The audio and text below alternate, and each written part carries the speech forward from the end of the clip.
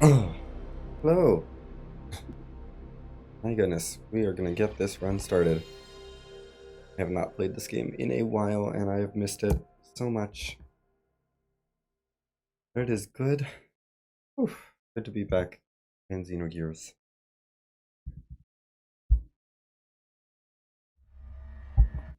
Yeah, we don't need to see that. Let me make sure I have my notes up so I can see those. That would be good. I like to have my notes up when I run. Where are my Xenogears? There they are. Okay. Well. Okay. We are just about ready to go. My notes down a little bit so that they're not covering the timer. That would be good. Oh, I don't need to see this intro cutscene. This is not a cutscene percent run. We don't need to watch all the cutscenes. Oh, thank you though for trying. Yeah, let's go ahead and get this run started.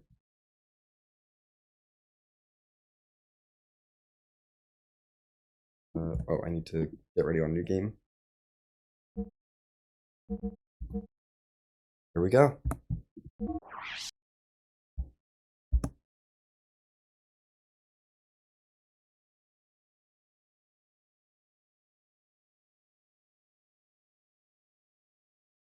The game is beginning.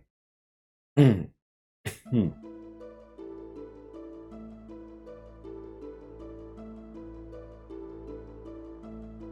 get to start out with some lovely scrolling text. Yay, scrolling text.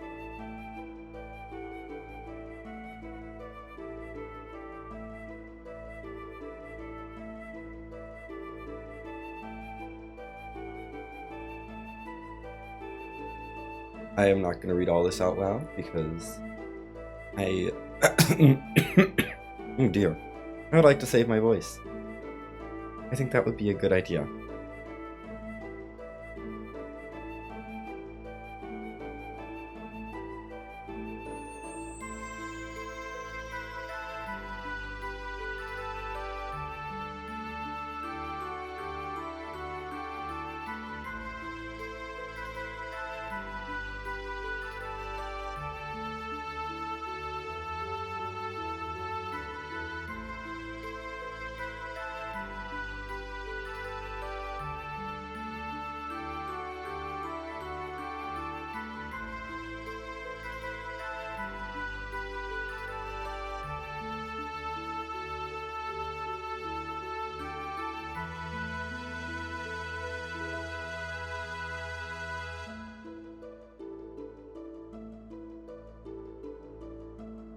Anyway, that was our brief little introduction to what's all happening, because they got to explain what's happening.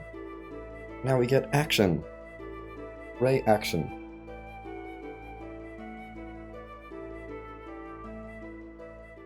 This village is getting destroyed.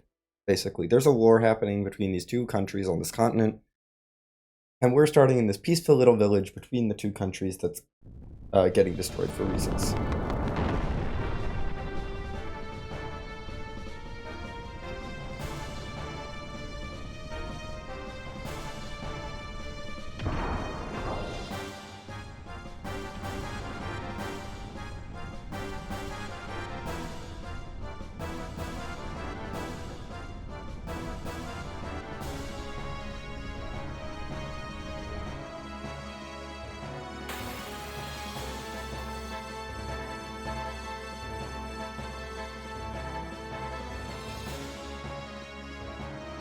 Okay.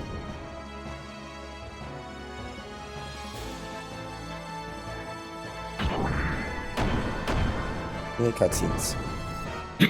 Now, really important that I make sure I don't advance too far through this cutscene. Because we have big glitch coming up that will break the game open.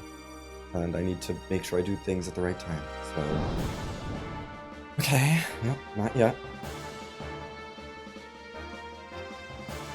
Thank you, Satan, for your input.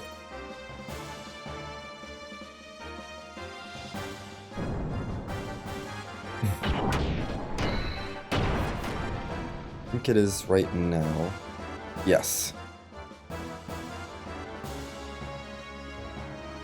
So I want to change my disk, change the disk over to disk 2, and advance through that text box.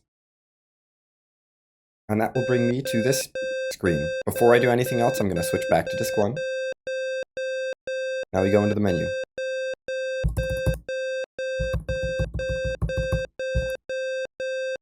There's an invisible blank menu there that we have to get through to get to our shops.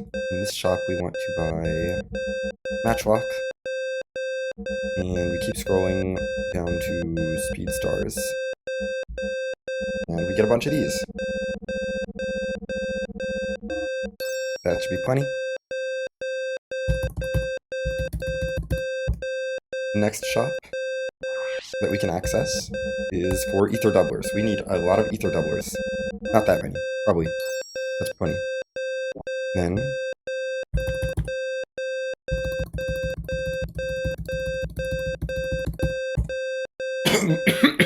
third shop.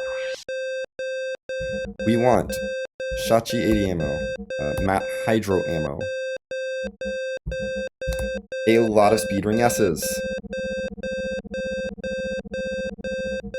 and 3 Mine Guards.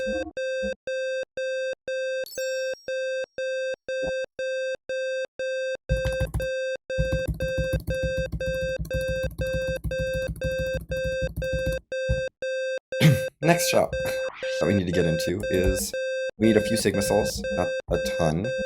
We need to get a maximum stack of ether drives. And some EP drives.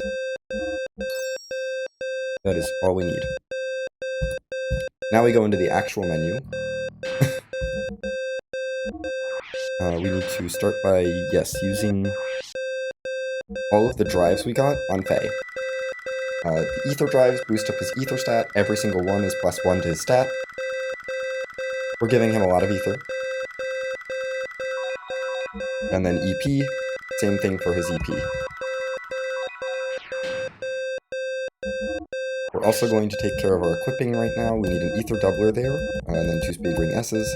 You get 3 Speed Ring S's because your ether is not very good. And we back out.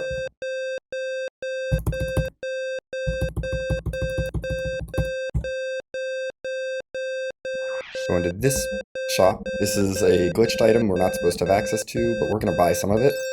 It's fine.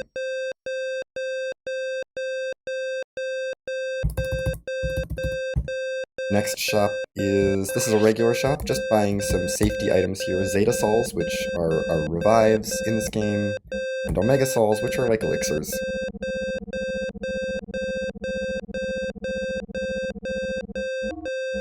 We just need a lot of those. Now we go.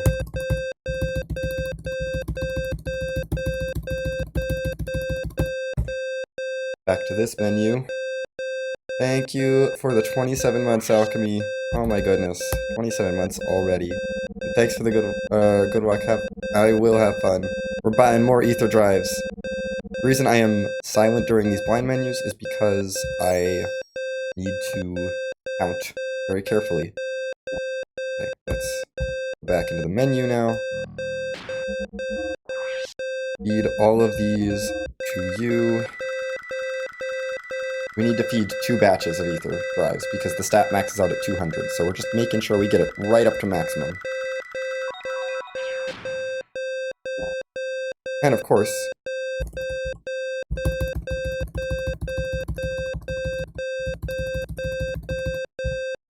we need to buy 1 more stack for the road. Because we will not always have access to this, and we may want ether on other party members, other than these 2. Now,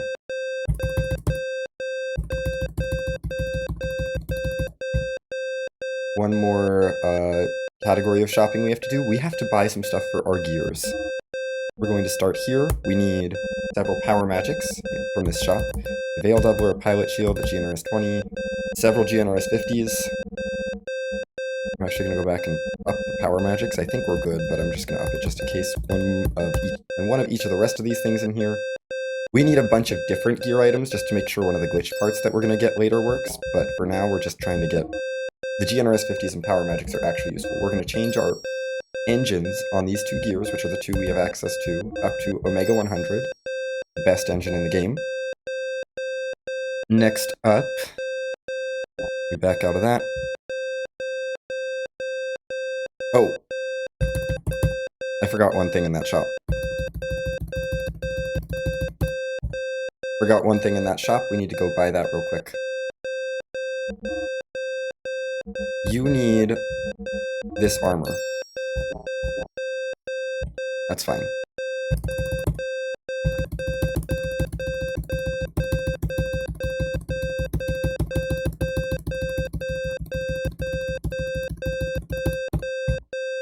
Please be the right shop.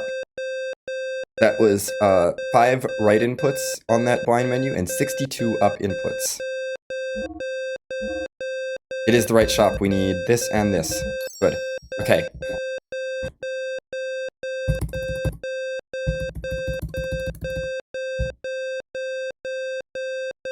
And then we go in here. We're going to tune up our frames so that we get more maximum hit points.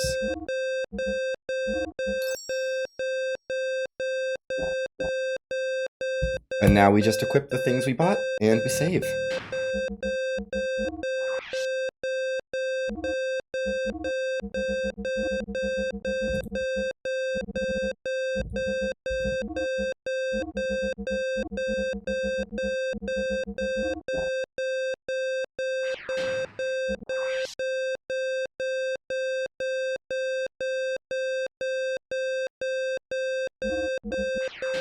Hold on, I didn't save.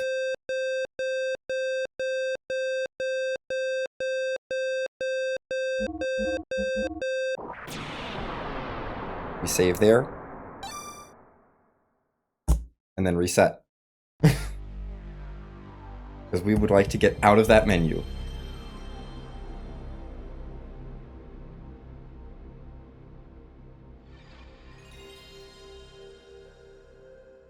Okay.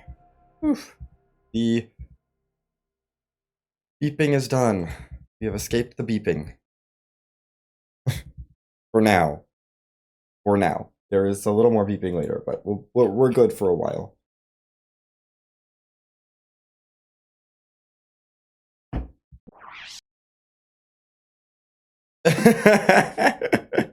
Thank you for... Oh my goodness. Thank you, Warlink, so much for the 3 months. Oh gosh. Yep, we have escaped. And now, all of that stuff that happened, we're just gonna call that not canon, and we're now starting the game. You know, we're waking up, doing some painting,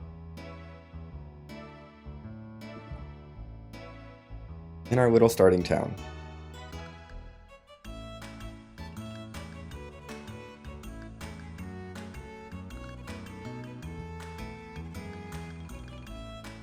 Come on, let me out of here.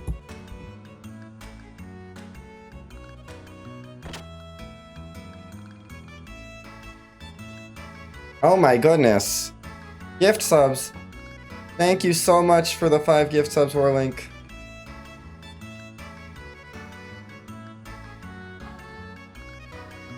Any of you all are in chat, be sure to thank Warlink. Also, we have a hype train. Hooray!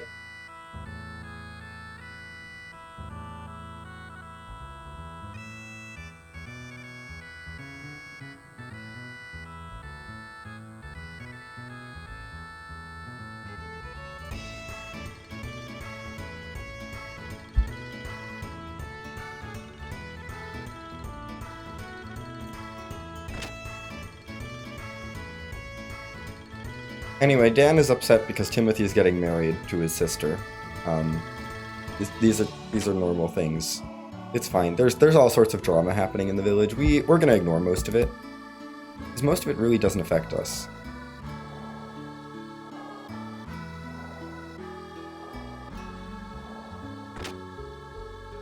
Faye here is the classic best friend who got sort of off to the side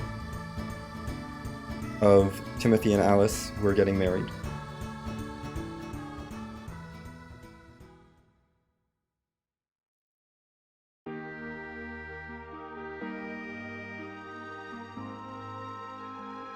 Although now in this scene, Alice is like, I have some regrets. What if I'd met you sooner? Then maybe things would be different. And I'm like, we can solve this problem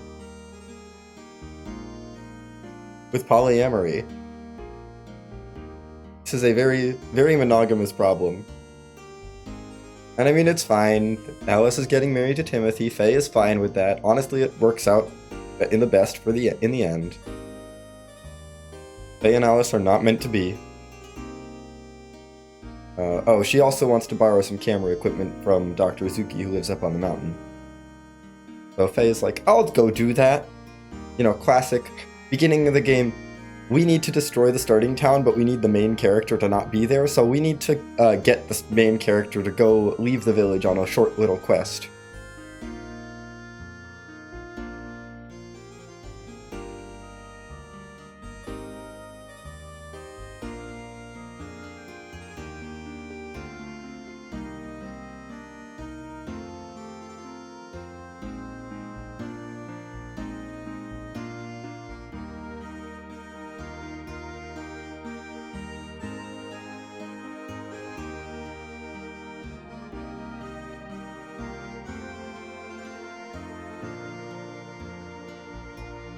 Okay, bye, Alice.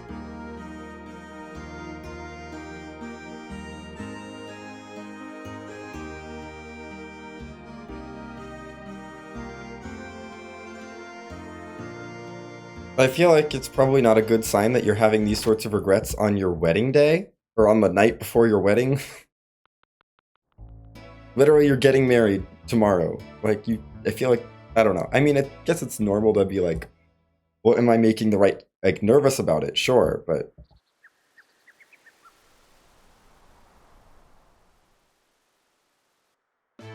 Oh, dang it, we got an encounter this early? That's not good. I mean, it's fine. We can run away. It's just annoying.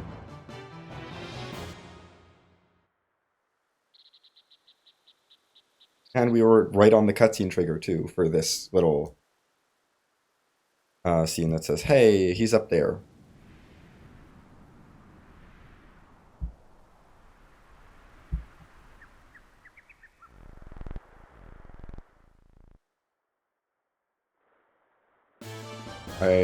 That was bad. That was just bad movement. I take full responsibility for this encounter and the time loss it's incurring. Although we should have really been able to escape there. Fine, whatever. As long as I don't die, we're fine. And the odds of dying here are so low, it takes a while to take any real damage here.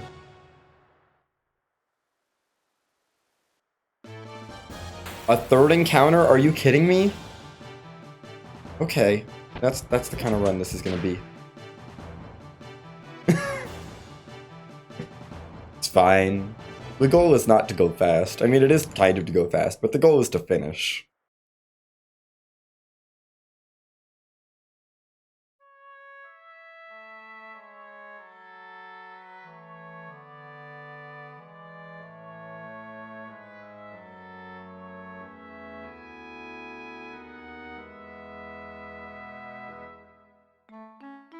Okay, you've arrived at Satan's house.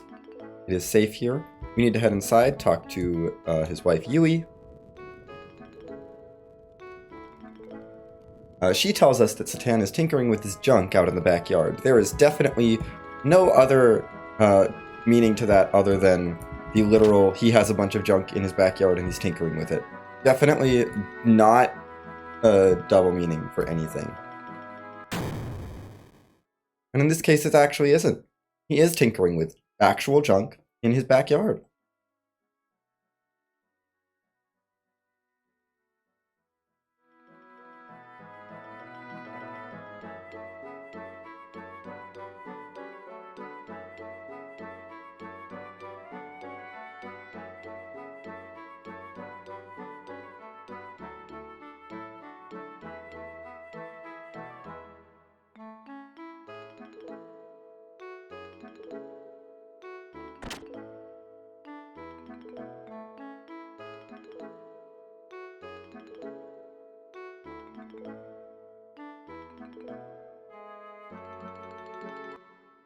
So we're gonna go poke something because Zatan is like, hey, I have a thing in here. And he's like, you should poke it. And so we poke it. And oh my goodness, it's a music box.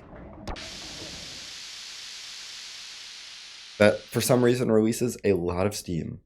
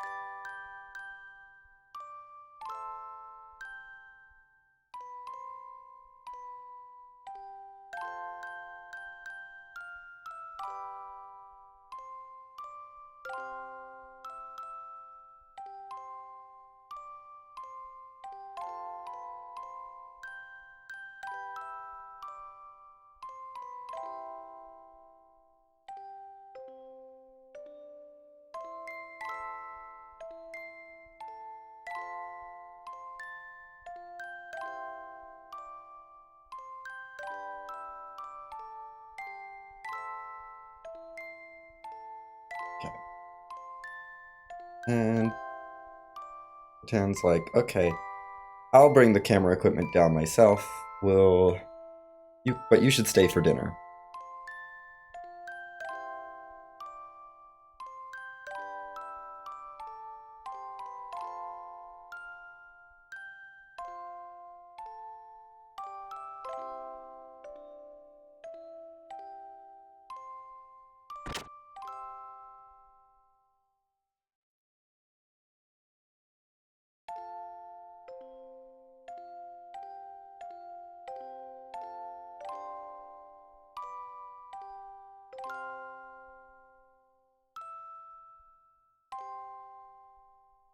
And then as soon as Faye leaves the room, the music box kind of stops working a little bit. Definitely no symbolic meaning to this whatsoever.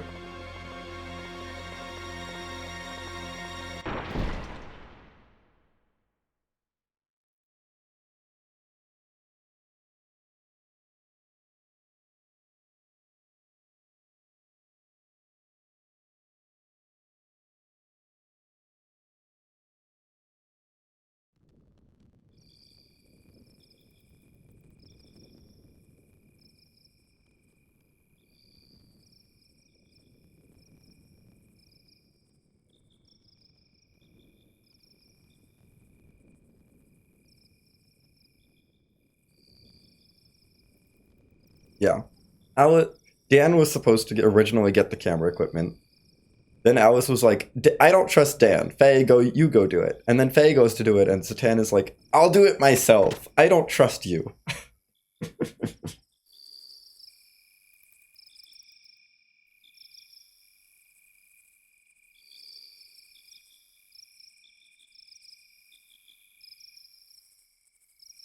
The path is not dangerous when it is dark. Actually, there are no random encounters when it is dark, so it is safer when it is dark.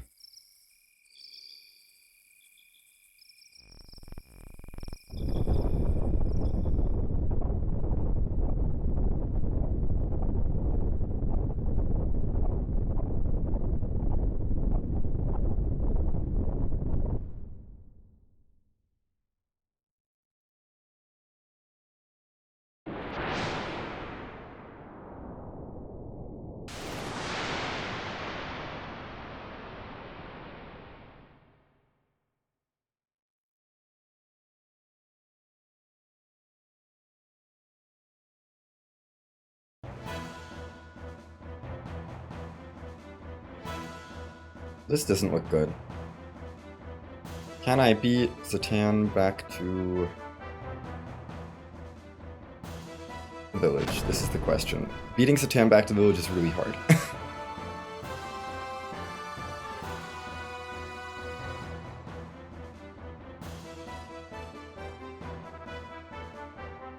Oh, we almost got there. Almost. That's okay. I don't think I've ever actually beaten him back. I've gotten very close, but that was pretty solid.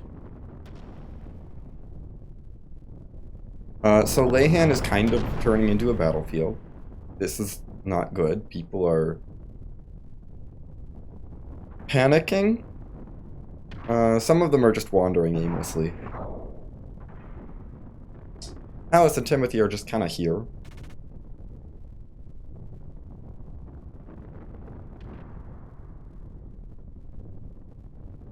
You can tell they knew this section would be laggy because the text actually loads in more than one character per frame.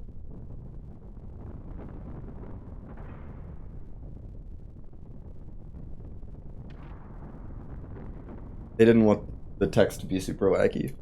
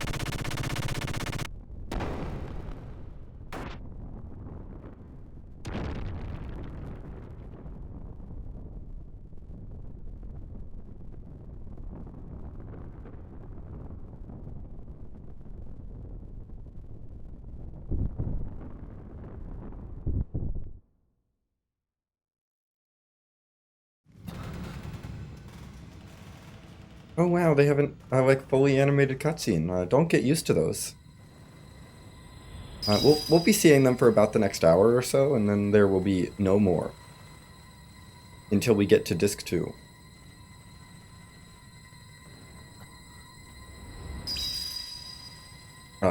Which is about 10 hours in. So you go, it's like there's a few at the beginning, and then you go 9 hours with none of them, and then they come back. A little bit weird.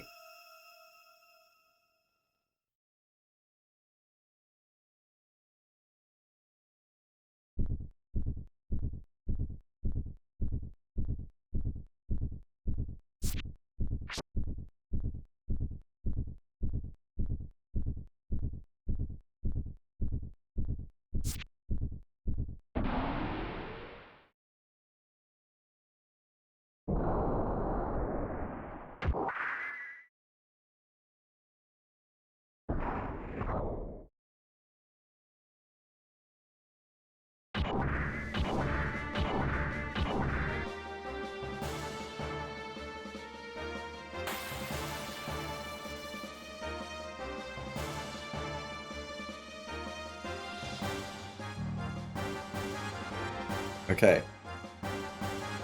Now we get introduced to our other mode of battling that is not our characters, our gears. We already upgraded this gear because of our stuff in the menu, so that is why our power output is 2000, and our agi level is 76. That's not normal. It'll correct the agi to 16, but we should not be doing this much damage yet. The reason that our HP is in the red is because we upgraded our max HP, so we have a lot more max HP. 1800 is what you're supposed to start with. And those were not supposed to be one-shot fights. But we're instantly from level 1 to level 4 as a result of that encounter. Levels up our character. The gear only gets stats through upgrades, really. But our characters get credit for experience in gear battles, so nice way to just get Faye some extra power. Although we don't even really care about levels in this game, beyond the fact that getting levels unlocks abilities. The stat growth is not something we care about. We buy all the stats we need in the run. Which is mostly just ether. Ether is the only stat we actually need. Because strength, because we buy the gear power, all the gear upgrades we need, so that our gears can be strong enough to take on anything. And then we also buy, and then ether is a stat that is used in both character and gear battles for our ether attacks, which is sort of the magic of this game. Well, if we bought physical strength, it would not carry over to any gear battles because it's a physical stat. It wouldn't make sense for it to affect your giant robot. They divide every single stat in this game is divided into physical versus mental, and the physical stats only affect your battles outside of your giant robots, and the mental stats affect battles by yourself and in your giant robot. Because it's still your mind, controlling it. So it's like, I think the mental stats are ether defense. I think those are the only ones. Maybe, EP. Ether, like the ether points, obviously. I think those are the main mental stats. Maybe accuracy and evasion. I forget if those, I think those count as well. I think accuracy and evasion are mental. Whereas, like, agility, strength, of course, like attack power, physical defense, all of that is physical stats. And HP, of course, is a physical stat as well.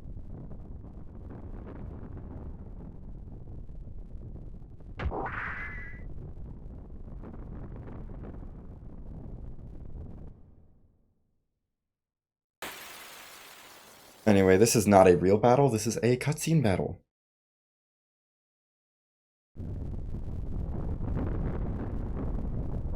Faye is real torn up about Timothy getting killed right in front of him, basically.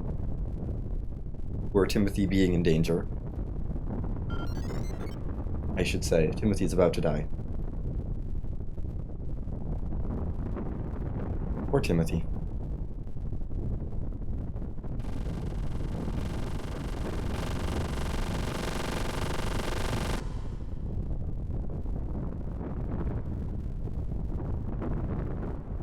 R.I.P. Timothy. He made it. We knew him for all of 20 minutes. Oh, maybe a little more than 20 minutes, but goodbye.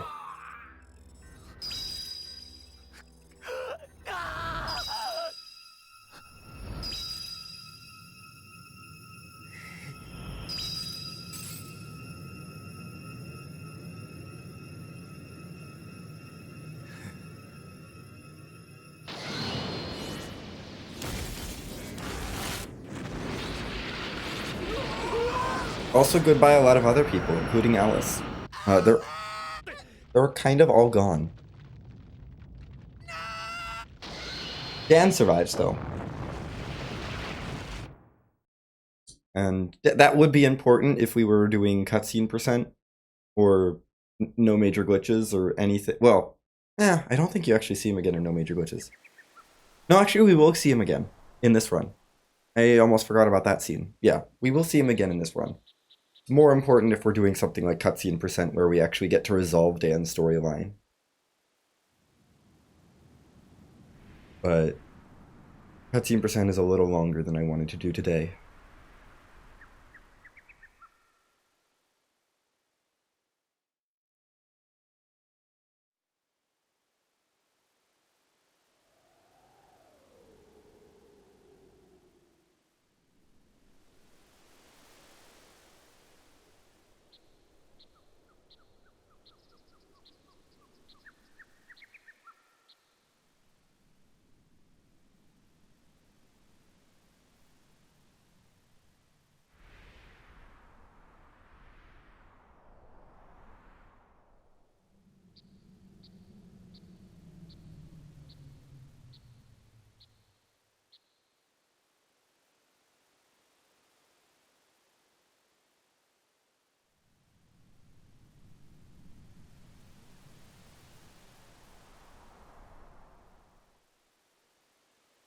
Hi, Scala. Thank you. It is my affiliate anniversary, and we're celebrating with Xenogears because what better way to celebrate? There's truly no better way to celebrate than Xenogears.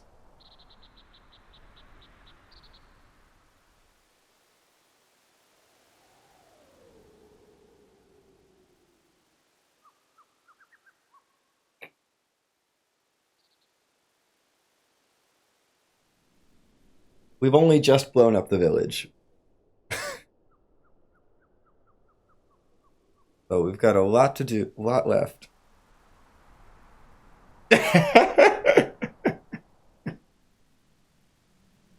Well, I mean, yeah, I've been taking a little break from it, and then I tried doing it for really, really longathon, and I had some tech issues, so I upgraded. I have a new laptop now.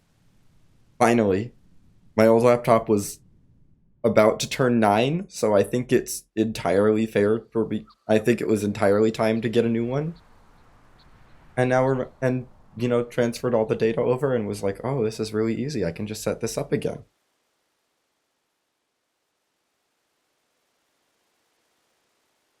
Yeah, it was time. And now we are back to this, and so I'm going to try and run all cutscenes for very longathon in like March, April, what that marathon at the end of March, beginning of into April, and then see if I can bring it back next year, next December. But for today, I was like, I just need to play Xenogears. I want to enjoy Xenogears all day. Give me Black Moo. We got Black Moo. I don't care what anything else that happens in this run. We got Black Moo.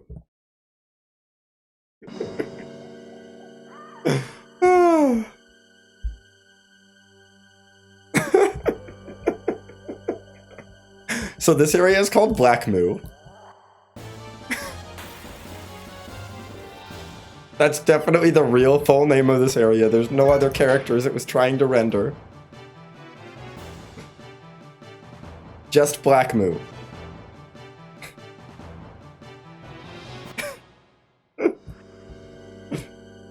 Okay.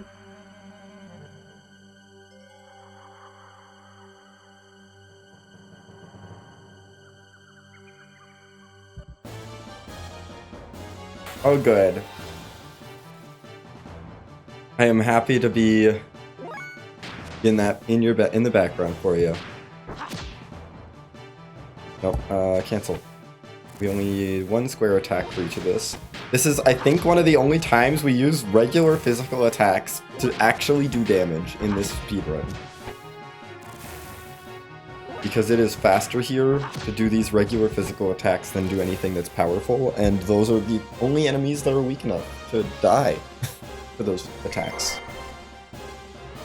And we level up, which is nice, but whatever. Like, neat. Don't run away from the boulder. That's not how you get out dodge boulders. Run to the side.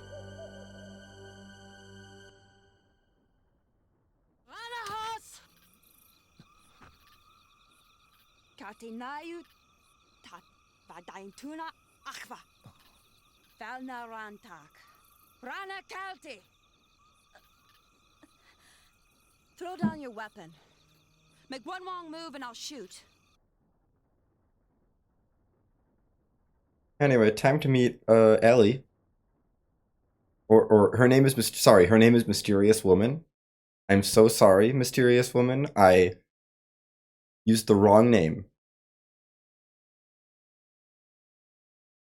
Black Moo is also, I just want to explain it just to clarify. Black Moo is exciting because area names render 8 characters at a time, and so it means that if I get Black Moo, that means I entered on the first frame possible.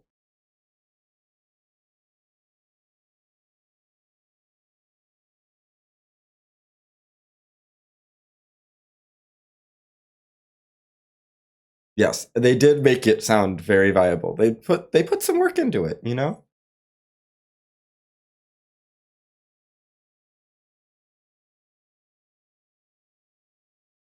I also appreciate that they definitely made some distinctions between Ellie when she speaks in the language of the lambs and Ellie's internal monologue when she speaks in Solarian, which is the fake language. When they translated it to English for us to understand, of course.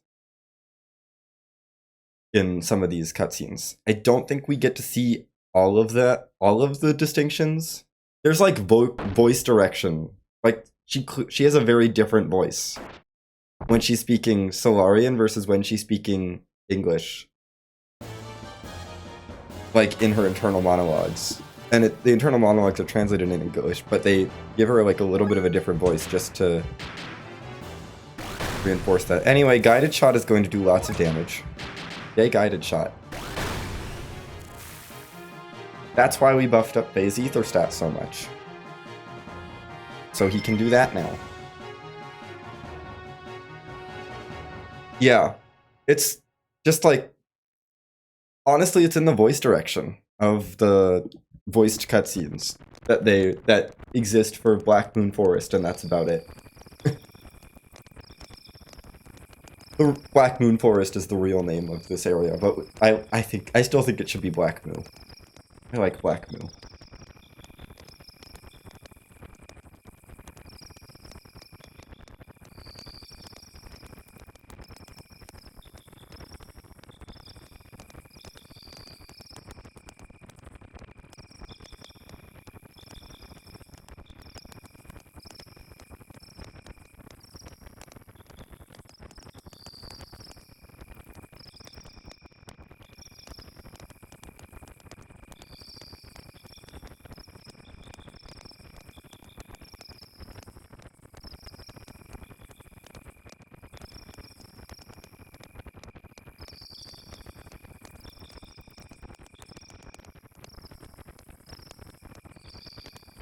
Yeah.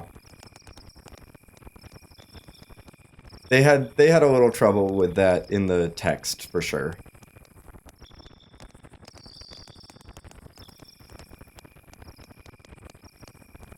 The voice direction they managed to capture it a little bit, but the text is a little bit less. In the English translation, at least, they didn't capture it as well. Yeah, surface dweller lamb. There's a lot of there is a lot of that, like words that are just sandwiched between two dashes just to emphasize them. Like they even do that with some of the soundtrack titles.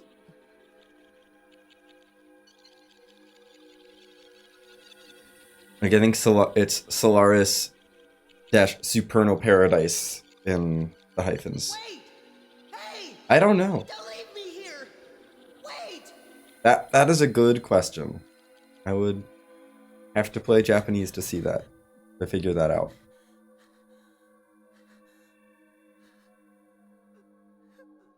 Which I could probably do, but also the kernel menu works differently in Japanese, so I would have to like learn different glitch stuff. Granted, Japanese is a faster run as well. I think it's only like a 6-hour run. Faye. Faye. Faye.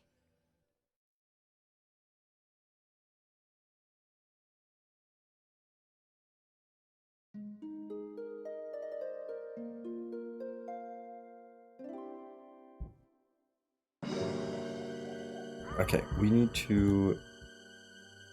Okay, which way am I going? It's the way the glitches work. They can skip all of Disc 2, and they can skip more of Disc 1 in Japanese. Just because of the way the kernel menu works. They can actually, like, set story flags more than the very limited amount we can do here in English.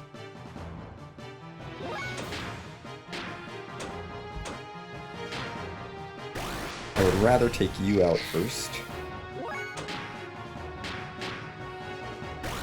Okay. Ellie should get a turn here. Good. Ellie, despite having much worse ether stat, can still knock those birds out with her ether spells. So she's still useful. We'll get her a level, I guess.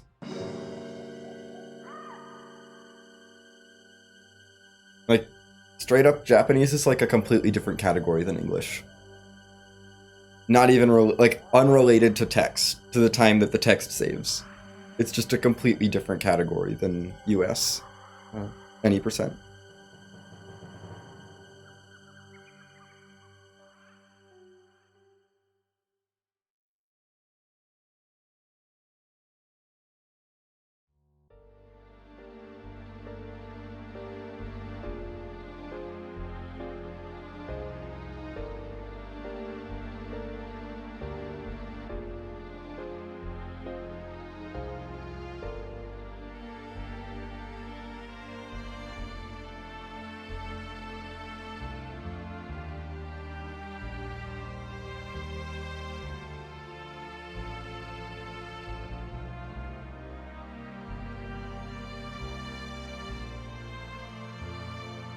Alright.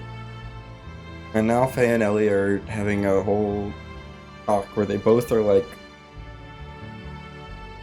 Well, Faye's like, I destroyed my village, I feel terrible. Ellie is like... Ellie knows inside that... she can... that she actually is responsible for the whole group of gears that landed there. If only those gears had never landed in the Ville. Yeah, we can skip over a little bit of that text box. I guess that's a tiny little cutscene skip, I don't know.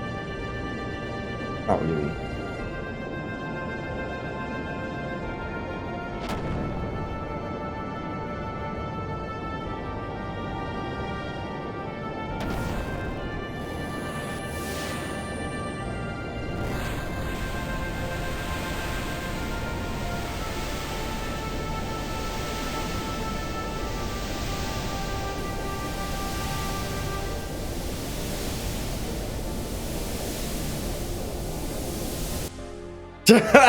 Yeah, we don't go to Black Moon.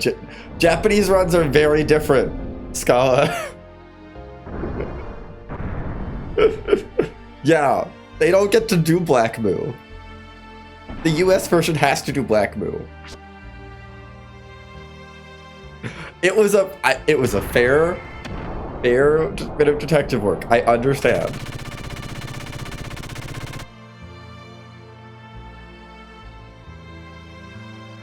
I don't really know a ton about the Japanese run, but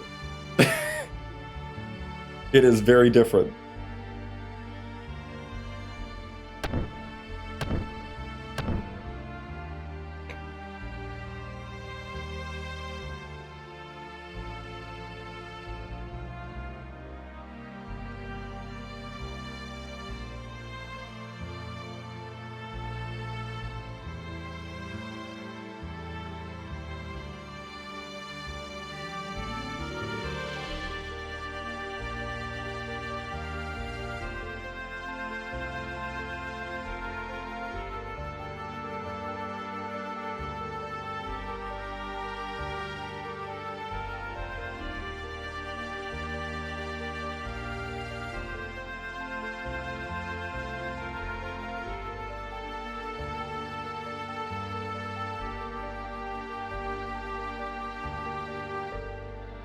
Gosh, I'm just like enjoying the music right now, and I'm like, I know I've already turned most of this game into harp songs, but like, including this song that's happening right now, so like, whatever.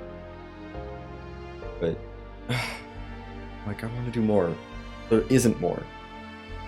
I don't think there's another song from this game that I could feasibly turn into a harp song. Well, not one I'd want to do.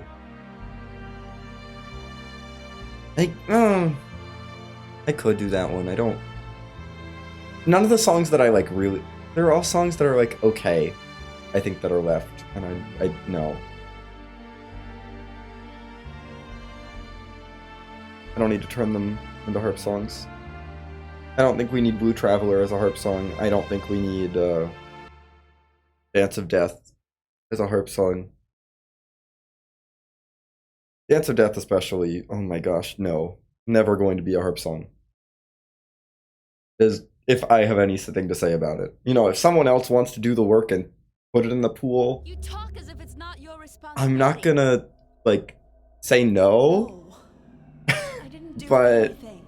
They died I don't want to do because it. you had to pilot the gear and start fighting. It wasn't me, can't you understand? But yeah, this scene.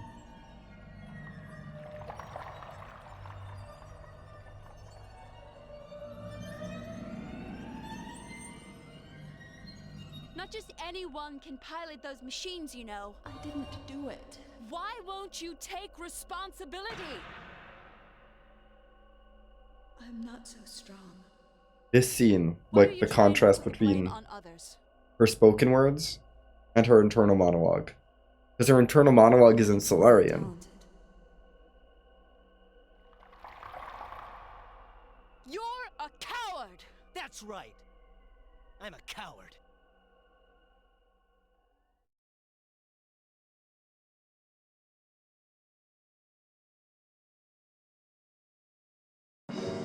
And I mean, in addition to being an internal monologue, but there's a lot of like, there's some little like dialectal, like little tiny things in the way she speaks that are like beyond just the tone. There's little things in her pronunciation that are different, but it's consistent as between when she's speaking in Solarian and when she's speaking in Tefei. So, it's just really cool. Let's go. Time for boss fight number 1.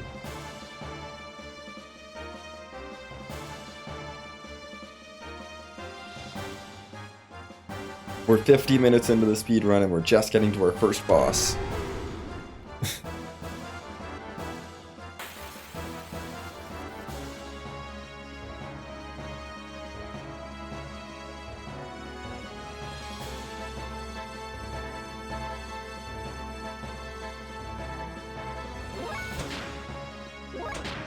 And all I get to do is defend a lot.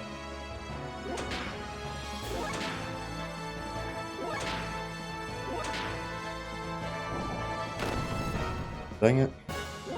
I'm hoping for more weight turns. Good.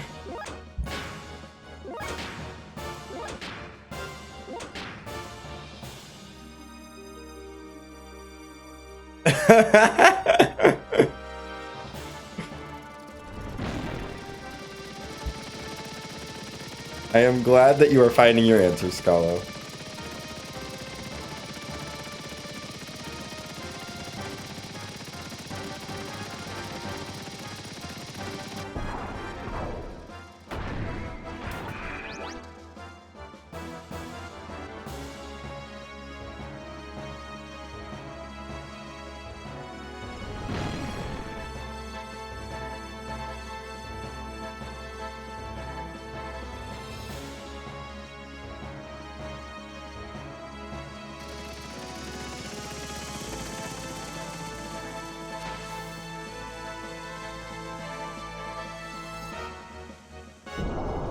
Anyway, Satan's brought us our gear because we need it apparently. And as soon as we're in our gear, one punch. Realistically, we could have, if they hadn't scripted it so that you couldn't kill the first version of that before you get your gear, one guided shot would have done the same thing. But punching is faster than guided shot. So we have to wait, and we have to wait for the gear anyway, so we do that.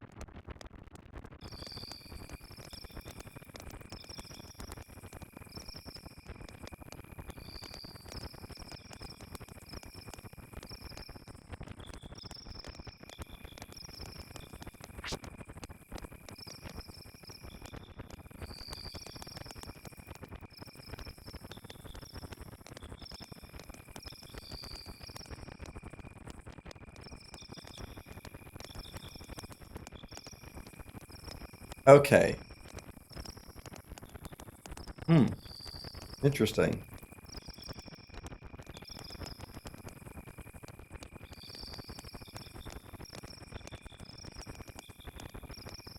So so whatever is in the little hyphens is probably what they're saying actually, but they've translated it so that you can read it without it, and you know what they mean.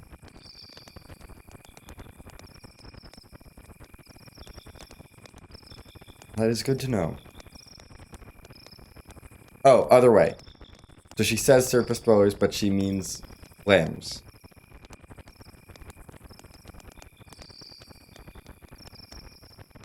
Yeah, I was going to say it looks like the first one would be surface dwellers, based on my knowledge of, well, not Japanese, but Chinese characters, which is, I know are related.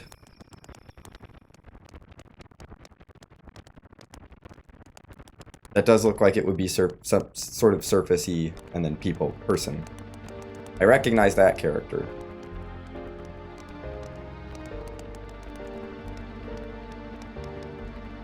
I know like no Japanese whatsoever, but I took Mandarin for so long that I'm like I can connect characters to meanings. I have no idea how to say it, but I recognize that meaning.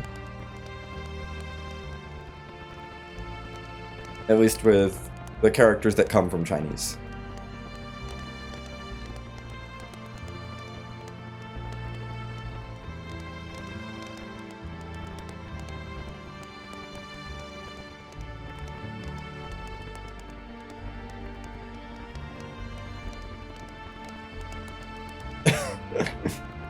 Yeah, I like kind of want to look into a little more Japanese, but I don't know. I feel like I don't have the energy to do that.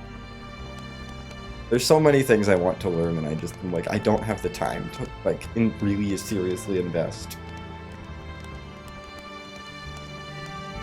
Which is a shame.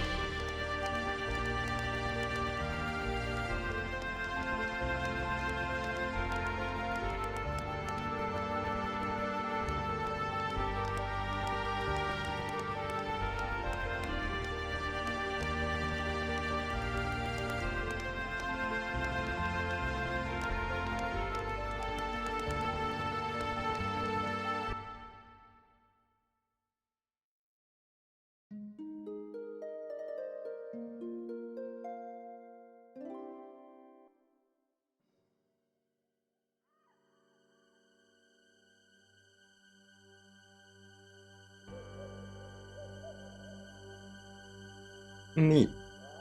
I might.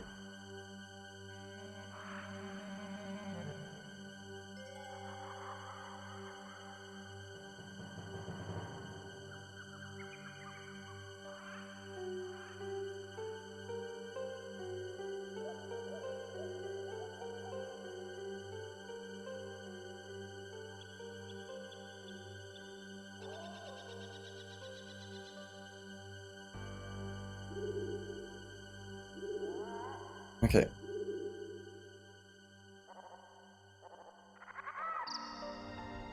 We are almost out of Black Moo.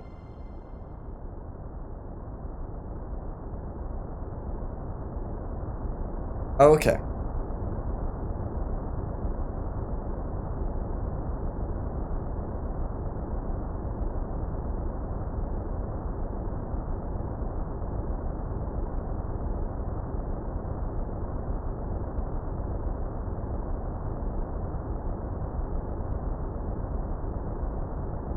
Anyway, that ship was the Salamander. Not canon name, but I call it the Salamander because for obvious reasons, I think.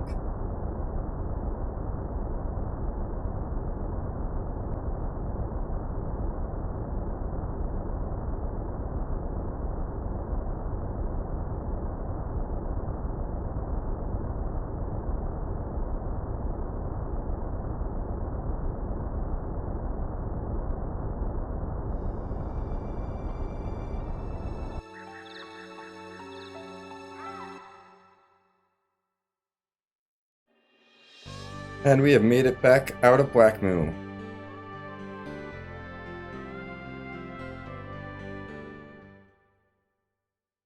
And across the world map to Dazzle. Hooray, Dazzle. The city of lag. Yes, Satan is doing regular, normal country doctor with no extra backstory at all levels of info dumping. He's just like, I'm here to explain everything, but not everything. Only what you need to know.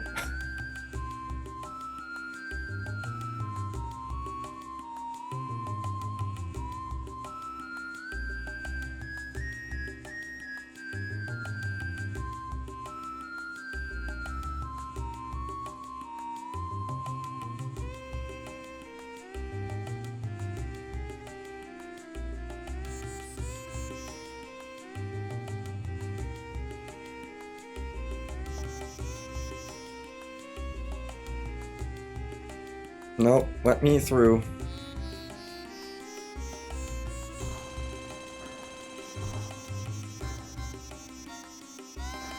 But here we're just gonna head straight to the tent.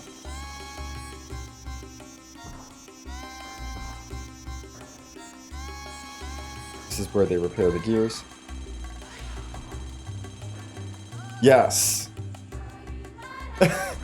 This is true. It's like a... Hey, we're giving you a character that understands everything. And understands what's going on. And he's going to be your info dumper. And explain to the player and to party members what's going on. Everyone else is just completely in the dark.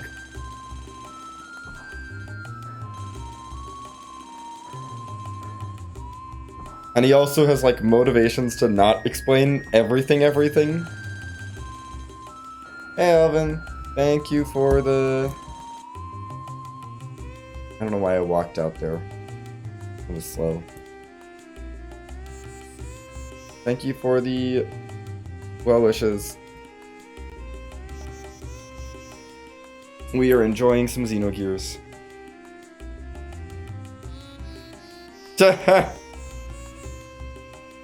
Yeah.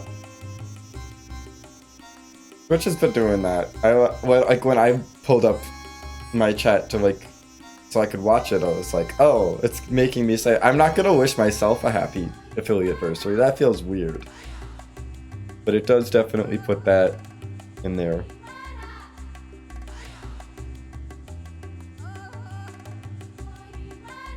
Okay.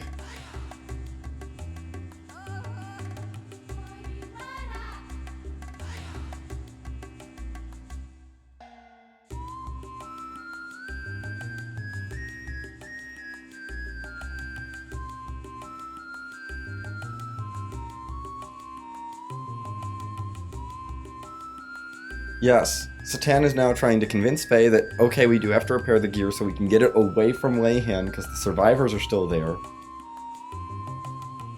And we don't want anyone else to die. This is 14 hours.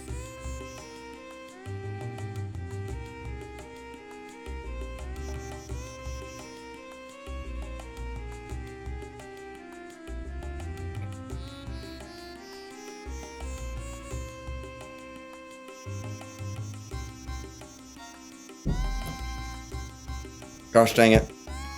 I triggered this cutscene.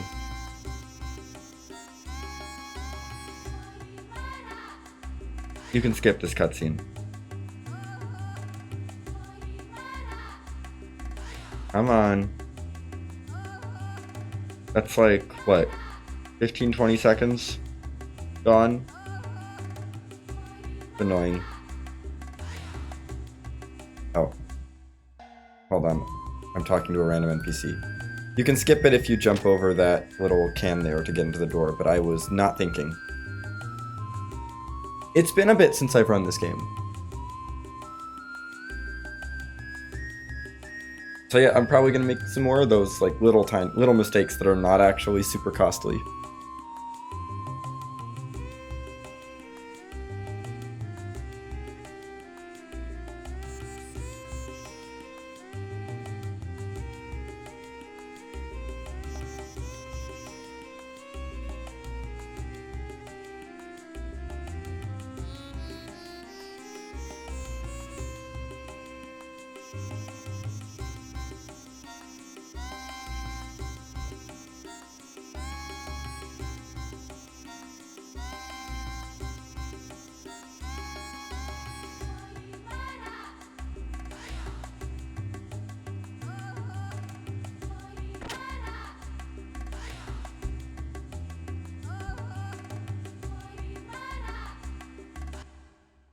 Anyway, let's get out of Dazzle. We're done with Dazzle.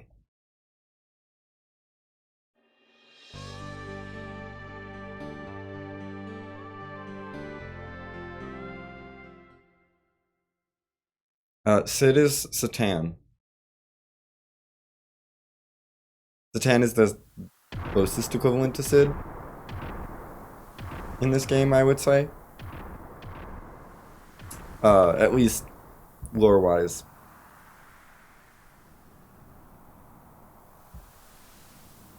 Gameplay-wise, I would say it's Rico.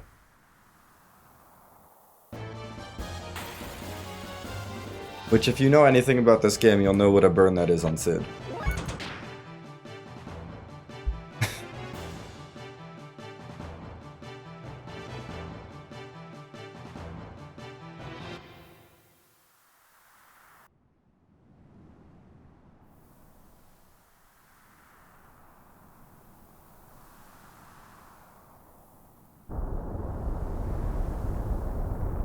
Rico is the slow but like hard hitter. Lots of HP character, but he's bugged, so he has less stats than he should when he joins the party, and he's also very slow, which makes him terrible for the speed run. So the speed run only uses him when they don't want anyone to take turns. Yep. You are definitely in for a treat. I assume, Elvin, that you've made it up to about this point-ish. Maybe a tiny bit further with 10 hours. Maybe a bit further.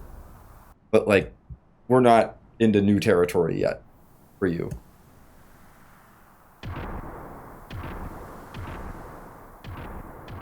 We're still pretty early on in this run. Yep, we gotta go this way.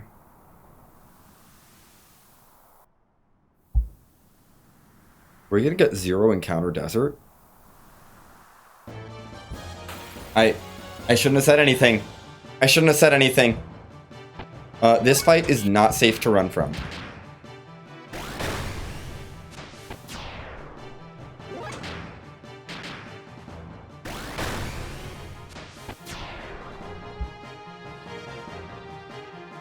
I would try running from it, but it is not safe. If I fail running, they can easily take me out in one turn. So we're gonna just kill them.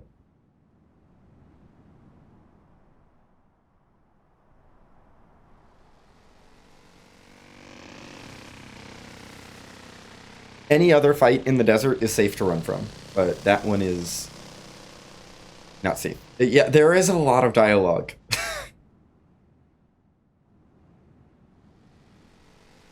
That's kind of this game's thing, is there is a lot of text. Even in the speedrun. I mean, the speedrun is like mostly text.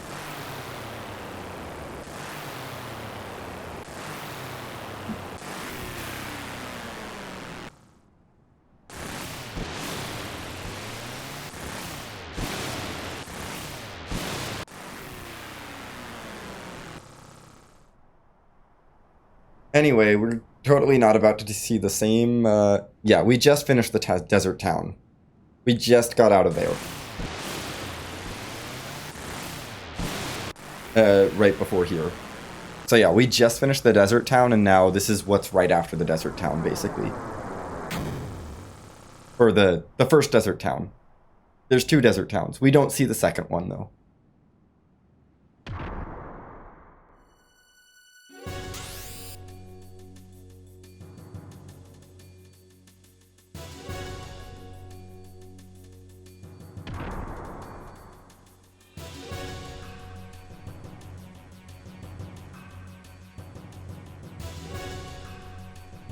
Anyway, we have made it through most of the desert. Just some fights here.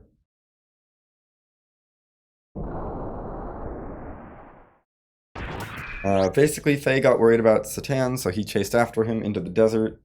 Satan ended up finding Faye after fixing Weltall. I don't know how Weltall keeps getting broken in this early game when it's taking 0 damage.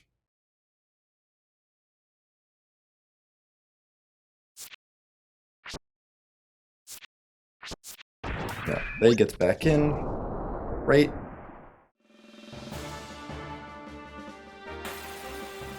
We have 2 fights here. First fight. Couple of soldiers. Again, we're not supposed to be one-shotting these things, but we are. Due to the power of glitches.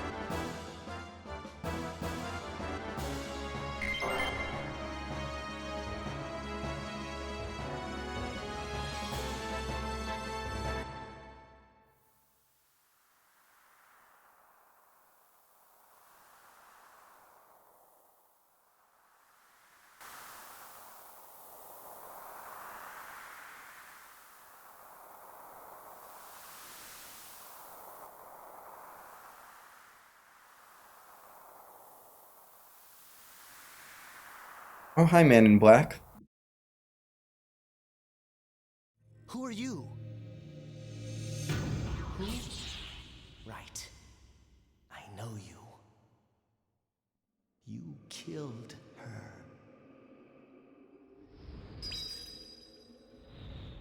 Her?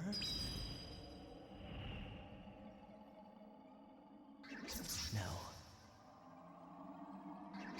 It wasn't. Not me. You coward. No, Scala, not yet. It was you. He doesn't ask that on this encounter. I don't think.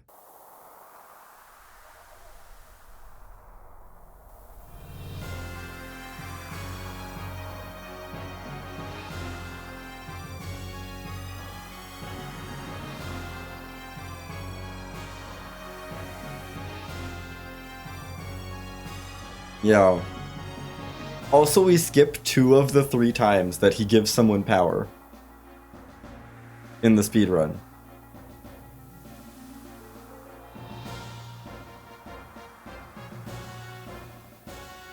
There's a lot of talking about power here, but he doesn't actually ask the question. And we skip 2 of the 3 times he asks the question, so we only get 1.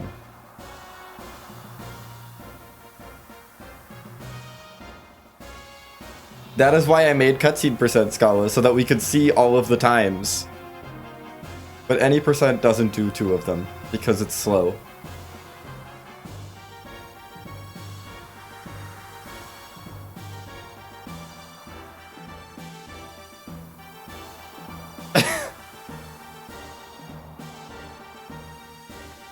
Elvin, most of them are already in. This one's already in.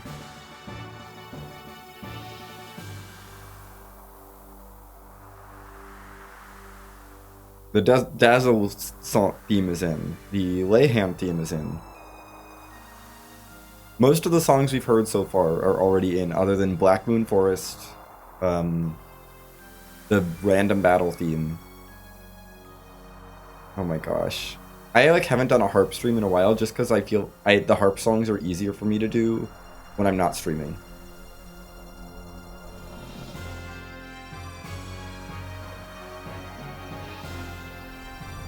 Not like a lot easier, just like it's easier for me to not have to worry about streaming as well as doing the harp songs. I don't know. It's like that kind of thing where I'm like, I'm gonna do a harp song. I don't really feel like streaming it right now, but I want to do the harp song and get it done. It is fun, yes. I'd like to do more harp streams at some point, but I have to be in the right mood for a harp stream.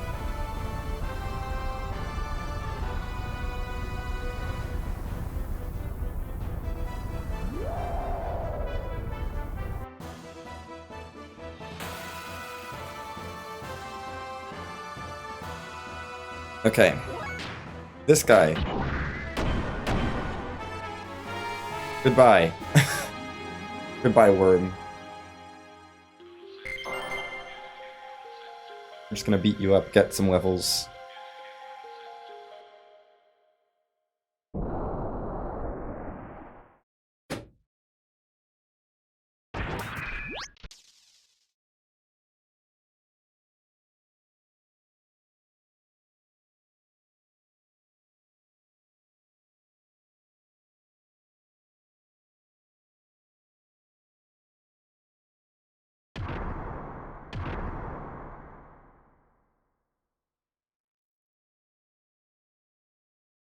Anyway, somehow Weltall has broken down again, despite taking 0 damage. I don't know what kind of gear this is that keeps breaking down after very minor excursions. And barely doing anything.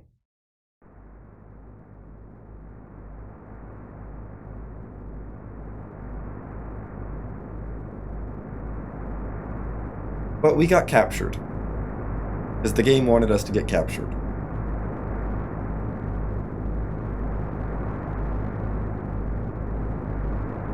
I suppose per the plot, we're supposed to be pretty weak still.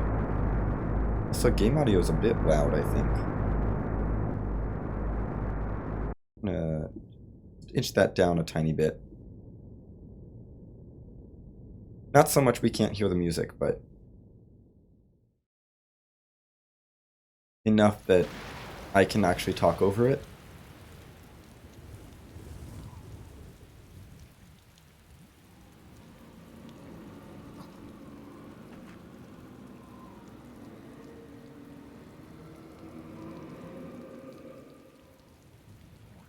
Let us join together.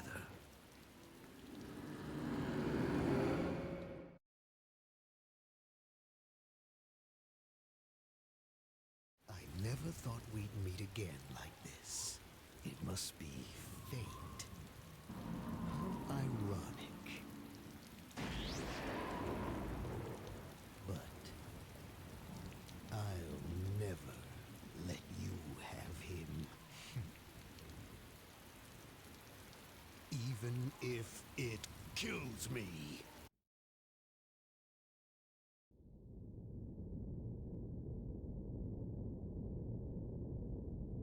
Turning the volume back, game sound back up a little bit. I think I turned it down a little too much. I don't know.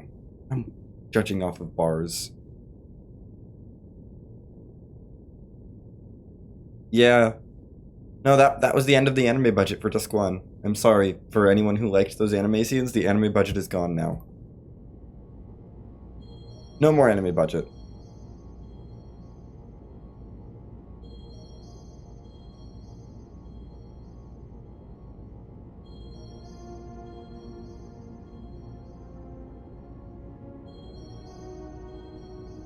Well, until we get to Disc 2, then there's more anime.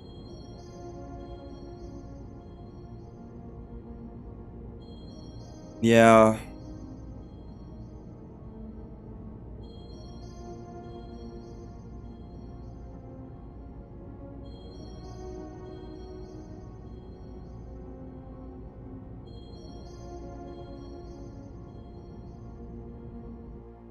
Oh boy, the time of the gospel.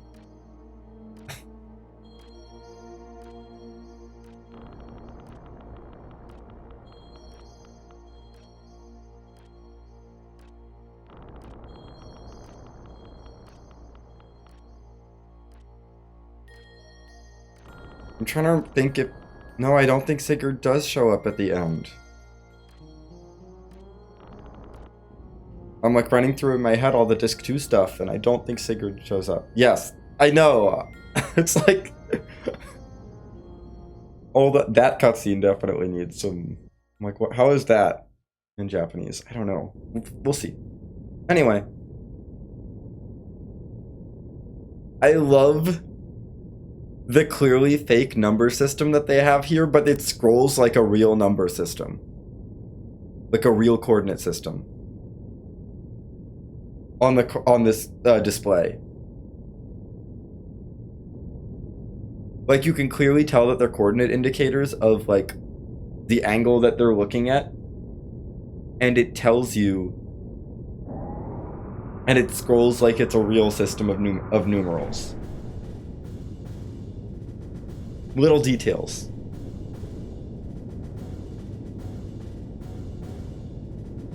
I also want to know why their cannons, which are A and B, are Alf, Anton, and Belta. Anton is fine. But Belta? Really?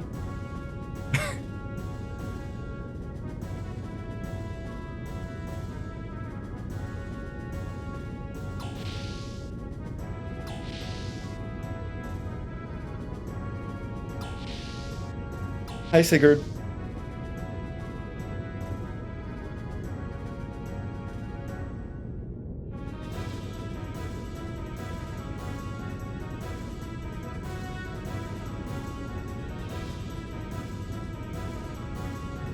He is truly the best NPC.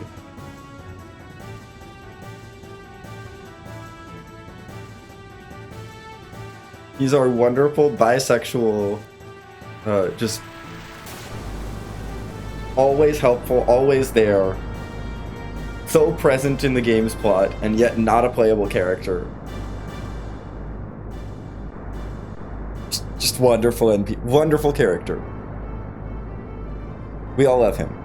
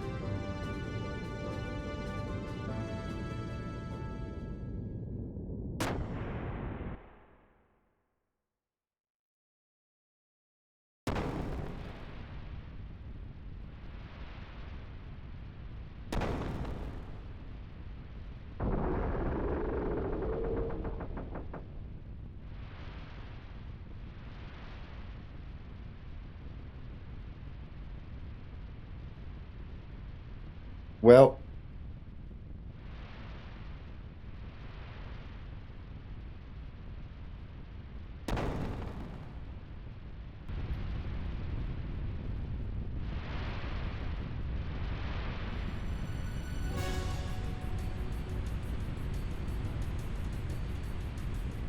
time to escape from the ship.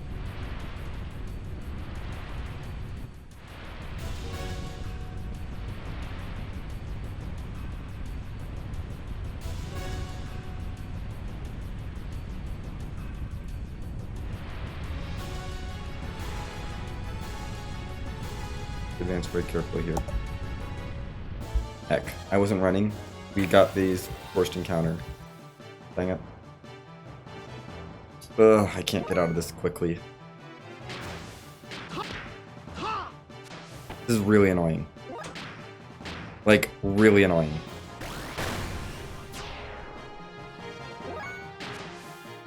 I need you to go away. Huge time loss here. This is fine. Good. Okay. That hurts.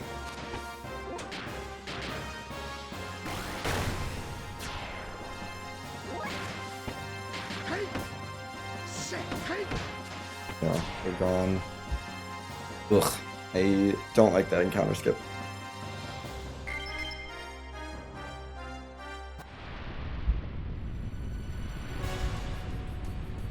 Okay. Time for the crane that I also don't like.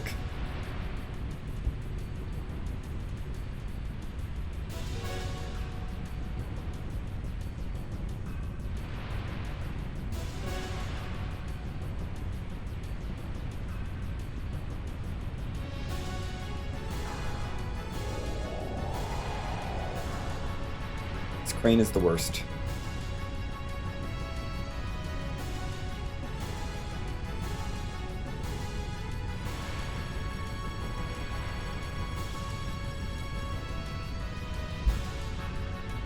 Okay.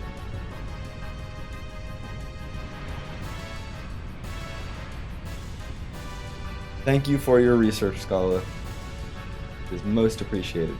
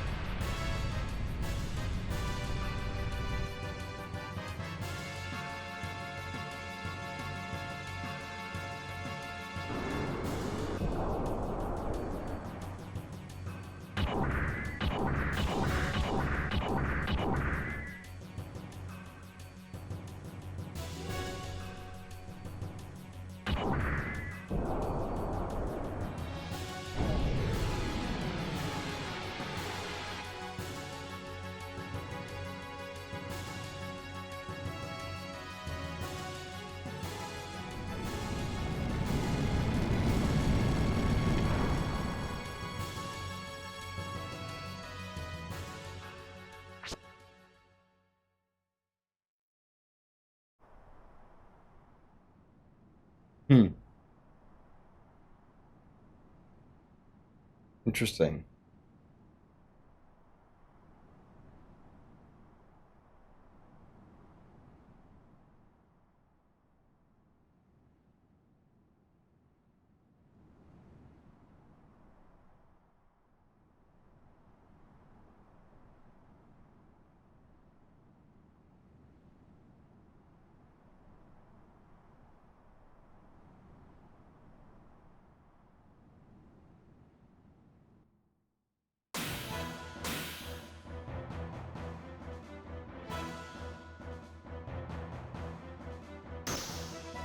Anyway, okay, so the concept end times, yeah.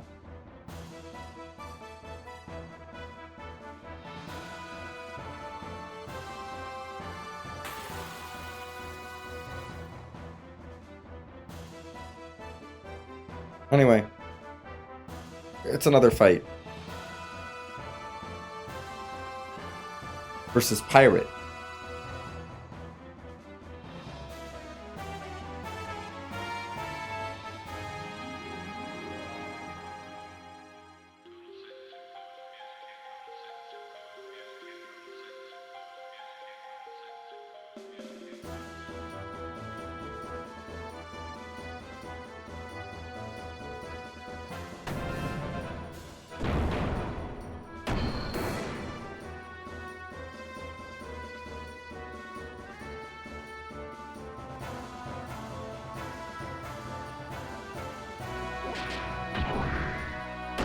Yeah, we're gonna punch you once, and then you're gonna, the fight's gonna be over because somehow punching you has stirred up. Somehow, punching this other gear one time has stirred up the sand so much that it's become unstable, and now we're caught in the sand. Despite the fact that gears can fly. I don't know.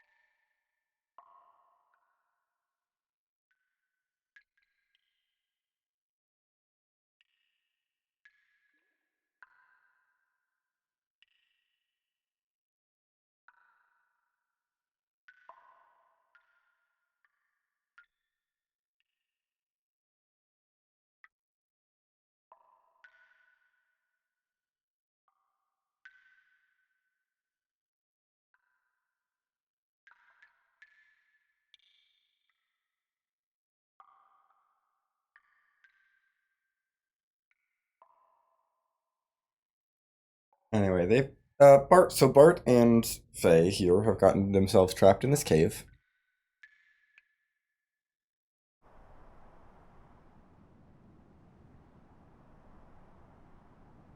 Meanwhile, on the submarine,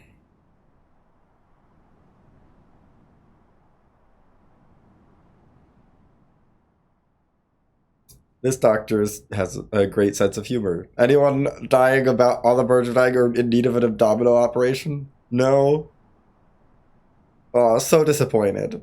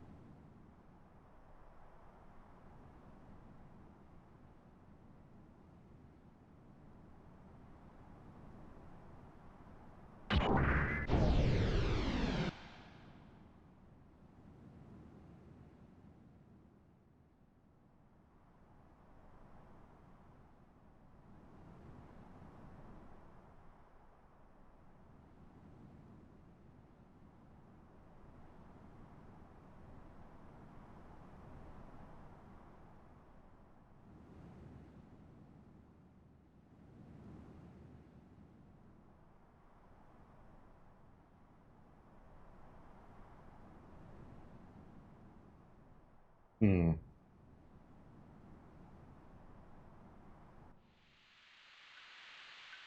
Anyway, time for our second dungeon of the game. We did Black Moon Forest, which was kind of our first one.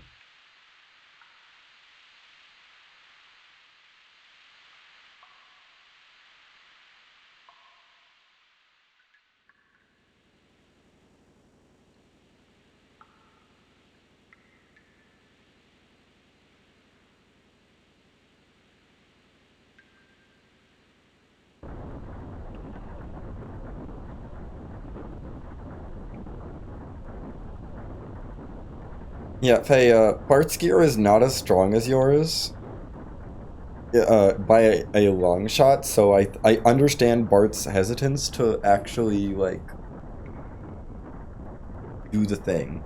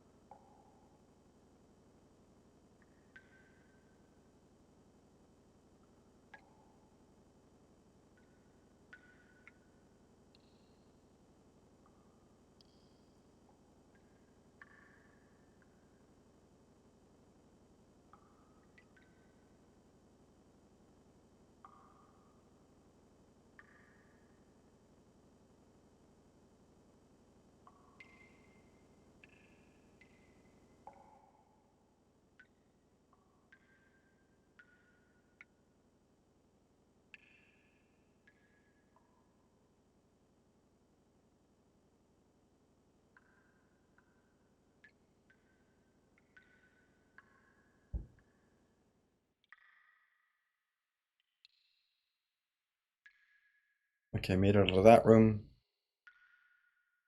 This is usually where a lot of the encounters early on happen, is in this dungeon, because there's these long hallways that I can't really do anything about.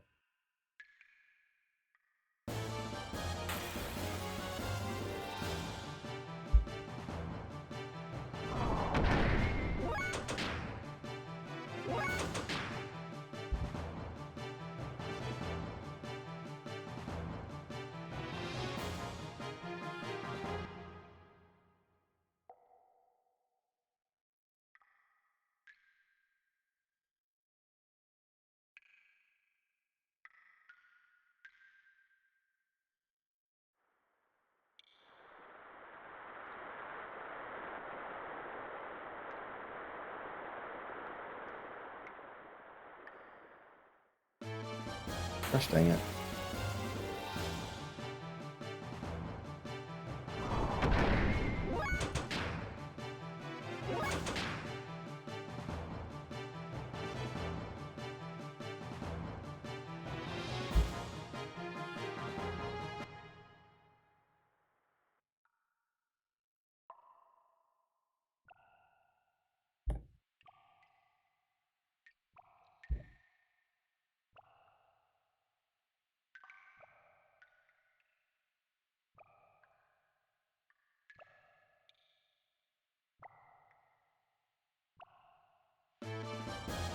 Really?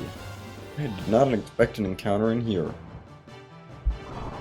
That's not normal.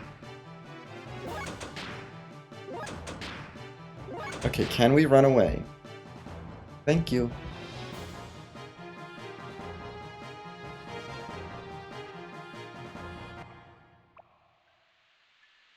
That was a bad jump.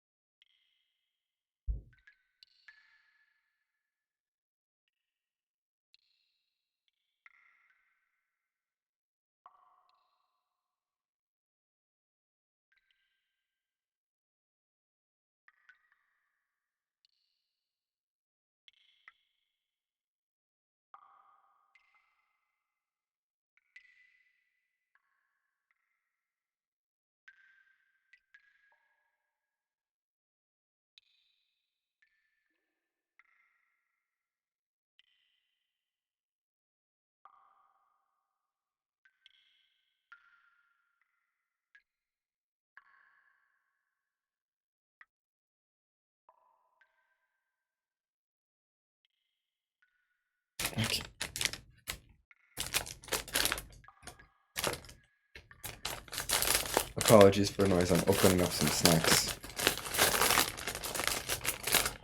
I am well stocked with snacks.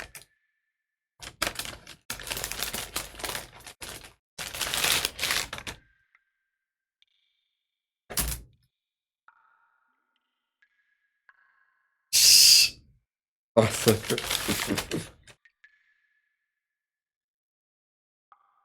My goodness.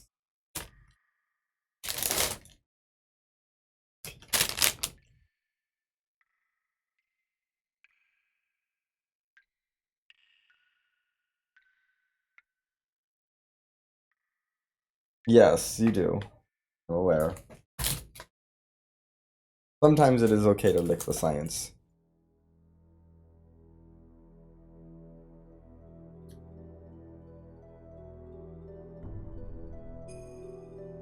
But it depends on the science. Some science is good to lick, some science is not good to lick.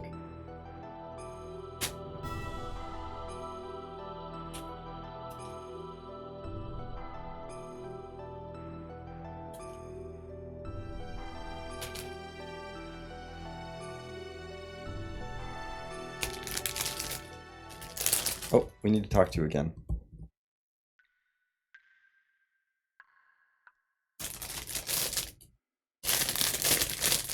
Trying to speedrun while also getting out some cookies. Oh, this is one cookie. I see.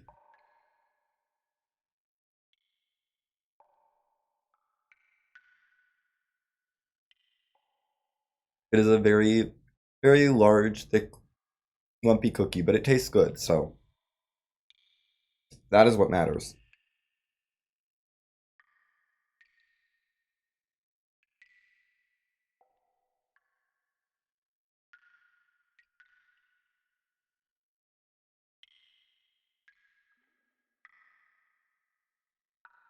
The things that happen during Xenogears runs. Because I cannot get through a run without, like, eating and, you know, taking care of myself, but I gotta keep the run going, you know?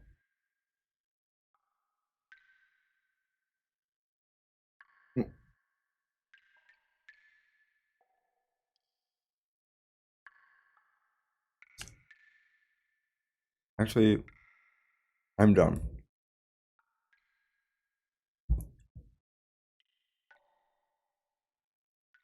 Yeah, I'm done here.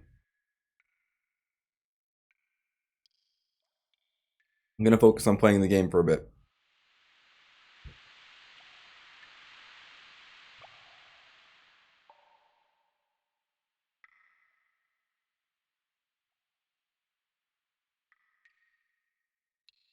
Oh my goodness.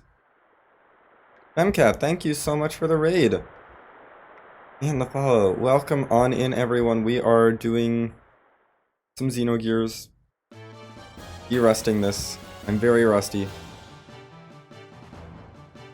Gosh dang it, encounter. Go away.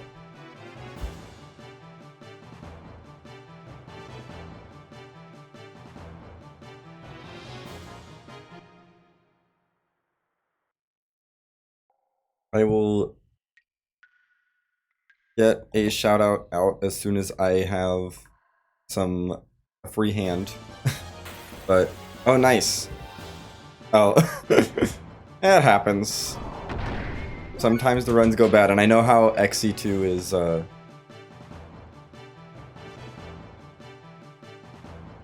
Gosh. Thank you, Scala.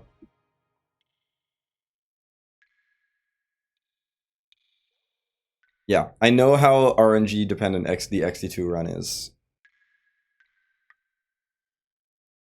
And thank you for being on top of all that.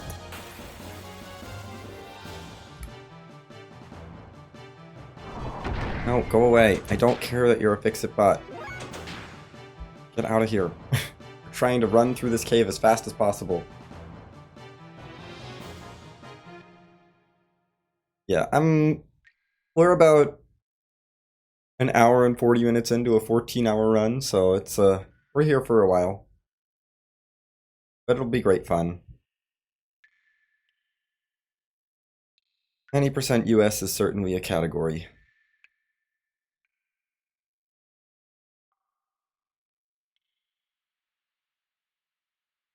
I mean, this run has not been going super well because I am very rusty and forgetting little things, but going okay. Yep, you're disengaged. Good. Moving on. Go, go, go.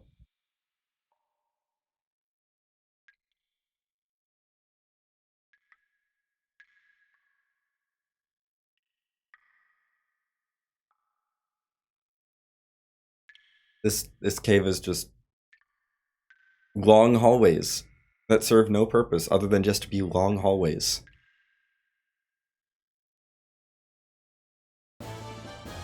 That basically guarantee you one encounter.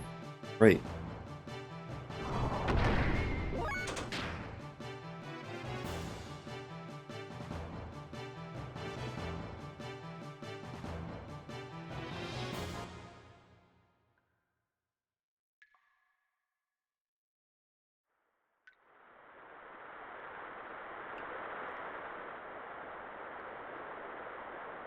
Okay, up we go. We gotta get... Dang it. Love encounters canceling my jumps. I was trying to jump onto the ledge.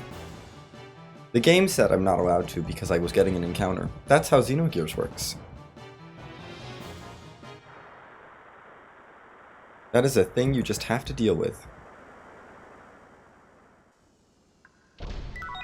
We need this for reasons.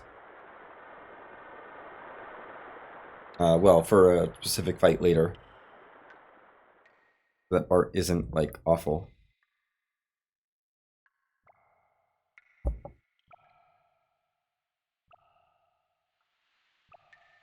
Oh, come on.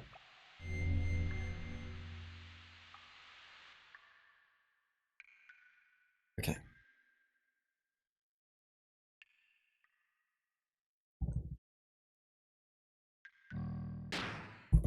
Yeah.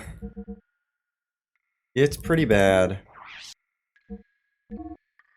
Need to equip that.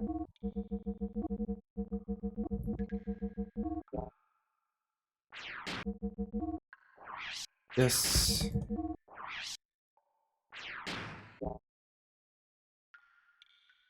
And that skipped. Dang it, we didn't skip the text box because I did that too early. Ah, I was hoping it would skip the text box.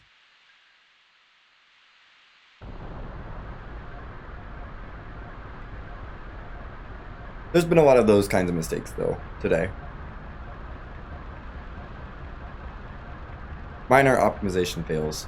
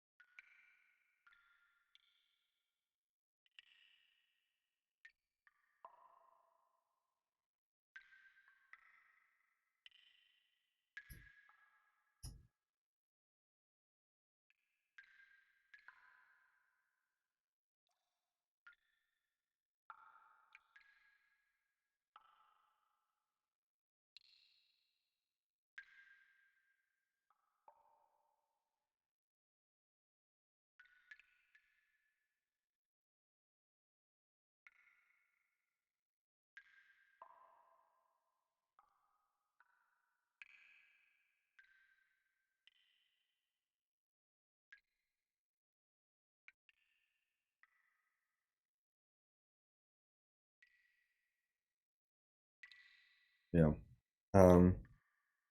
The reason the encounters interrupt the jumps is because it loads in the fact that you're going to get an encounter. And then it has to load the encounter. Like, once it decides you're going to get an encounter, it has to load the encounter. And honestly, what it should do is disable all movement. But it doesn't disable all movement, it only disables jumps. Like, if they're going to disable movement, jumping, disable all movement. It would be annoying, sure, to like have to stop for a second before the encounter happens every time. But I would rather that than the disabling of jumps. Of just jumps and still being able to move. I like either let me jump or disable all movement. I think the in-between is the problem.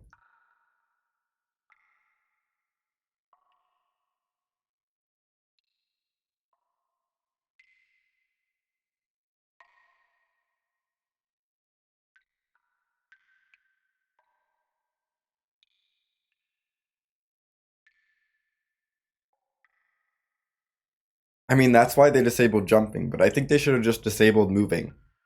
Well, it's giving you an encounter.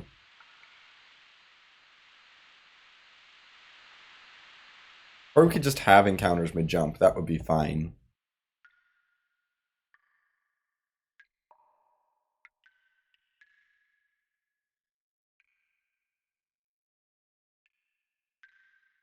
Come on, let me interact. It's not letting me interact with the thing.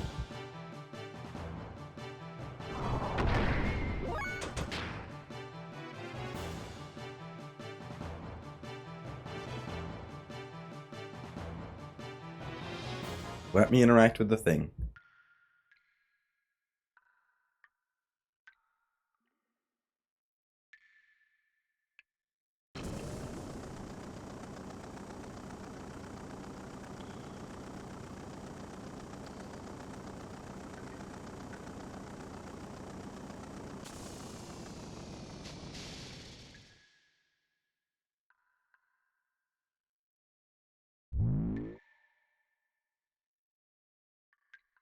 Yes, turn on the main power.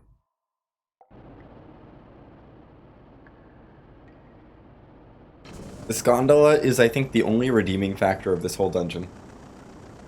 The whole stalactite cave. It's a very mediocre dungeon, but it has a gondola, and the gondola's fun.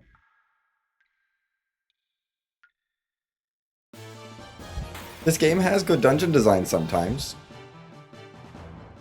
Just not the stalactite cave. And honestly, not really Black Moon Forest. Black Moon Forest is okay. This is not it.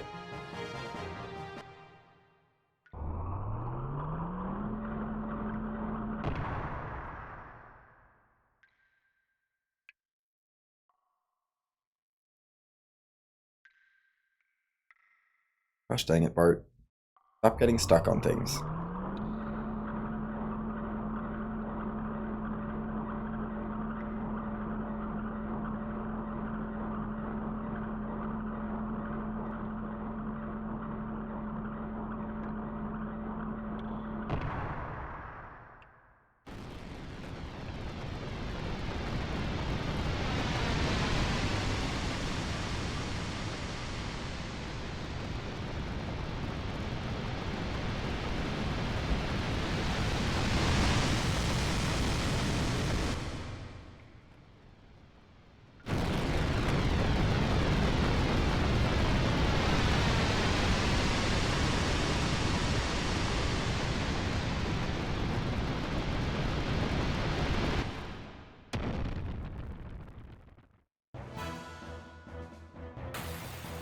Hi, Calamity.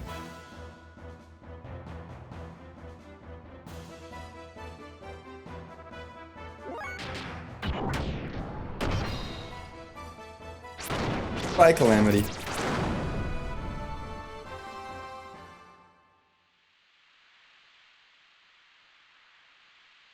That's a theme in boss fights in this game, in this run. They end very quickly.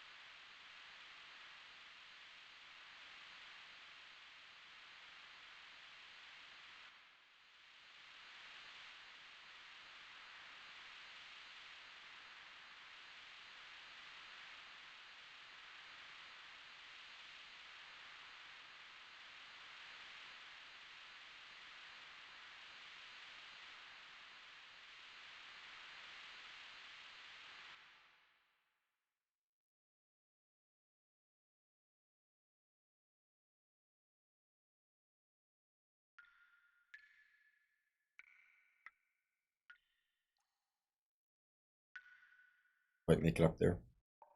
Oh well. Here we are. I'm gonna go get some water because I really need it.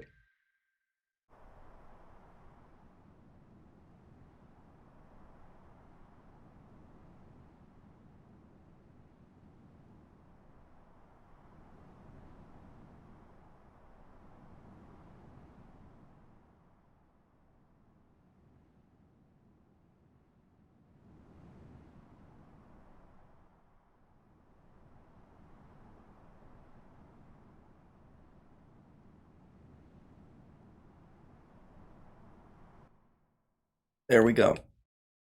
I have hydrated.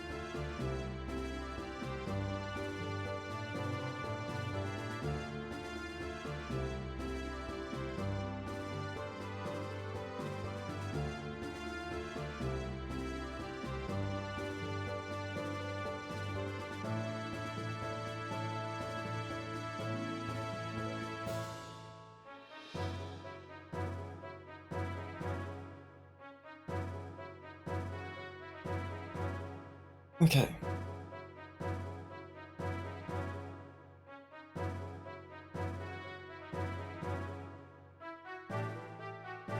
You want to jump here.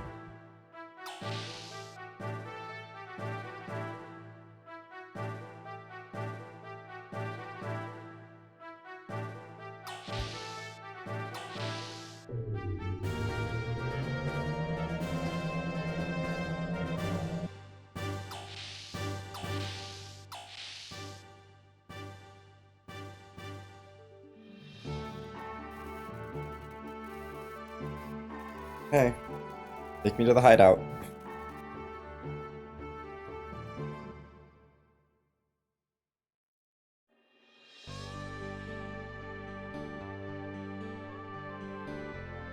Here we go.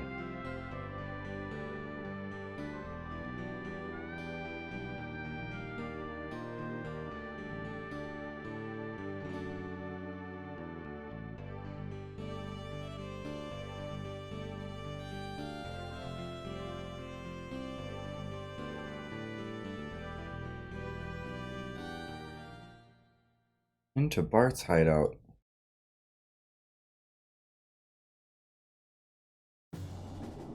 Because we can't do our first sequence break until we get control of the Yggdrasil. So yeah, we need to get through Bart's hideout.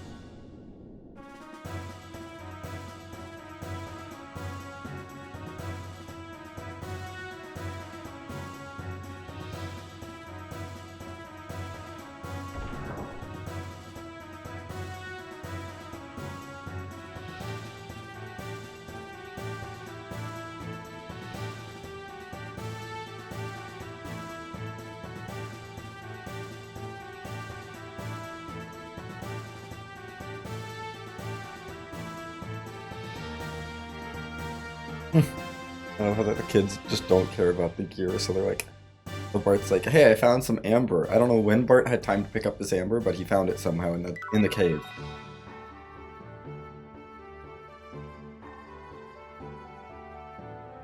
And I don't know where those kids are going, because they're not going to where all the people are.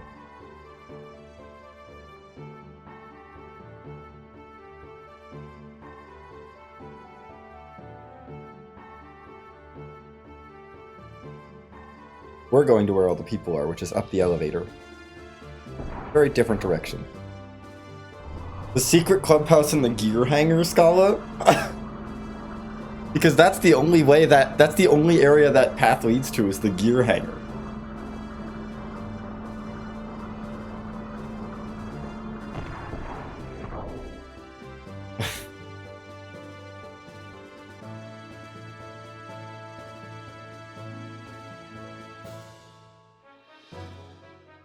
Also, this place is very poorly designed. If the elevator is up here,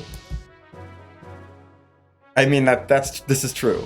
But if the elevator is at the upper level, you cannot get off of the ship to go into the gear hangar. Like, you just cannot.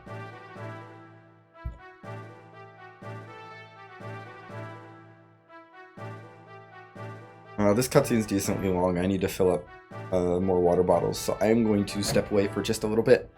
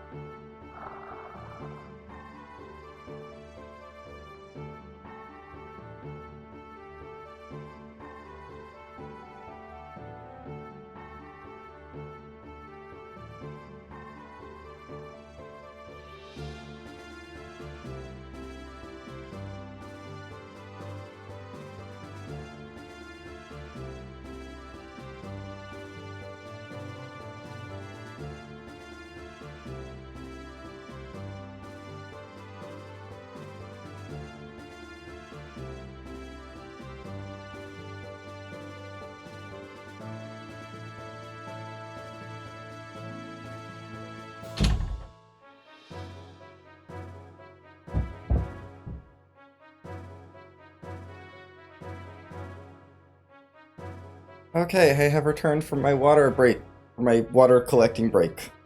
I now have 2 water bottles that are full. Also, this is true, Scala. You don't take fall damage in this game. And thank you, FBL and Commander. And welcome on in, Commander, with the raid. Thank you so much. Welcome on in, everyone, from Commander stream. I have free hands because this is a cutscene. I can give that shout out.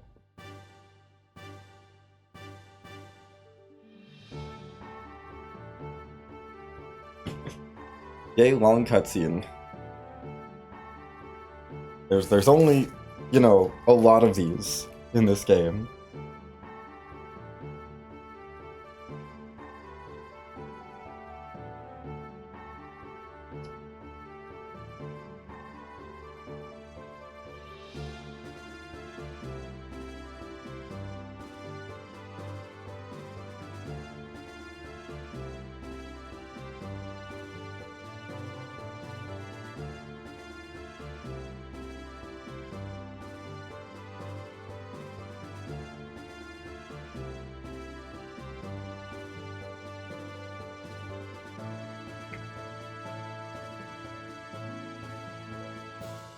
Okay.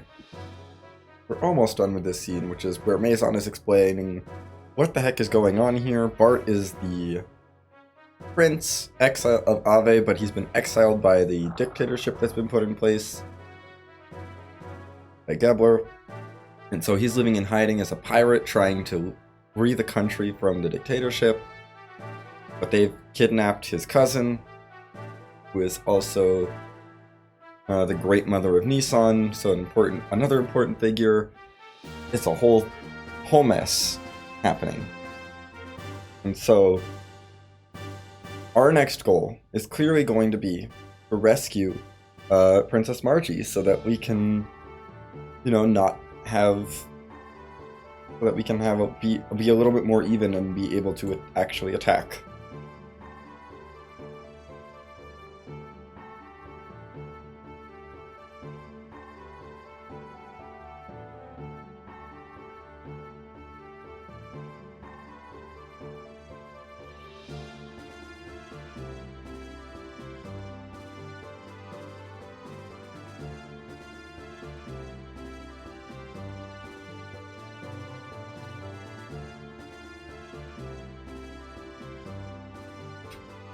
In my sentence, nothing in my sentence made sense.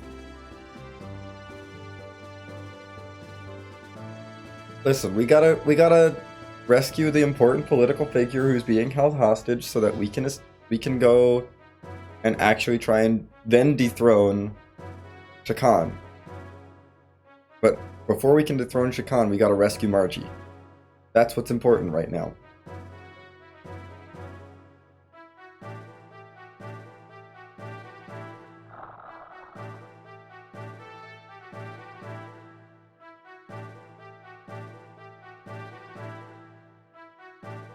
I'm just trying to summarize what's going on in this cutscene because there's not much else to talk about.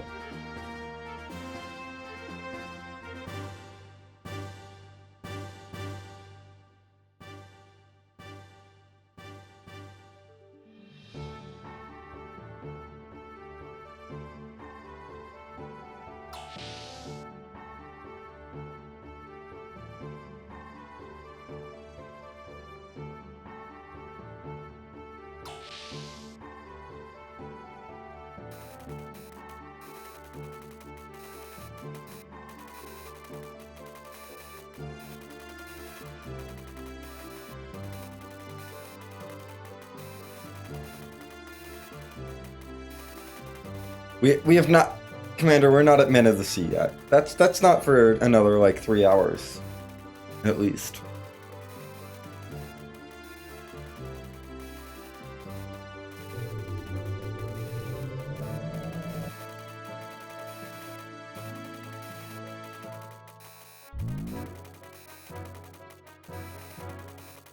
There are no Men of the Sea yet.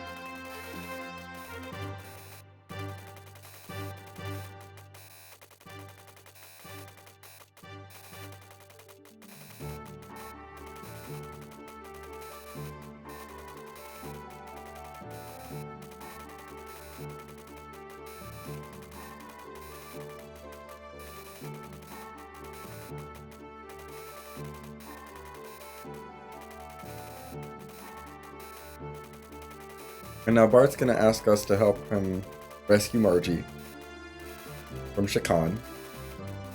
Clearly, this is our next plan, our plans. We're going to leave here. We're just gonna leave the base, go rescue Margie, and everything is going to be wonderful, and it's all gonna work out just fine, and that's definitely what we're about to do.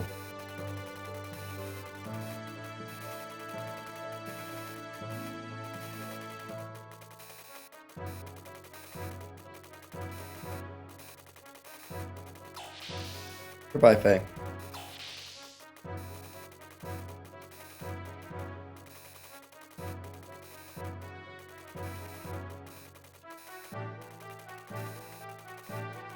Okay.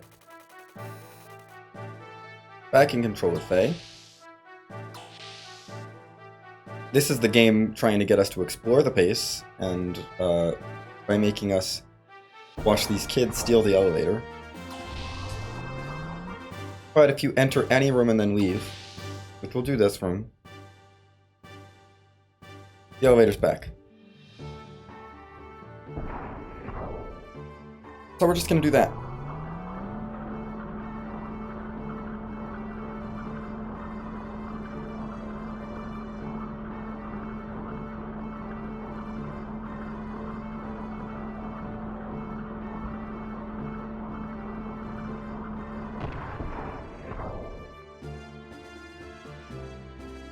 And then we get ambushed by Bart here. For another talk. Hooray! How did Bart get here? Somehow he snuck down here during like the 3 seconds we stepped foot into the other room.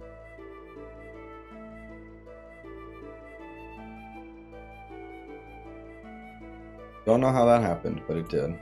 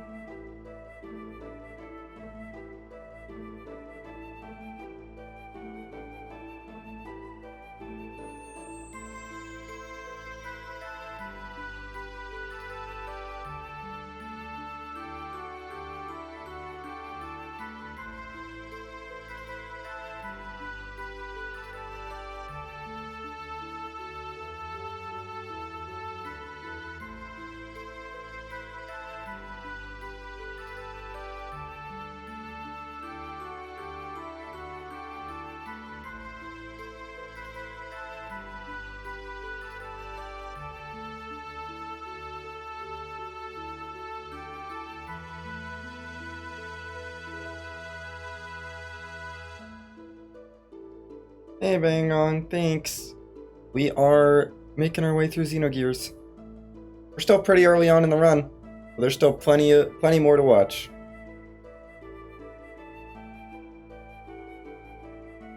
We're gonna be going till like midnight.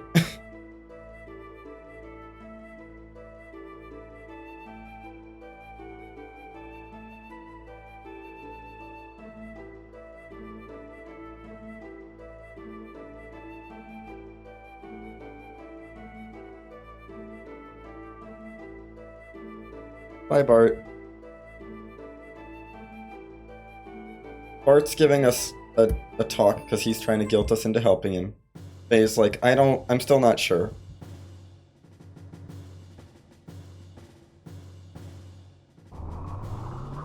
We're gonna head down this way. This takes us to the gear hangar. And apparently the kid's secret hideout. Yes, that is why this run only appears in marathons like really longathon. The JP version is short enough that it can go to other marathons, but the US run cannot.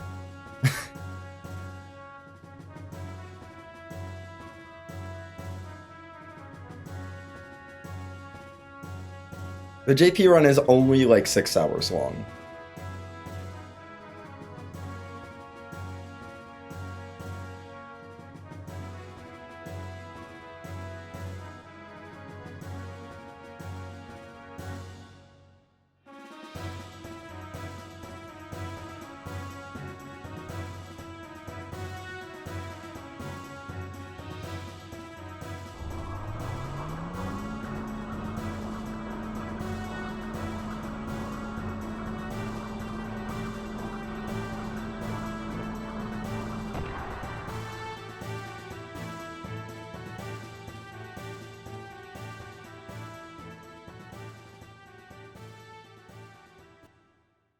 Anyway, now Sigurd and Satan are going to help Bart put on a big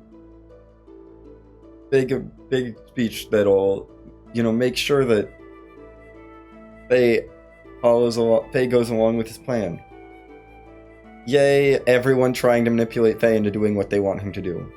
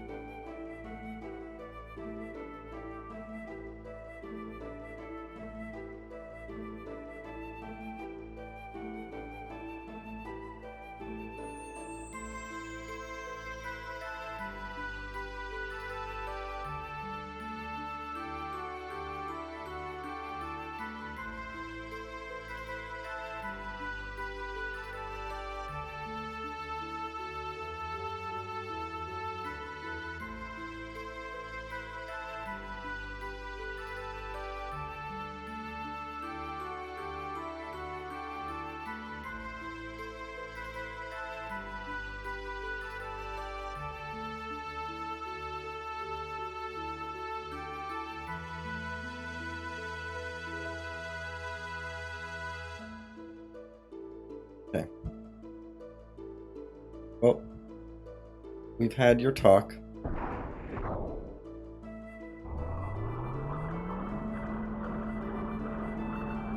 Thank you for your talk, Bart. Let's get out of here. We gotta go to bed. Because we said, we'll think about it. We need to take a nap.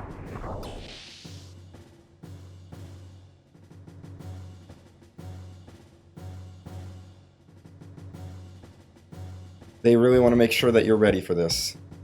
We're ready. We're going to bed. Surely nothing will happen overnight.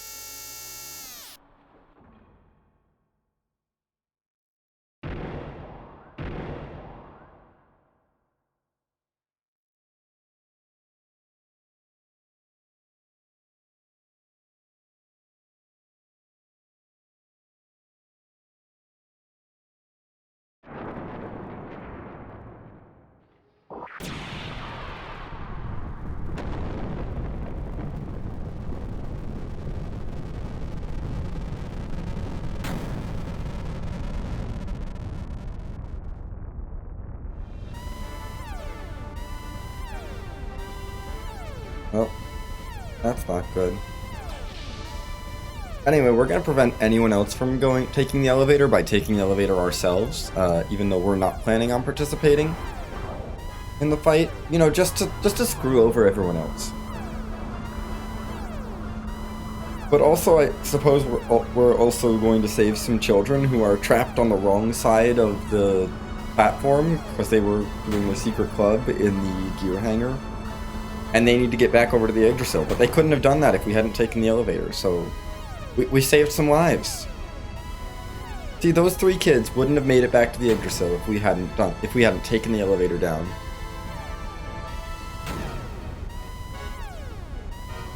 Like I said, this place is really poorly designed.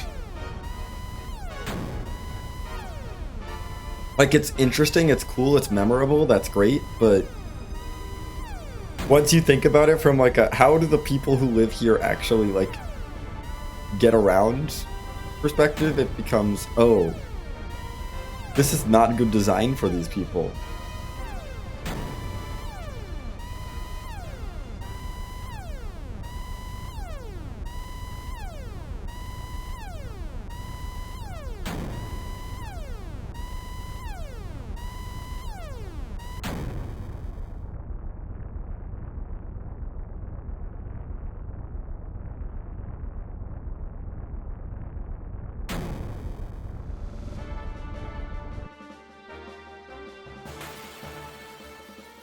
Anyway, it's boss fight time.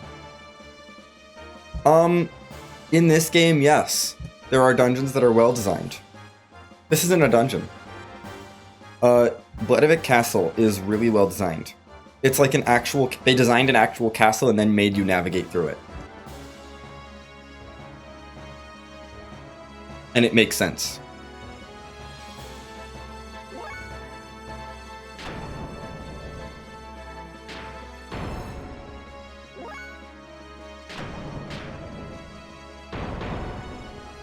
Which is why I'm criticizing this here, because a lot of the dungeons here are actually reasonably well designed for the people living there.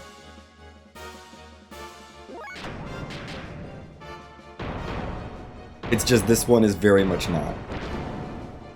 And it's not even, this isn't even a dungeon. This is just like a town. Come on. There we go.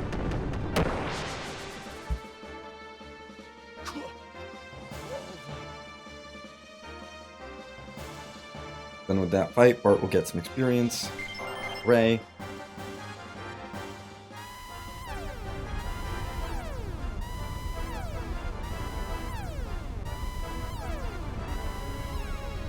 And now Satan picks up Heimdall, which somehow we upgraded during the very beginning of the run in the menu. Somehow he had access to it, even though he did not have this gear yet.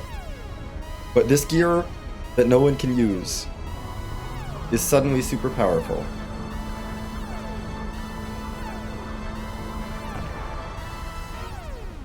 Yeah, no, I don't like Bledavik Castle in this game feels like a place. Like Fatima Castle. Fatima Castle, not Bledavik Castle. Fatima Castle in Bledavik. Really feels like a place. This just feels like, it's like, oh, this does feel like a place. It's just like, oh, that's a little bit poorly designed elevator serves as bridge at the same time. Kind of thing. Feels like, okay, why that's not great.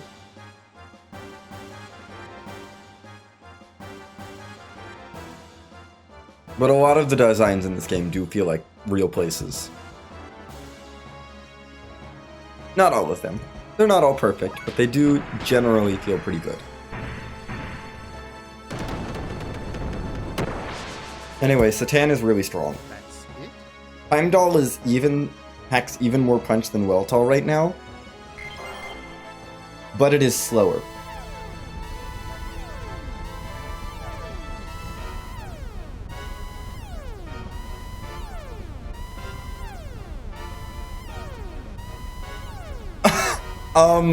Satan, you hit that guy hard and he did go down.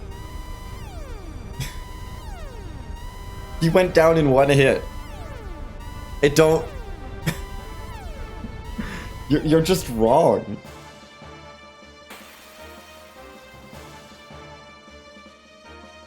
Granted, I don't think there's any actual way you would be able to normally deal this, take these guys out in one hit without using glitches. Bart, there is no point in doing anything with. Bart is bad. Brigadier is not strong. Oh no, not Brigadier. I care so much about you. Yeah, we're just gonna let Heimdall one-shot everything.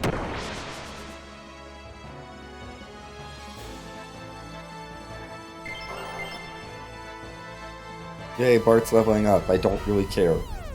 Wild Smile is his only useful ability, so I don't care about anything but Wild Smile.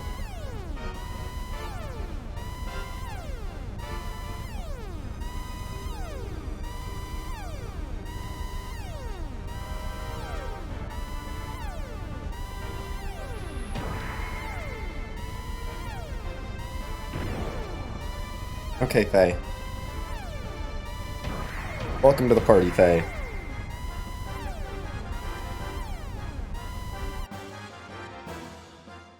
Time for more one-shotting.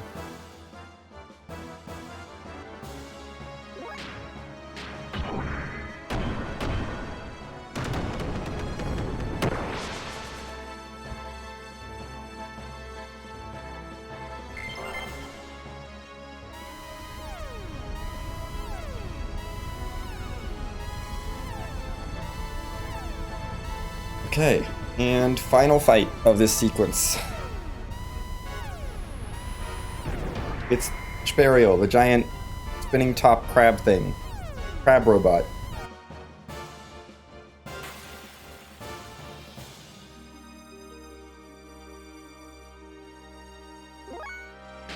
Yeah, it's fun. Kernel menu's fun. It makes everything very easy. And yeah, I honestly, it's the fact that it was like found even is amazing to me still as a runner. I'm like, wow, who thought to do that? Like swap the disc at this specific moment and see what happens, and then kernel menu.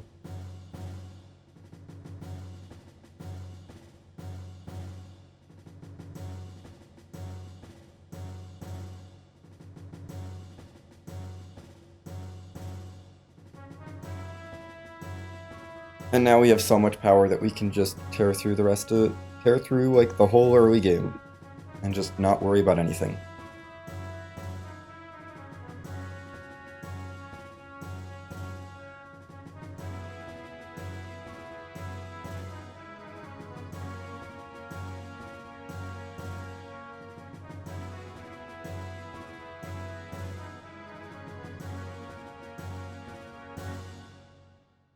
Okay. Come on, finish talking so that I can save for our major sequence break that's coming up. We are definitely about to go rescue Margie. That's what they're all saying. We're gonna go to Bloodavik and we're gonna rescue Margie.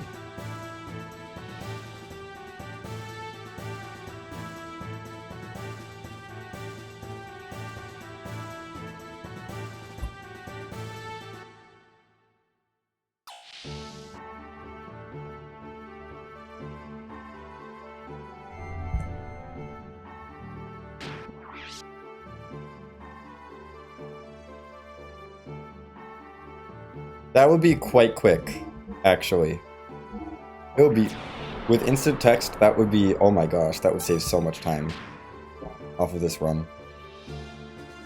Okay, we're saving there because there's a chance we crash coming up, and I don't want to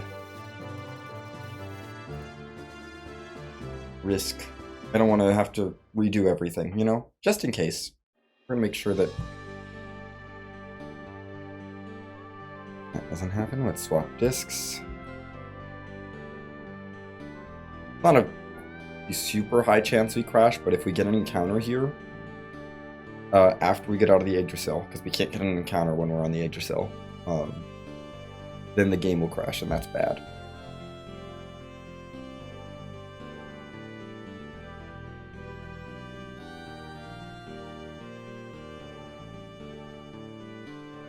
We go right up to this corner.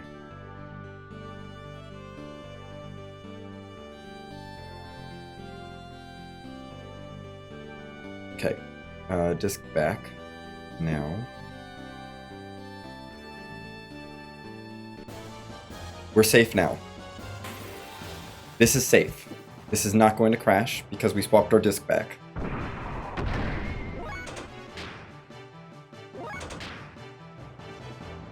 So we're totally fine.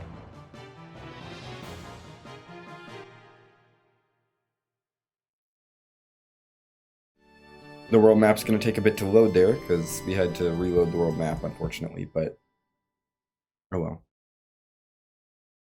We have made it to Kislev.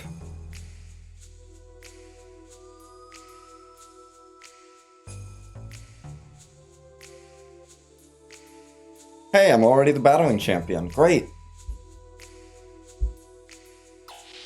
Wonderful. We're just gonna get escorted in there.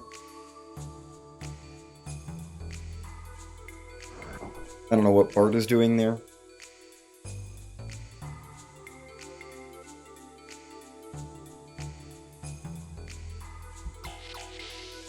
Let's take the elevator up. With Satan and Bart in the party. Bart's not really supposed to be here, but it's fine. Everything is fine.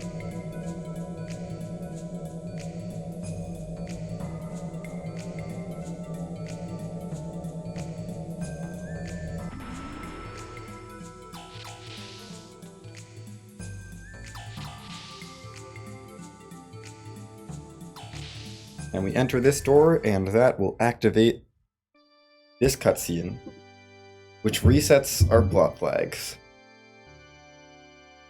Just updates all of our plot flags to be, you are in Nortune now. We don't need to go rescue Margie, we don't need to deal with the whole trip to Nissan after that point. And then the whole plan to infiltrate Ave that fails. We're gonna skip all that.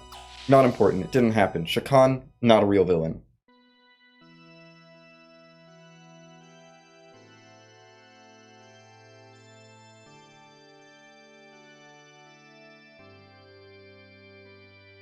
Shakan is not a character in this game.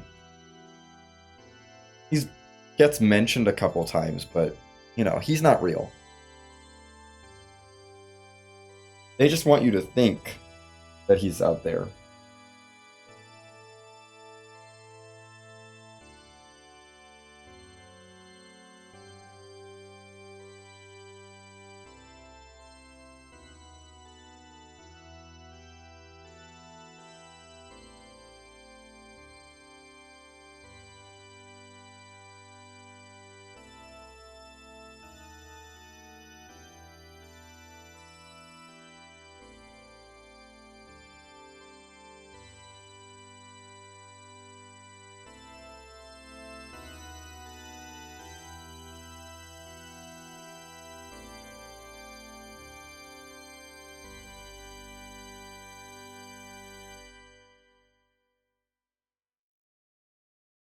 I do like that times up really nicely with the music, where if you mash through the text as fast as possible, the music ends on a nice cadence.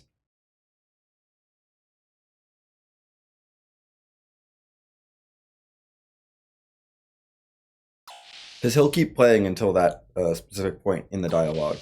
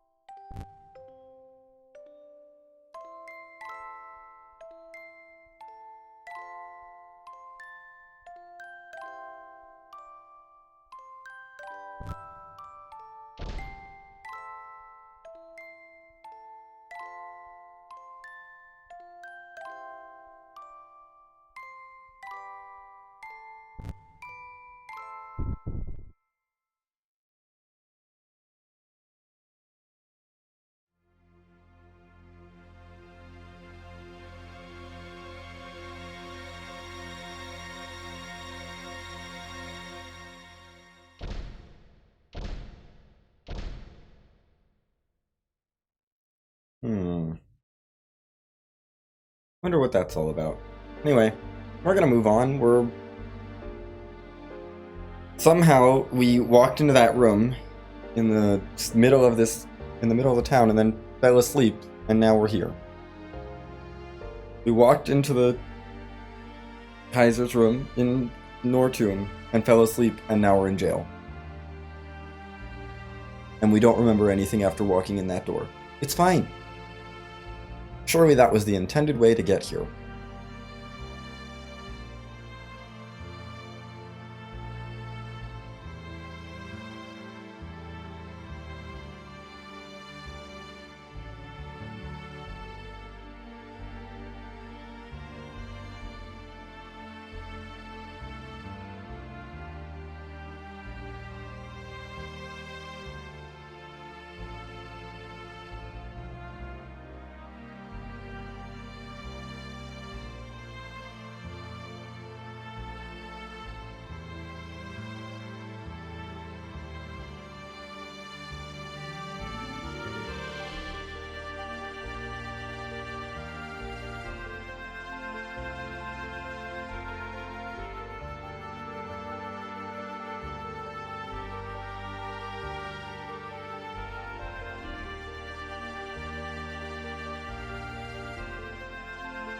Okay. We go.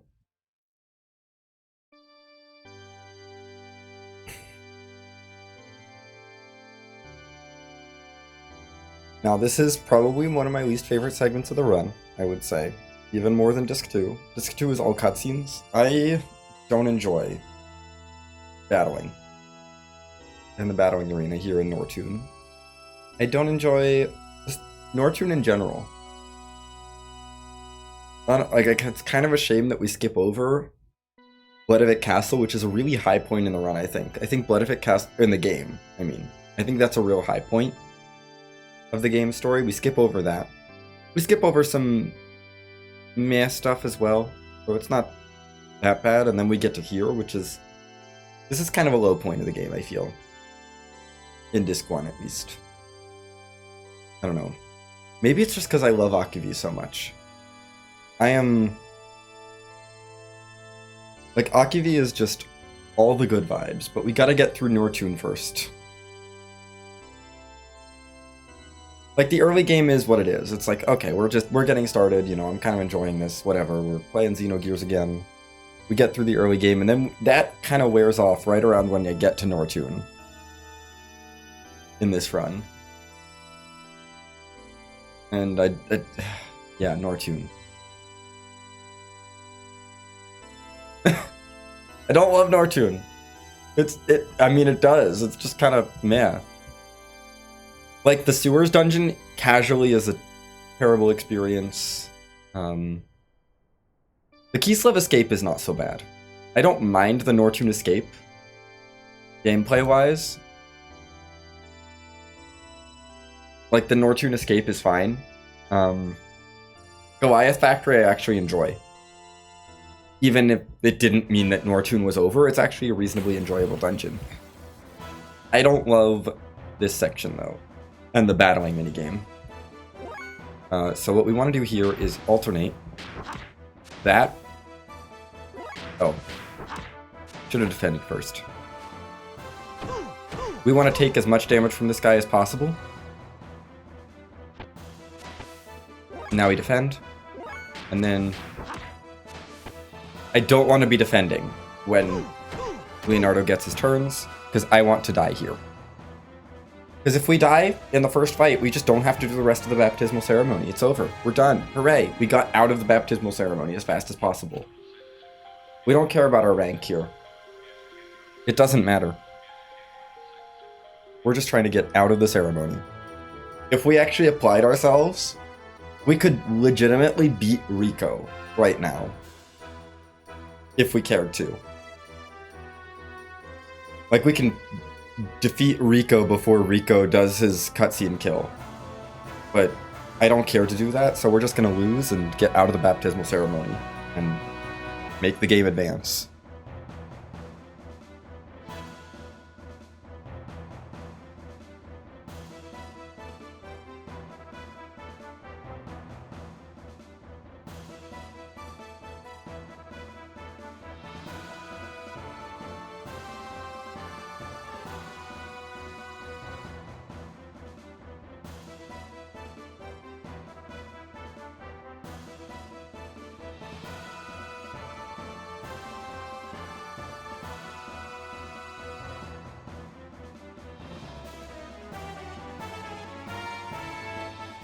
Yes, because we intentionally lost, Faye.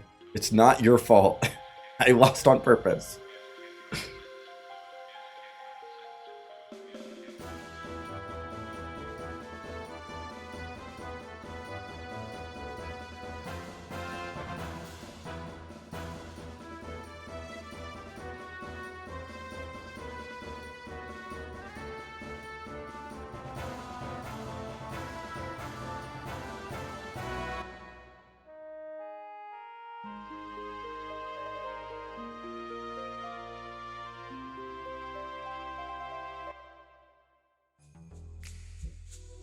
Okay.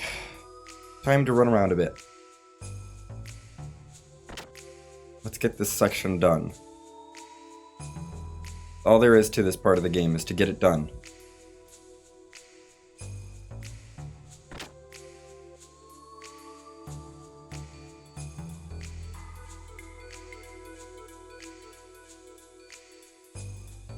Okay, Hammer. We gotta talk to you. You don't make this section better, Hammer.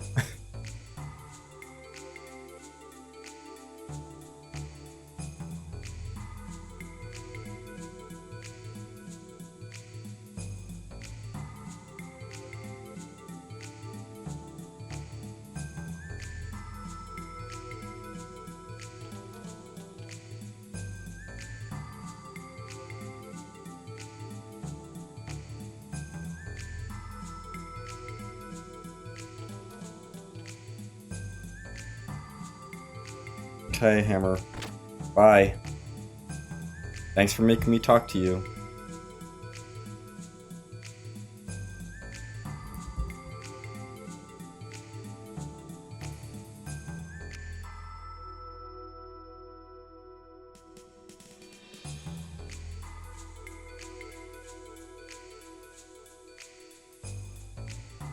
You can tell they didn't expect you to get D rank.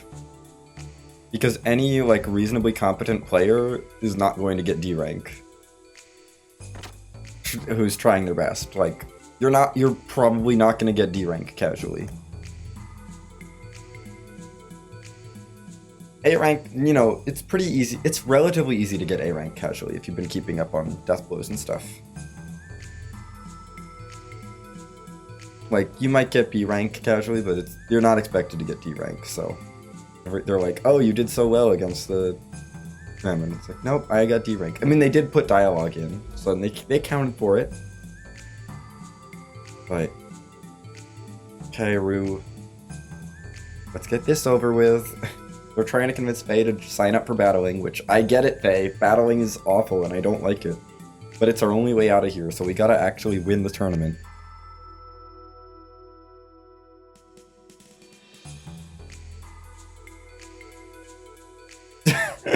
Yes, this part of the game. To be fair, this is not a good part of the game. It's not, it's just... It's a real weak spot, I feel. In the game, overall.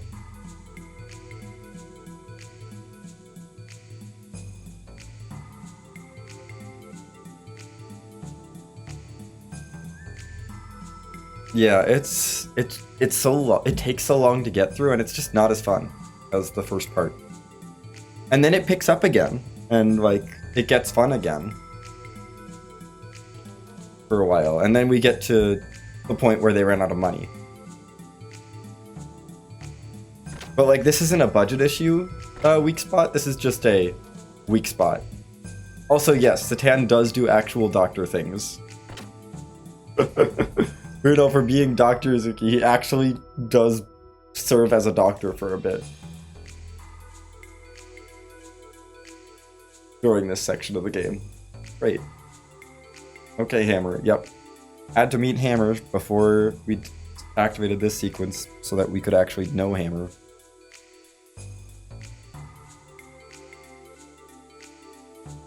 Come on, Hammer. I get it. Please finish your dialogue.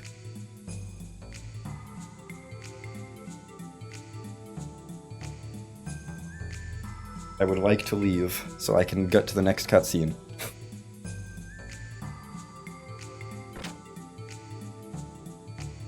Great. Okay.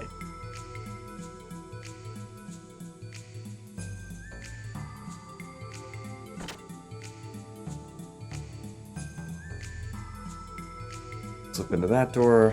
There's Hammer here. Hammer just keeps interrupting us. It's great.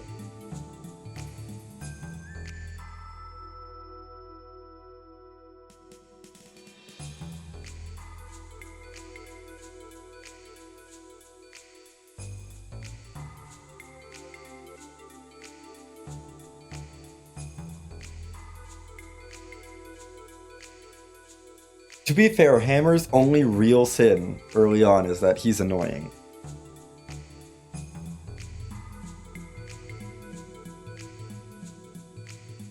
And this whole arc is him being introduced as a proper annoying character and getting somewhat redeemed a little bit.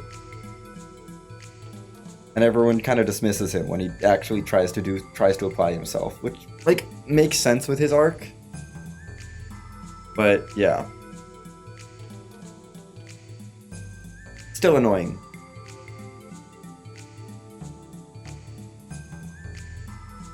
I think they spent, for me at least, they spent a little bit too much time making him annoying. Because he's not just annoying to the party. If he was a little annoying to the party and the party was annoying and dismissive of him and then he had his whole corruption arc, totally get it. But he's annoying to the point of the player doesn't like him. As a player, I don't like him for being annoying. And that's it. Just they took it a little too far. Yes, I agree with that, actually, 100%. People are either charming or tedious.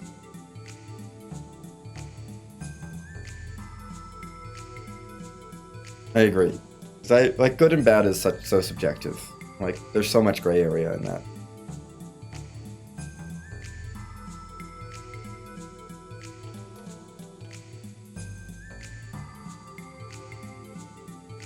But it does work really well with this, too. Like, Satan talks a lot, but he's not tedious. I don't find him tedious at all. Hammer, I find very tedious.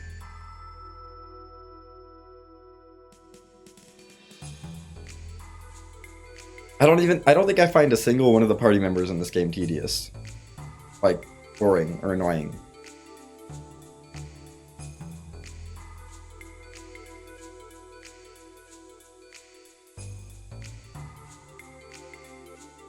It's just Hammer.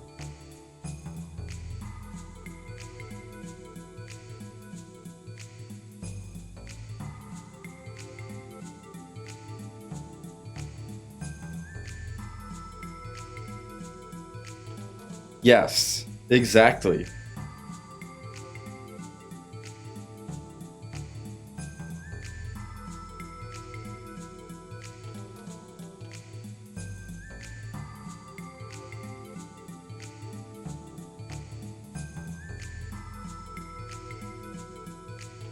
Like, Groff is a charming villain, I feel.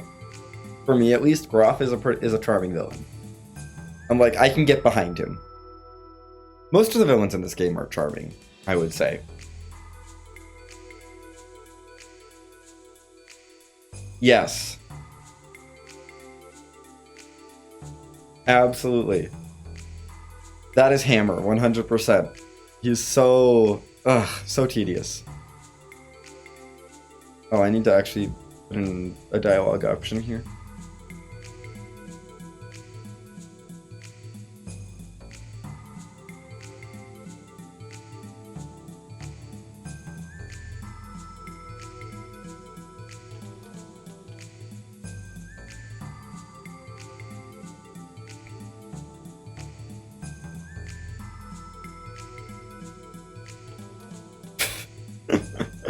Yeah. Honestly, I think like his mad skills moment is like the one little redeeming bit of him. Like, I like his mad skills moment. This is true. Ramses is, yeah. He's not like lovable, but he's not like... truly hateable. He doesn't... See, he never comes up for long enough that he's tedious. He shows up, gets what he needs to get done, and then disappears. You know? Hammer shows up and talks for, like, legitimately 5 minutes. And you're just like, shut up, Hammer. You're talking about things that are not important right now.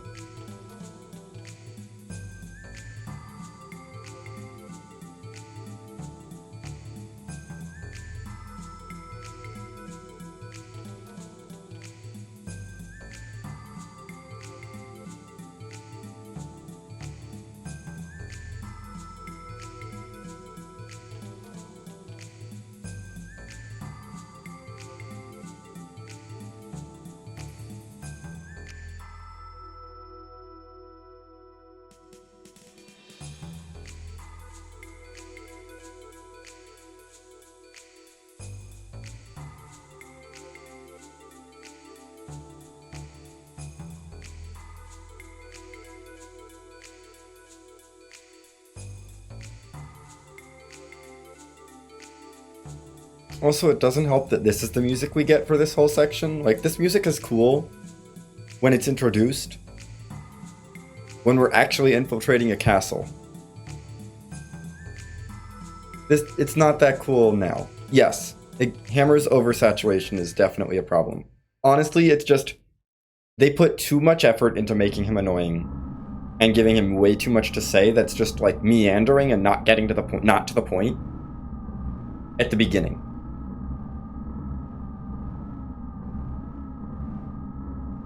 If you just took, like, the later part of, like, from his mad skills moment on the Goliath through the rest of the game, I think his characterization would be just fine. But it's his introduction and the amount of dialogue he has right away that's just meandering and pointless, and the amount of different scenes he shows up in just to be meandering and pointless is too much.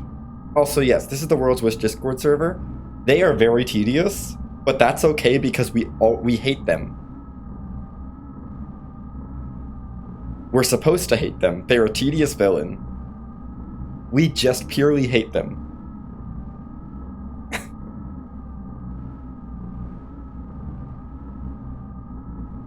And this is I'm okay with them being tedious because they're not redeemable at all. But they're not supposed to be redeemable. They're supposed to be tedious, and that's okay.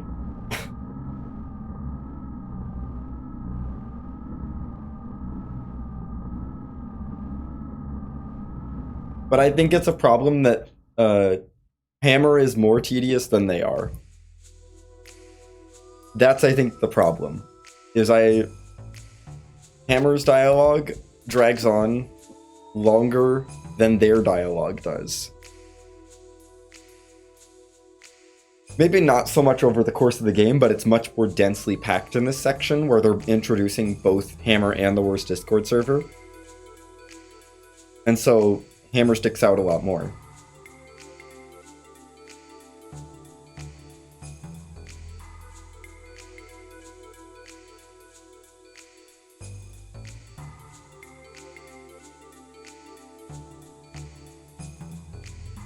Like, Hammer interrupting us here, like, what is the point? We were on our way to the battling arena already.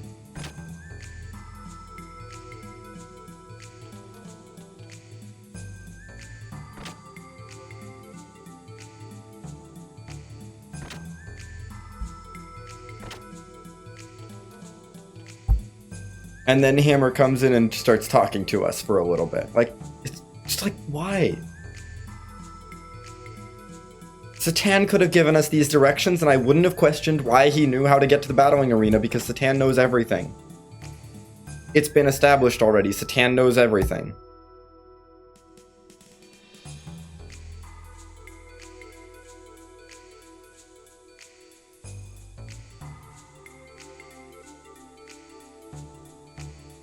Like, I love this game.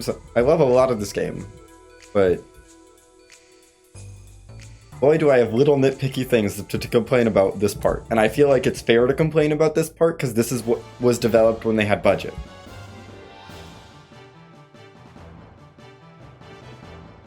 I'm not going to criticize, I'm not going to put too much of a harsh lens on the part of the game where they didn't have budget, but they had budget still. Not anime budget levels of budget, but they had some budget.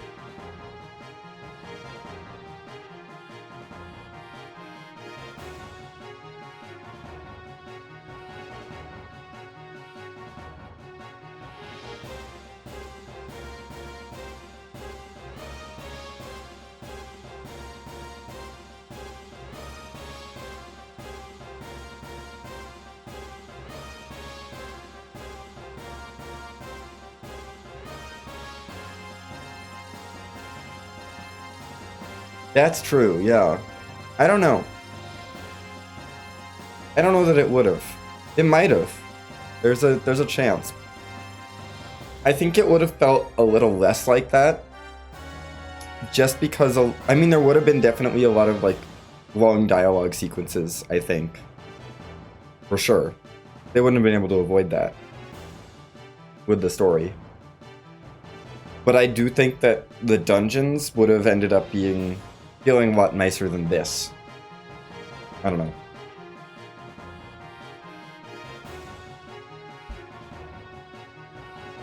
The hammer thing, maybe. We could have ended up with stuff like that in Disc 2. I'm not sure.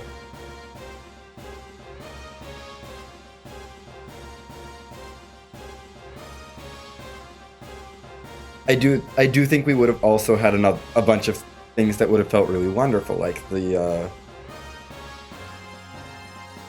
what is the name of the facility? Mass Driver Facility would have been a really cool dungeon. I think they would have been able to make that really cool. I think, I don't know. The Merkava would have been a really cool dungeon. There's a few other places. The Soylent system to get to the Sufomass. I would have been really excited about that. Like, those I think would have been interesting, at least. Or could have been interesting. Could have maybe been mediocre dungeons, but even if they're mediocre dungeons, they're still better than this part of the game.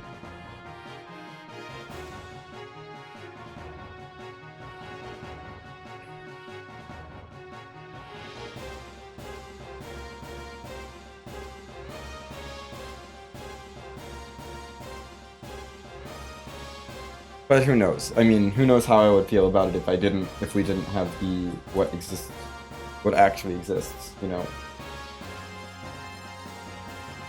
Because I can't really compare it.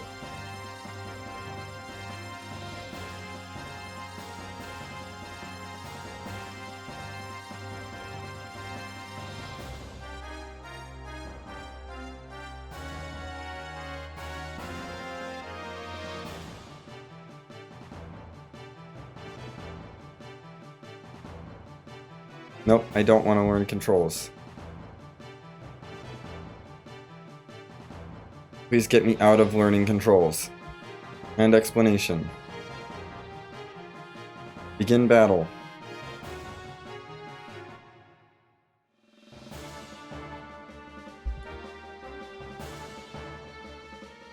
All we want to do in this battle. Lose as fast as possible.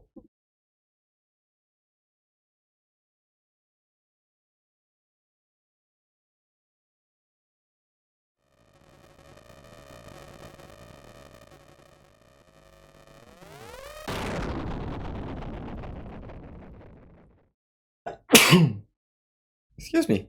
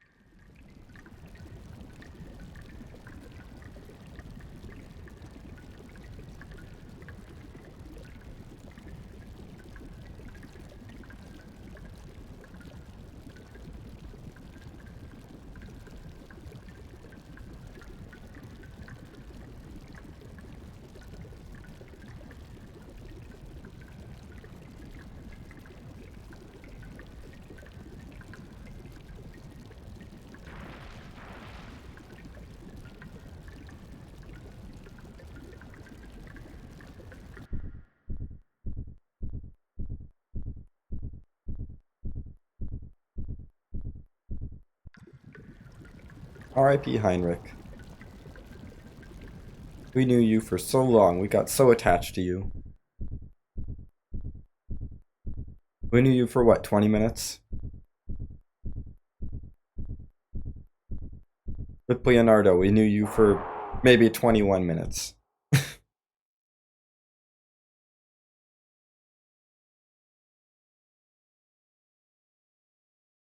This game sure does love knocking off minor characters in a relatively short period of time after they're introduced.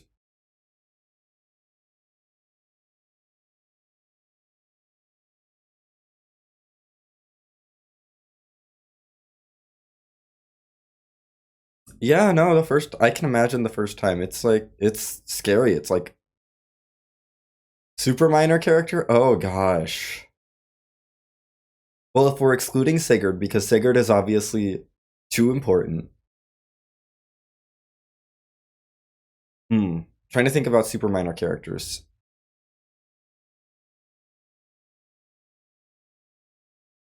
Yes, you do have to wonder. And honestly, some of my favorite minor characters might be, honestly, from Xenoblade 1 would probably be some of my favorites. I'm trying to think which one, because I have there's a whole bunch of minor characters in that one. And who would it be?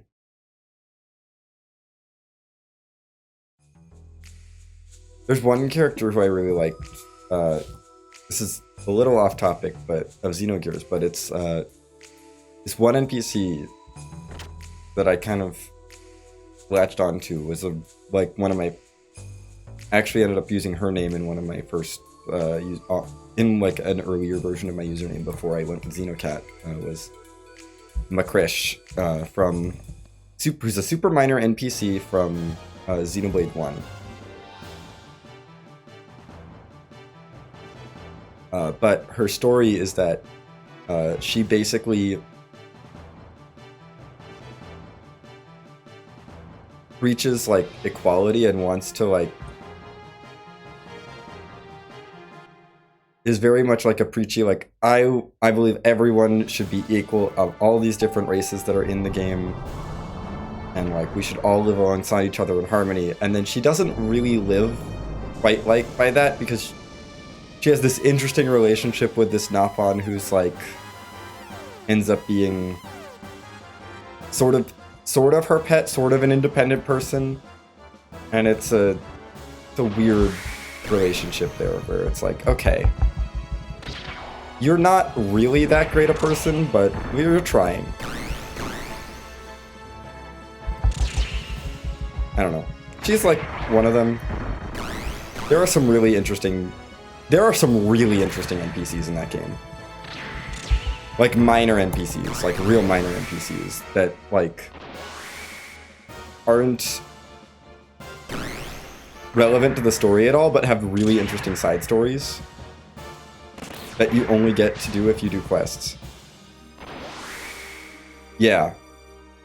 She has like Noporik is his name. And there's like a side quest where you can either make him smell really nice or smell really terrible. Yeah. Gosh. She's up there for me. There's a few in that game that I'm like...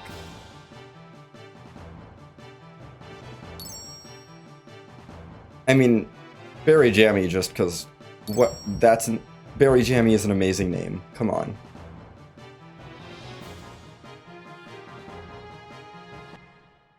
Berry Jammy wins best name. In this one, yes, Luca is a great character. Great minor character in this game.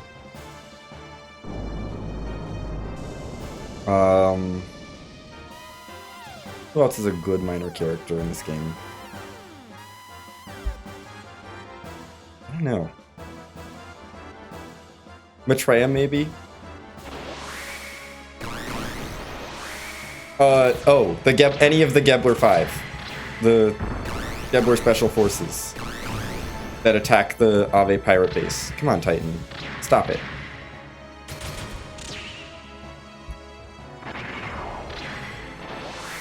stop this.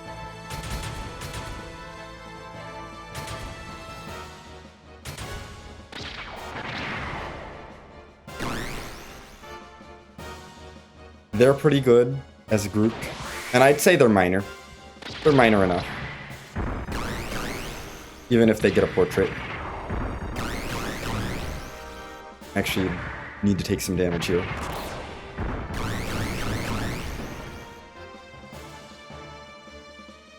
I don't want to take. I want to take some damage so that I don't get the "you were so amazing" job text box, because that's much longer than the "not a bad battle" text box. But I don't want to take too much damage and just barely scrape by, because that gets a long text box too. Text box optimizations are fun. Anyway, that's day 1. Or technically day 2. No, I hate that. Bad camera angle. Why would... That's one that I'm just like, I don't like it. The default camera angle, it means that if you hold the same direction, you leave.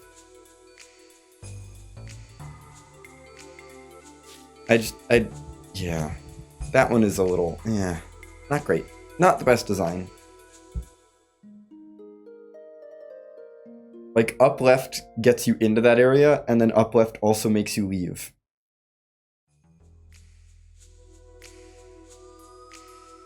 Especially since that's just the default camera angle. Like, you can rotate the camera.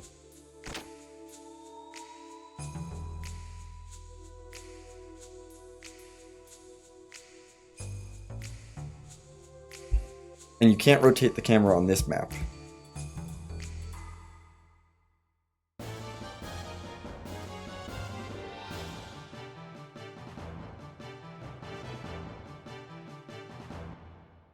Let's enter day 3.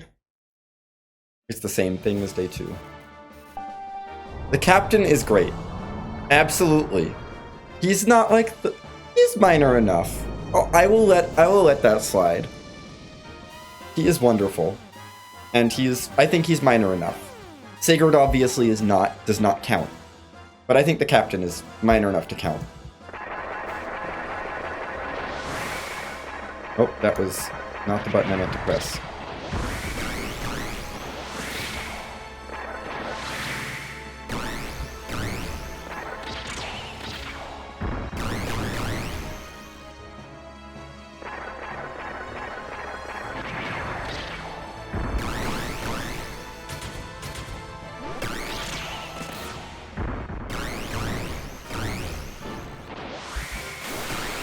Okay, no more ether shots, that's fine. Done with that one.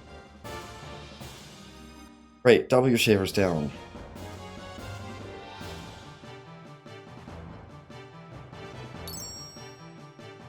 I don't care about this money. I have maximum gold. Because of kernel menu.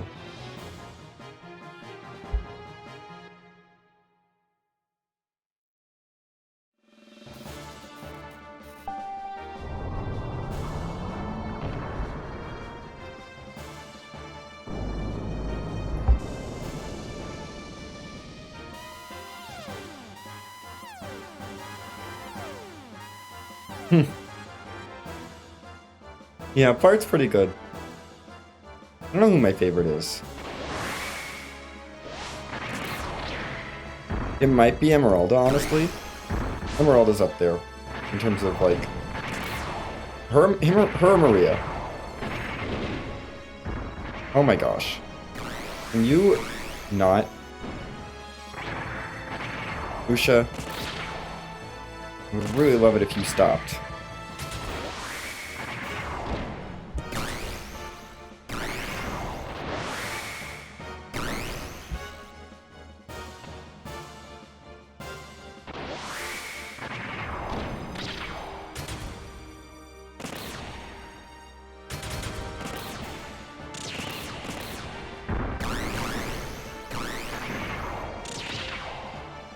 Satan is fun.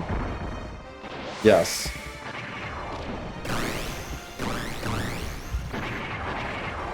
I will give Satan that.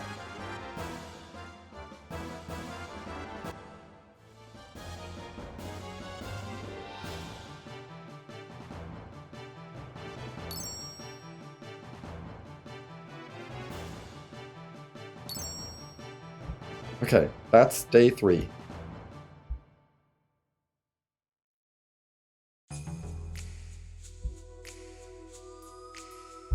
Remember, we have to go southeast. We're down left.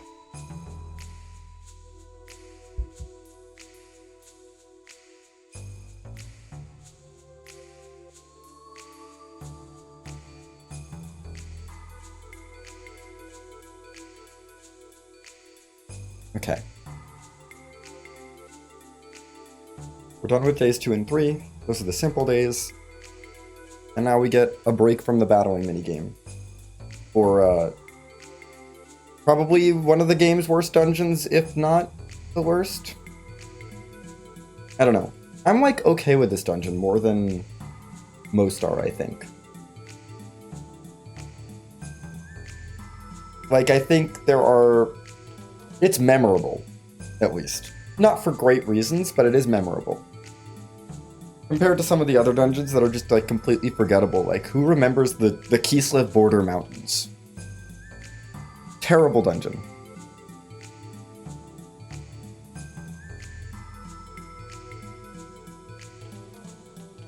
Like, no one remembers it. This, Stalactite Cavern, honestly, I would say is a little bit worse than this one, speedrun-wise.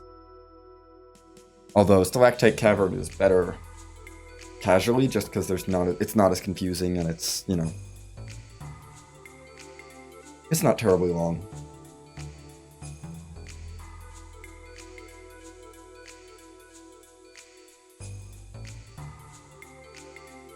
But we have some dialogue to go through. Rico's going to join our party for this.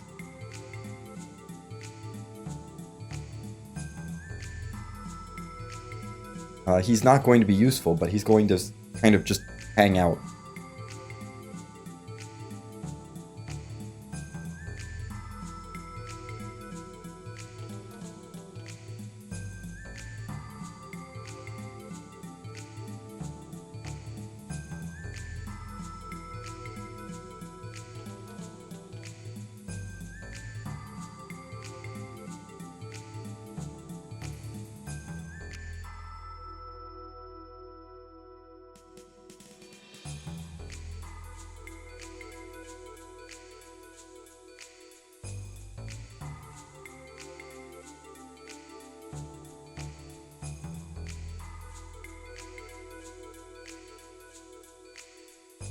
Anyway, we're gonna go back. Do a quick menu here.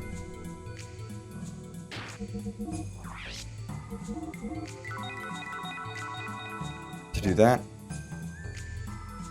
I don't need to heal up, just need to save.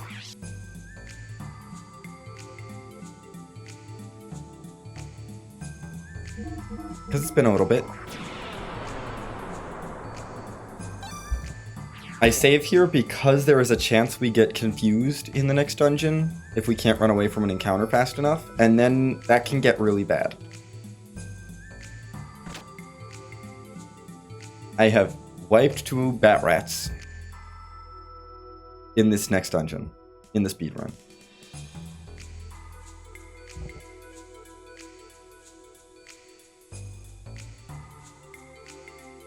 Yes.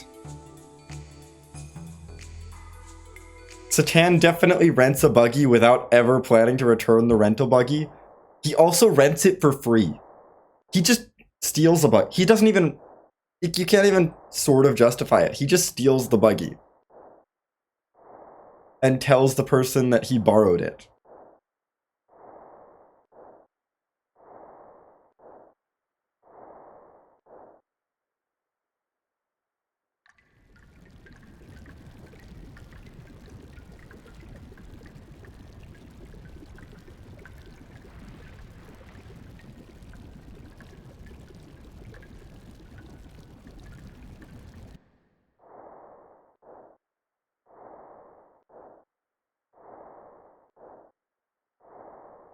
Also, the fact that this is the second sewer level. Like, they're already reusing themes.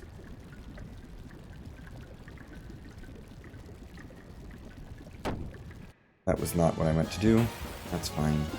Whatever. 3 damage is not a big deal.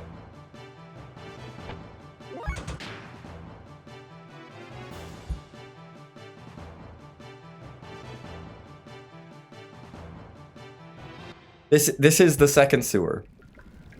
The first sewer we skipped because we don't need to do the first sewer. And the first sewer, to be fair, is just part of an infiltration mission where the real dungeon is like the castle. This is the actual sewer dungeon.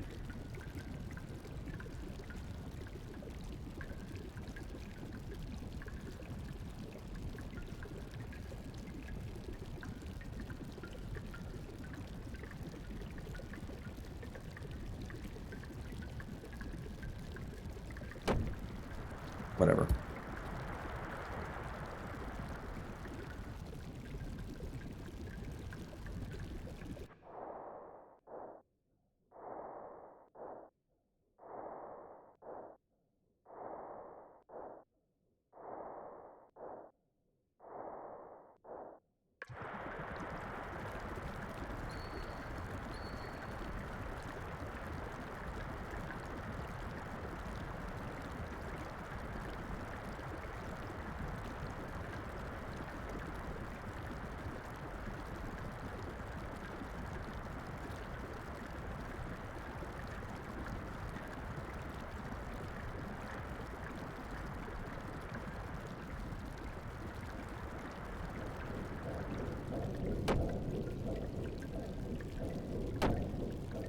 Oh no, I'm taking damage.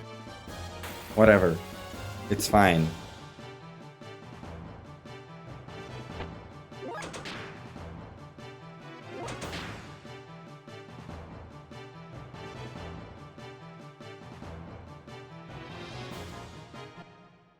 I genuinely don't think I need to heal up. Unless I get really, really low. There's no need to heal up before we finish the dungeon. We shouldn't be taking much damage from the boss at all.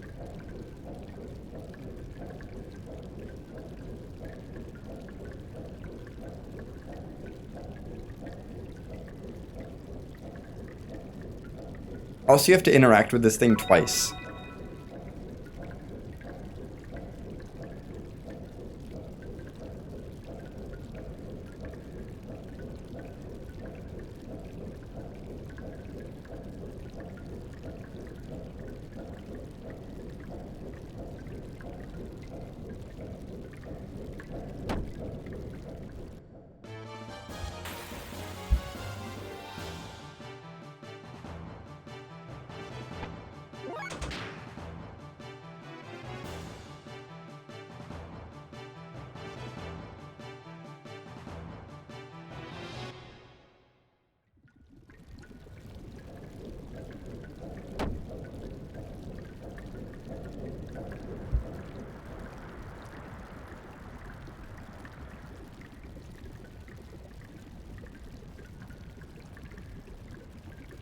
This ladder is broken. You have to jump off of the top of the ladder to hit the loading zone. It's a thing that is in this game for some reason. You have to jump there.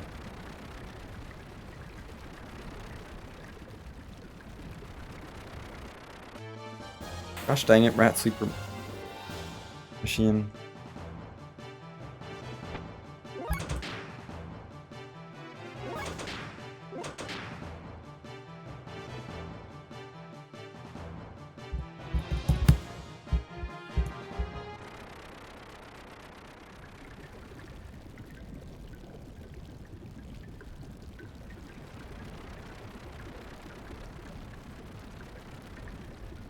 That little green man is Chief Lee, just squished.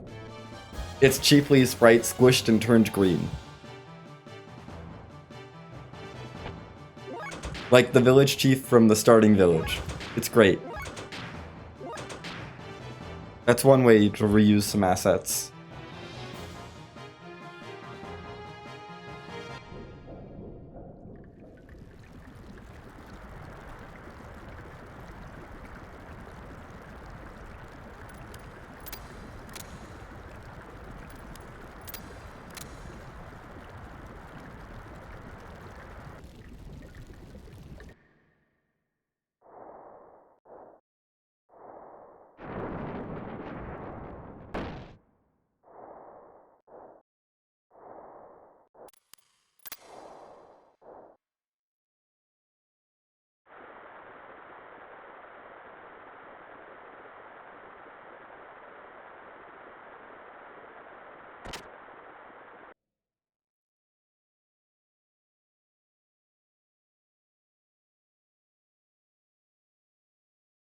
I like this pan up that is clearly just to show you that there's a treasure chest up there. That's clearly the only reason they had the camera pan there, is to show you, hey, there's a treasure chest if you jump up these pipes. We don't need that treasure chest, though. It's useless to us.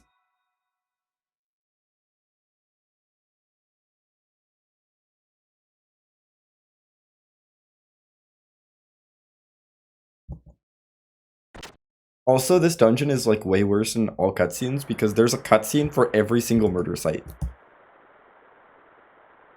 So you have to go to all 5 of the murder sites and view cutscenes. Like, we went to one of the murder sites just to trigger a cutscene that's required. You have to go to 5, there's 4 more of those scattered throughout this maze. And you have to go to all of them in all cutscenes.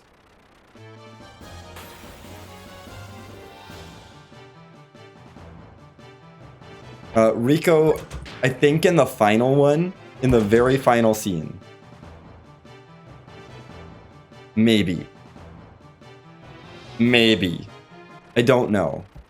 That's the only one he appears in. Okay. We need to enter the menu.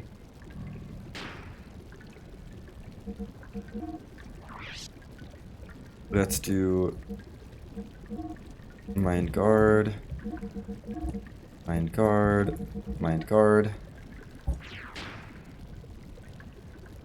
And then we dip into the gear menu to make sure that's correct. Yeah. Then we interact here. I did not heal, but that's okay. We should not take enough damage that Faye falls over, and Faye is the only one who matters in this fight. If Rico falls over, it's not the end of the world. The reason we equipped Mind Guards there is because Red Room will always start by by trying to confuse 2 people. So that is the entire reason we bought the Mind Guards, is so that we can get through this fight without getting anyone confused.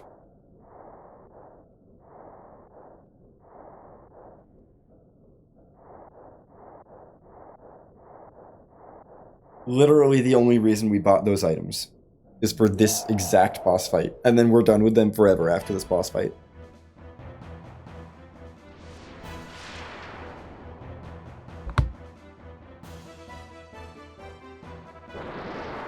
Yeah, this confusion ability. We're just gonna not have to deal with that. Okay. You defend. Oh wait, no, we need to speed star Faye. I forgot about that. We'll still do 1 defend. Nope. I should have... Heck. Do 1 guided shot here and then defend. Because I don't want murder to happen.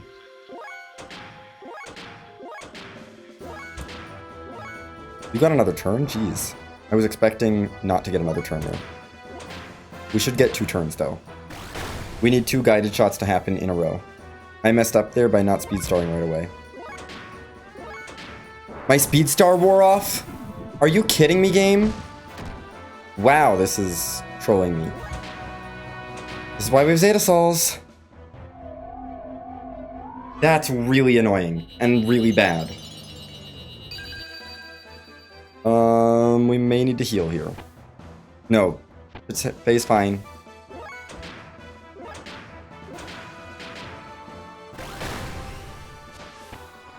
Okay, that was a really bad fight because I forgot to speed star right away. And then got thrown off. Yeah, I didn't think I was like not sure if Rico spoke. I know Bart does in that one, but ugh, that was a bad boss fight. But we're done. Red Room is done. We get a full heal after that, so we're fine.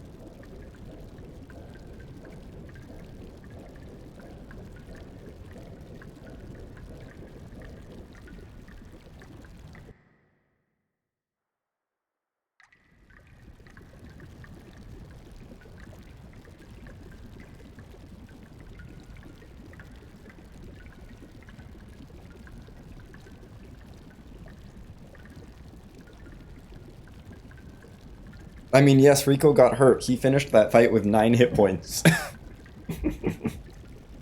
It's fine, though. We're done. Now we can go back to battling. After some cutscenes.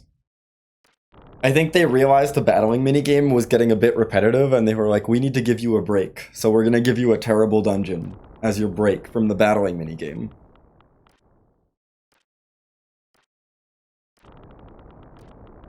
And then give you a bunch of cutscenes at the end of that, so that you have a nice little break here in the middle of Nortune. But it's not...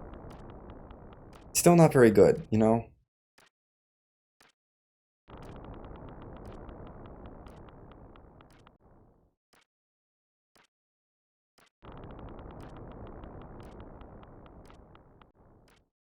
Okay, thank you, Satan and the Emperor. Now we're gonna find out about the Purge. World's worst Instagram. Oh my gosh, I love it. Kane, owner of the world's worst Instagram. Boss of the world's worst Discord server.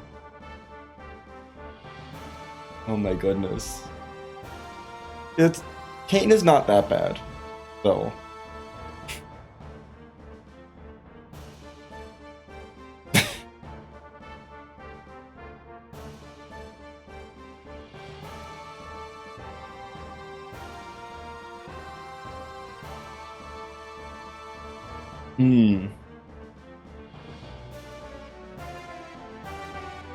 I mean, he doesn't speak in any of the animes, so it's entirely up to you.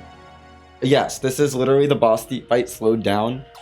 There's not even a separate... like, this is not a separate track on the OST. This is not even a separate track on the OST. But all it is slowed down and pitched down. Accordingly.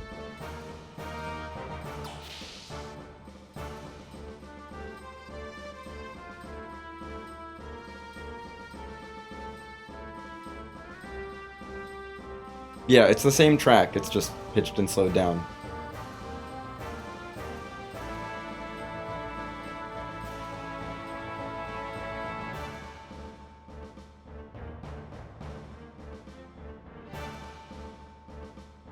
I think it's just pitched down a step.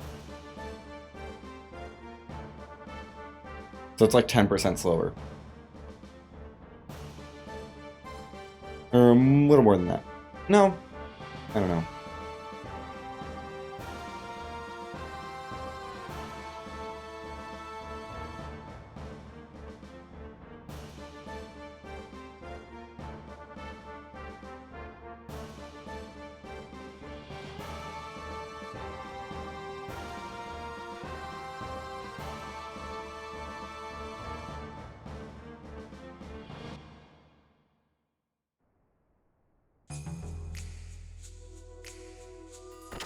Okay, we gotta take a break.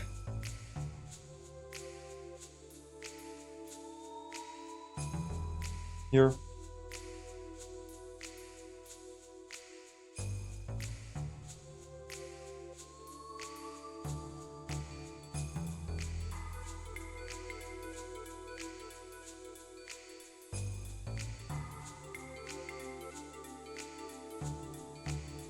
Okay, Rico. Yep, Rico's like, I'm totally leaving the party.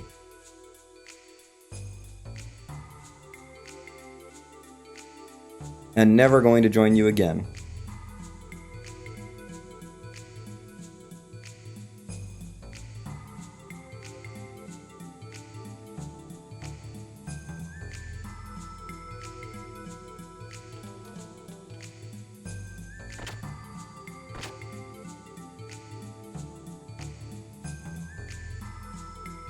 Okay. Yep. Thank you, Satan.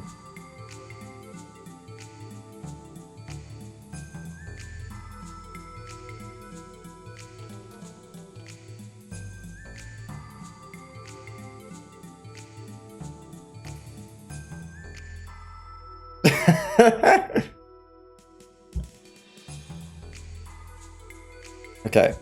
On we go to day 4 of the battling. Yay, we we did our dungeon, now we get to go back to battling.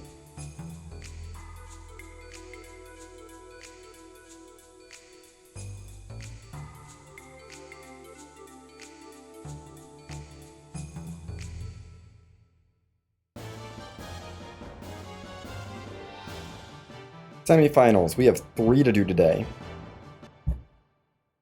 So instead of, we had 2 best of 3s each day for the first 2 days that we had to actually fight, other than day 1, which was a fake day. This is 3 best of 3s. Absolutely. I am, at least. I have to, actually think about it, but, I can. But if anyone in chat wants to chime in on that, feel free.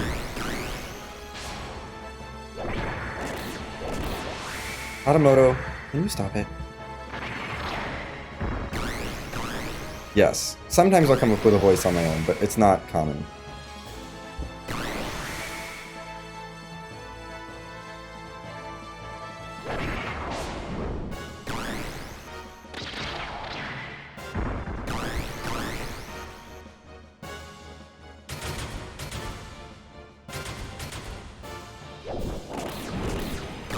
Okay, Hatamoto, you need to stop.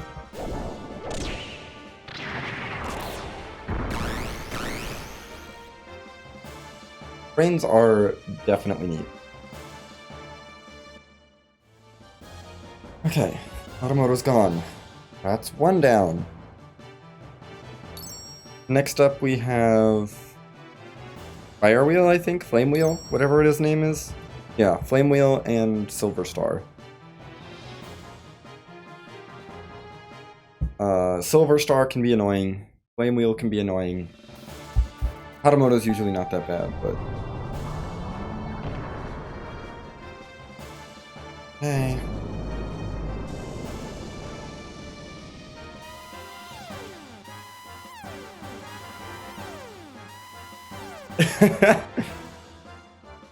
Wow. Yeah, Fire Wheel.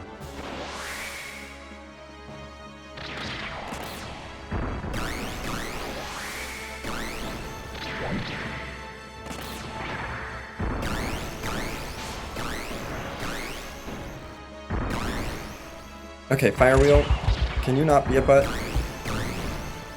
Do you have it in your power?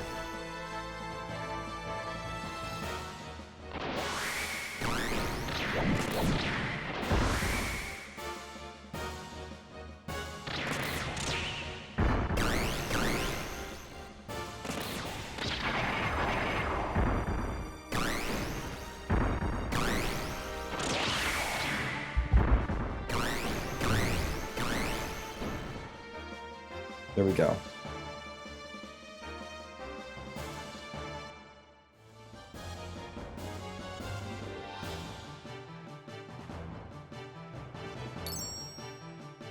Okay, we've made it through that one. One more fight today, and then we have the champion battle. Yeah, limited VA is fine for me. Dang it.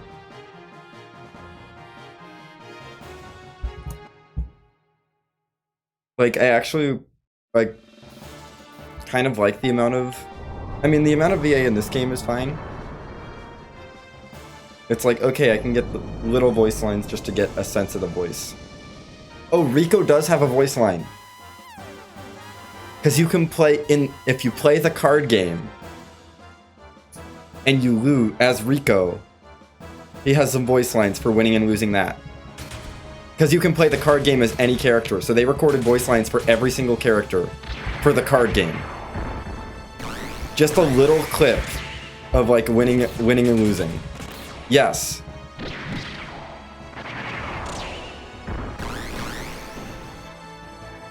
Every single character has voice lines for the card game. I forgot about it because it's a card game, you know? It's the heckin' card game. But they recorded voice lines for that, not for any of the plot. He has no voice lines that are plot relevant at all, but he's got voice lines for the card game. Because they needed to record a voice line for winning or losing for every single character for the cards.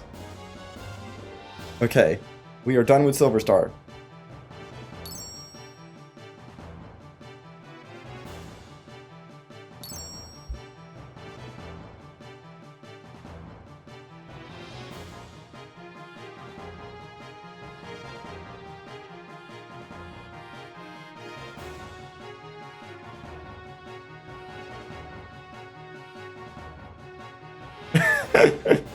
Yeah.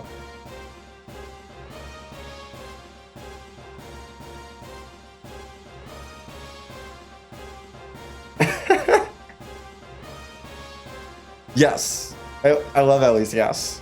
Great. I forgot, I can't believe I forgot about the voice lines for the card game. Probably because I haven't played the card game since I literally played this game casually. Because it's bad. And I don't like it. And I don't really want to play Speed against a computer. Hammer is lecturing us again, because this is the part of the game where they really want to make sure you don't like Hammer. No, I don't need to save.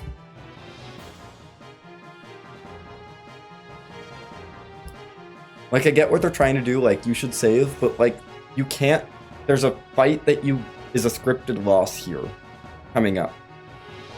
Well, supposedly scripted loss, that you can continue on with the game if you lose. And then you'd have to watch this whole cutscene again. Like, no, save after the cutscene. Yes, Bart is absolutely that.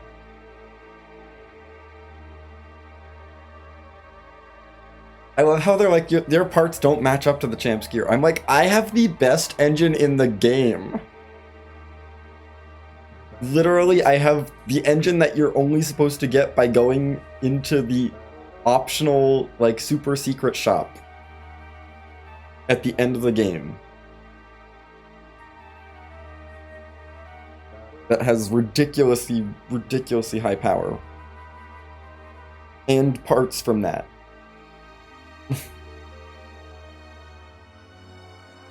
But those stats don't apply to battling, so... meh. Whatever. That's disappointing, Scala. Ugh.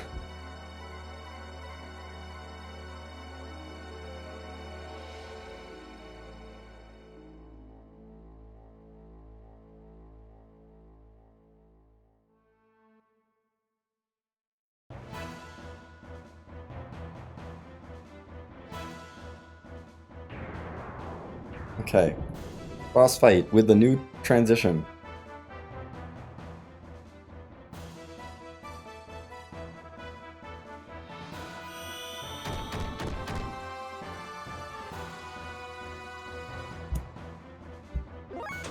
Yeah, you can totally lose this fight and it's okay. But we're just gonna shoot you with a guided shot for 1200 damage and then we're done. I do want to note that did only 1200 damage. We've been guided shotting things for like 2000. So, he has some ether defense. Just not enough.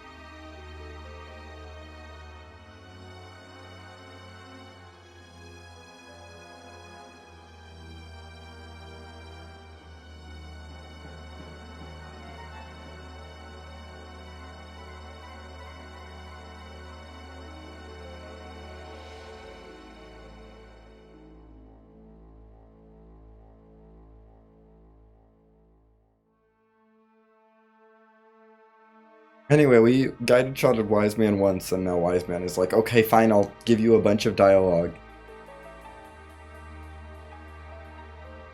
Oh, I'll give you a bunch of exposition. And we're just like, Hammer is like, what is going on? And this scene, I feel like, is Hammer's like one scene in this whole section where he's reasonable. Hammer is a reasonable person reacting to this, and I don't find him annoying here.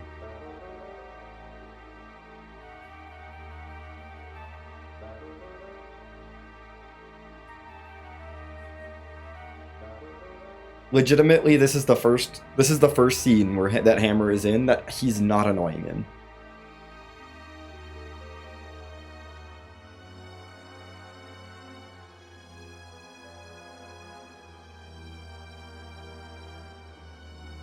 But I don't think it should have taken this long for us to get to Hammer being not annoying. And he goes back to being annoying. Like, it's just this scene and the Mad Skills scene. Even the Mad Skills scene, he's still a little bit annoying. But not as much as this. Or not as much as before.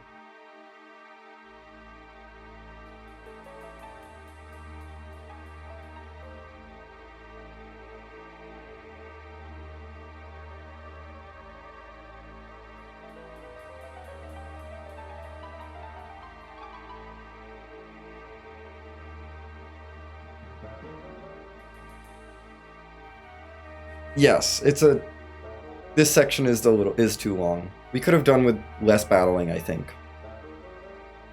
I feel like the battling tournament could have been just the semifinals and the finals, honestly.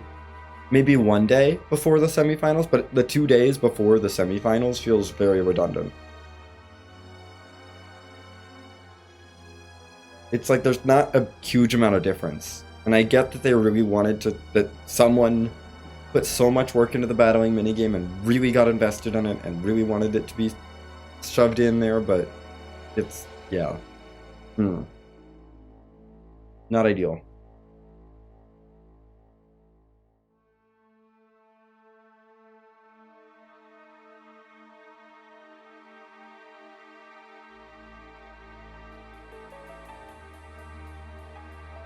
Hammer's reaction here is very reasonable.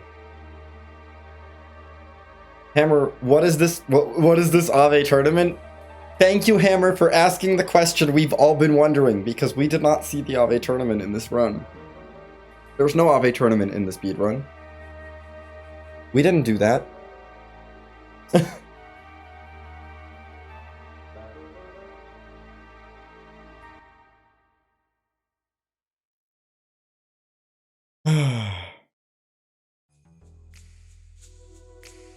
Okay.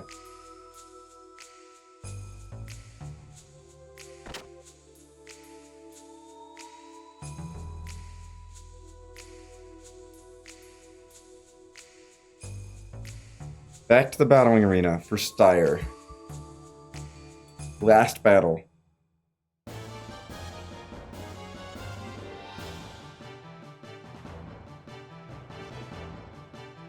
Also, this being a best of 5 is like, okay.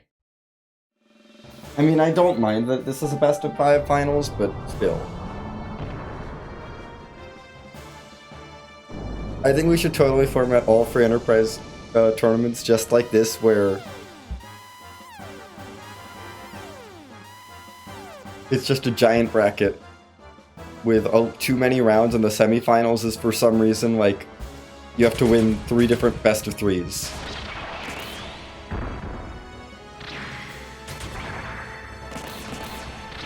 Okay, you're being annoying.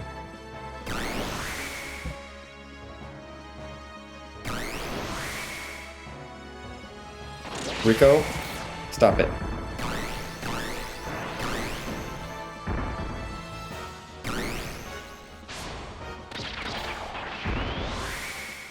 I gotta be a little cautious here.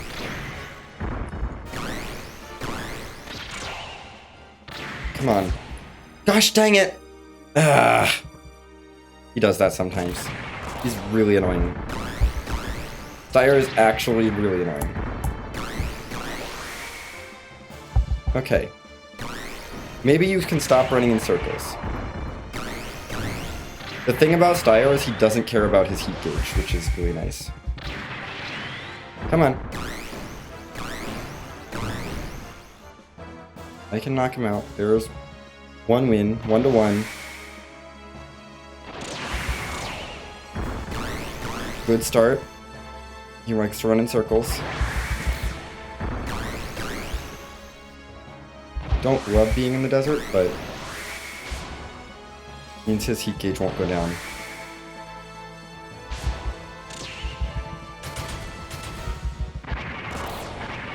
Okay, we need to just go. There. Okay. Through you, Rico. I swear, Rico is really obnoxious. No. You're back to your obnoxious round 1 strategy, and I am not a fan of this. We can't. Yeah. Okay. We are done. Steyr is done. Huzzah. That's like the hardest part of all of the gameplay of the speedrun. Other than the menus. The blind menus, which is just counting.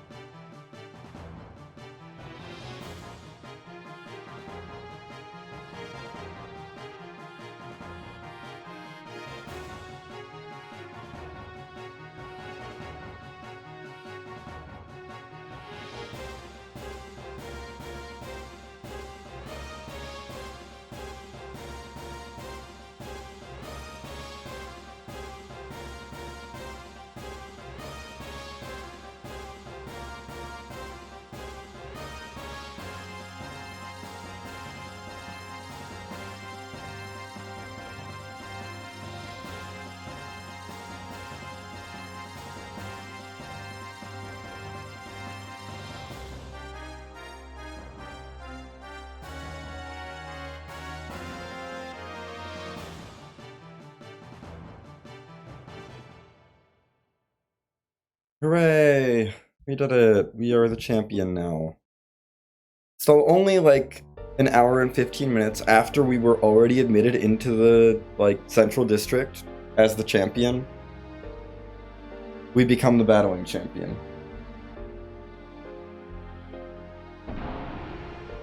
Also, yeah, Rico just dumped all his lackeys because I don't know.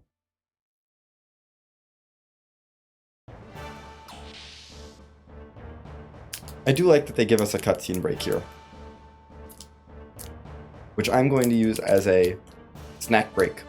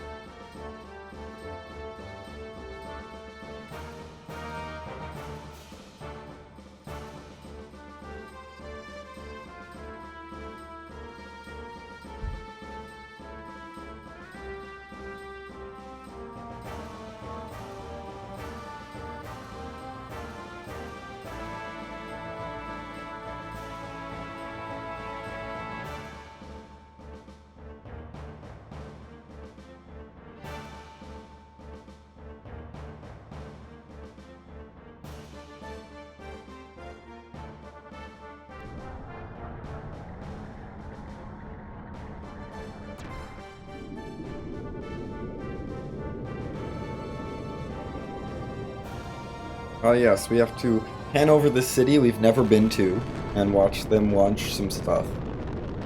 We've never been to this town. We will never go to this town. But I appreciate that they give us a glimpse of this in the 80% run. Or a glimpse of Bledavik. And now we are the champ. So we get the champ's room.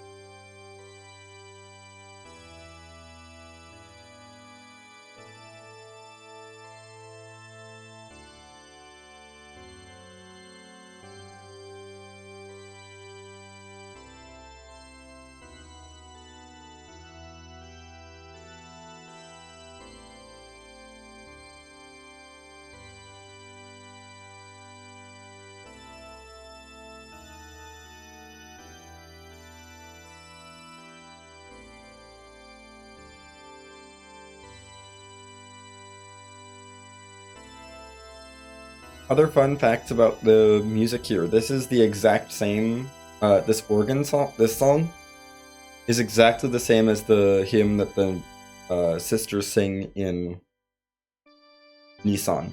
Exactly the same tune, same harmonization, just different instrument. Same key, everything. That's why only one of them is in the harp tool. Because if I put the other one in the harp tool, it would sound exactly the same.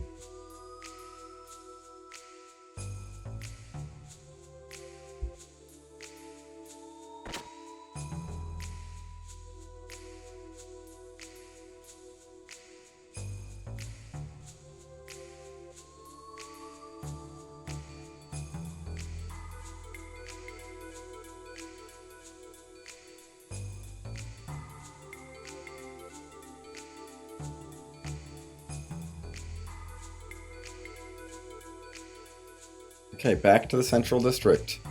Time for some funnies.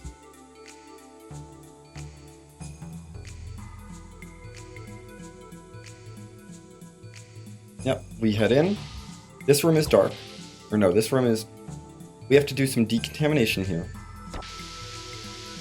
Because we've already been here. They skipped us through that room the first time. This room is unloaded because of things. We get into the elevator. And Satan and Faye have mastered the power of levitating up elevator shafts. This is normal. This is how elevators are supposed to work, don't you know? I don't know. It's for security, I guess. To make sure we don't get anyone sick.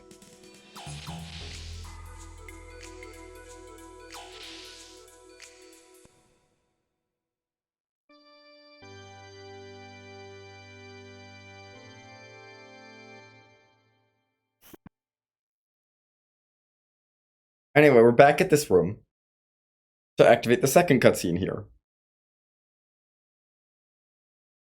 The way that the skip worked is we made our way over here, and entering this room the first time triggers the first cutscene here, which sets us to the beginning of this section. So now we've made it all the way back here, and we can keep going with the story. And the only reason we have to do any of Kislev at all is because the first door in the Goliath factory will not open until we finish Kislev. We can enter the Goliath factory, but the first door will not open until you've finished all the story stuff in Kislev. It is quite frustrating. Because if we could get through that door, we would not have to do any of the stuff in Nortune. We could just bypass all of Nortune And, you know, we've been in Nortune for like an hour and a half at this point. Oh, sorry, flashing.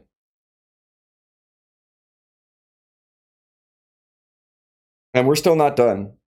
We're still not done in Nortune.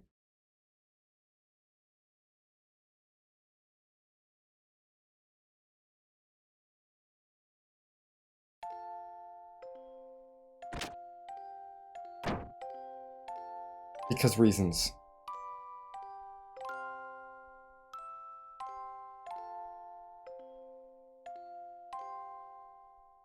And yes, this is the last we're gonna see of Rico's subplot. It's just gonna, he's just gonna fade into the background now.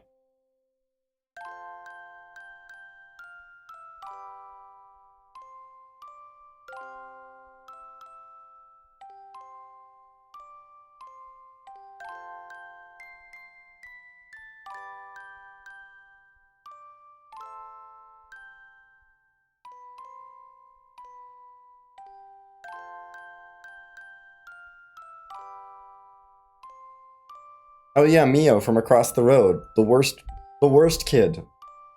Nobody likes Mio. Mio bullies Rico as a kid.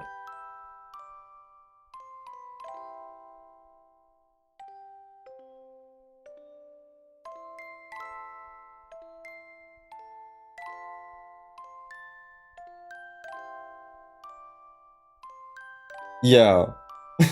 We spent so much time here in, like, getting Rico's backstory, and then it's like, okay, then the rest of his stuff is just gone. He gets an Omni Gear later, and that's about it.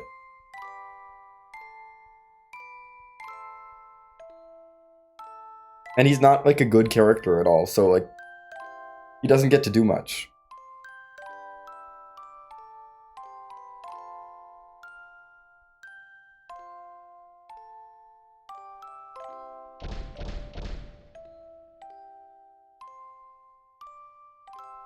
Yeah, for some reason, he gets an Omni Gear.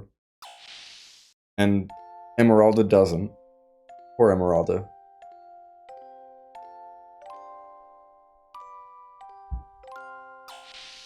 And then he joins the party, like, for this little bit, and then as soon as we leave, he's out of the party again.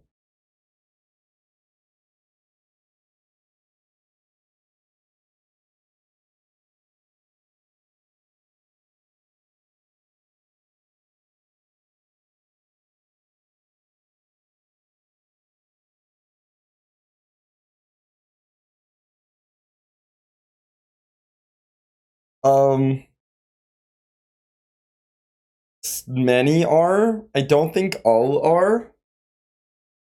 No, not all demi-humans look like standard humans, because we see demi-human children that are demi-human children. So I think it's definitely not everyone.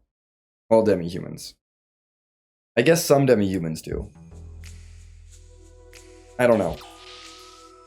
There are definitely demi-human children in this game.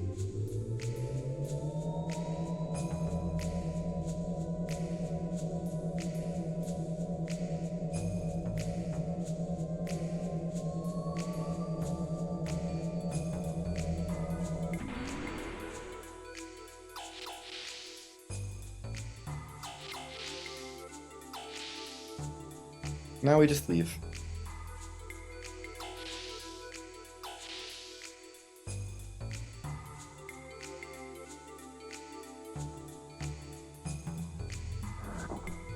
You can't open that door from the exact middle. It's really funny.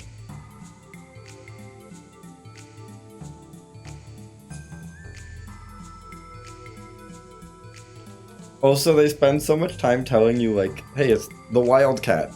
You know, the Wildcat bar. And as soon as you enter this area, it's like, nope, we're not going to the Wildcat bar.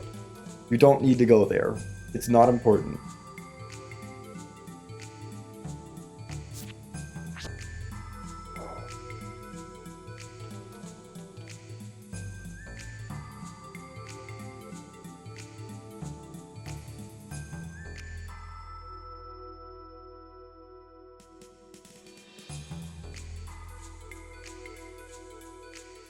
Because as soon as you enter here, it's just like, okay. Hammer just runs up to you.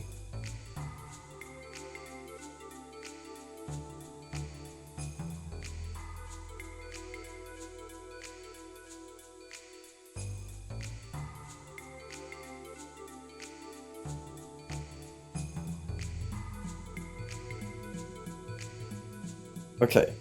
Hammer actually has useful information for us. For once.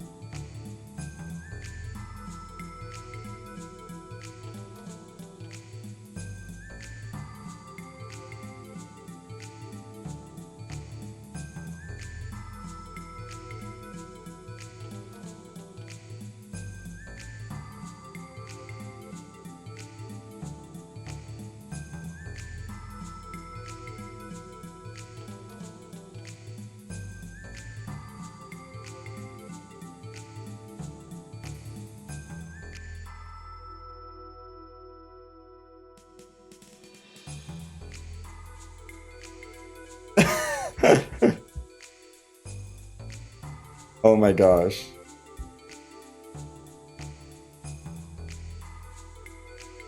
Yep. Oh my god. I love it. I love Hammer, but he just says bruh.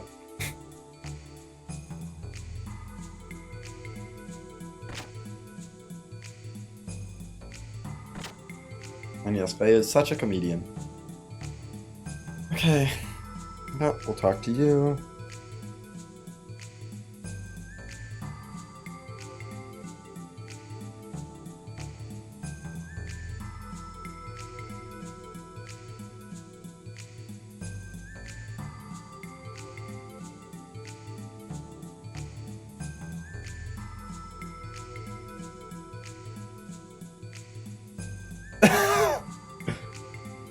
Absolutely.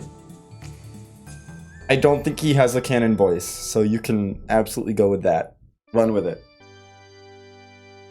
Oh, I am pretty sure he does not have a canon voice.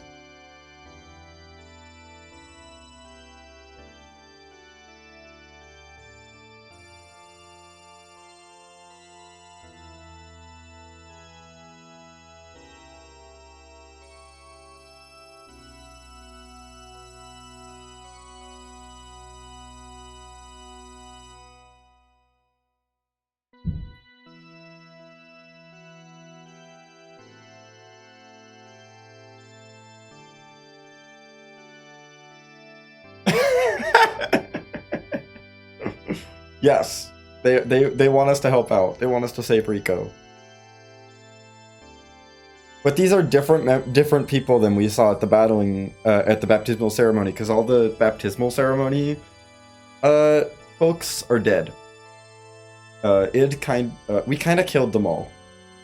They kind of all died in the sewers, so they're not around anymore.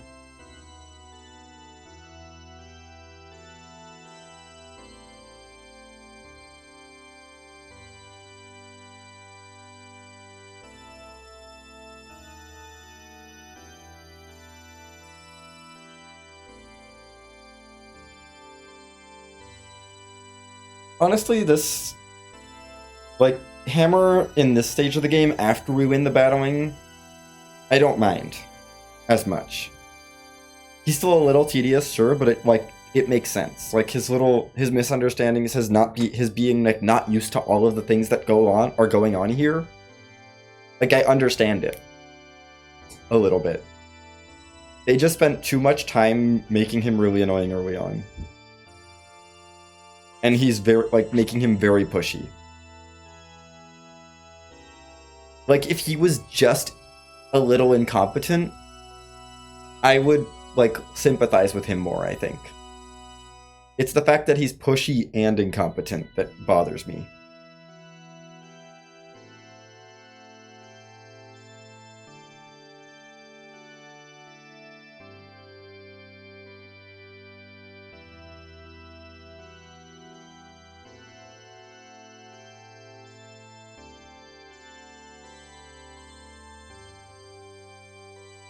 Because, he's clearly learning. In the, town scene, he didn't know how to be discreet, and they were like, hey, we're gonna be a little bit more subtle, and he's like, okay, now I've learned not to talk about these things around other people, and then he's really hesitant to share, and they're like, it's fine for these people, and he's like, okay, I'm learning. He's, starting to feel it out, you know? And I'm like, okay, I appreciate this. This is character growth for Hammer. If only I didn't already dislike him. From before we were the battling champ and all that. Because he's so obnoxious in all the other stuff. Like in his introduction. Yes. Like this like figuring out the vibe, I'm like, okay, seeing Hammer figure out the vibe is fine. Right, we're going to bed.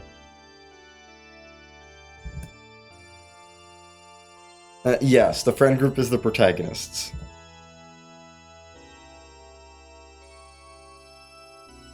Nope, I'm ready. Ready for this next section.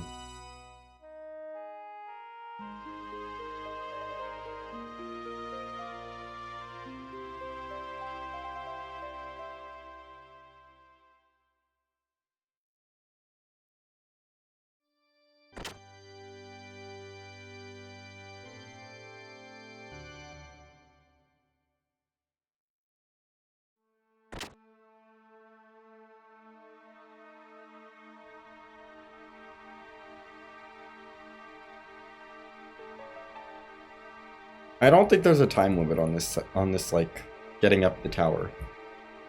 I genuinely don't think there is. Because you have to talk to this NPC up here to get the train to show up.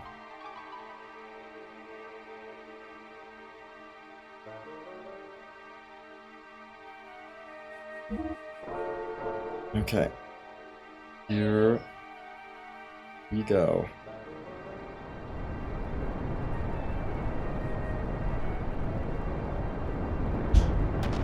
Yes, I do think he's weirdly pushy for not having that much self-esteem and being like figuring things out still.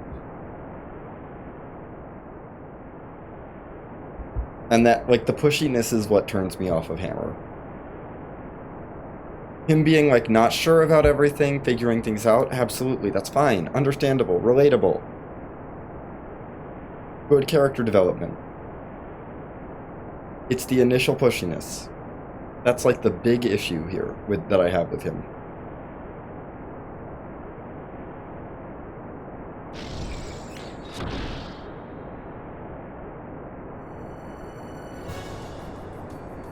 We don't have to jump off of this car.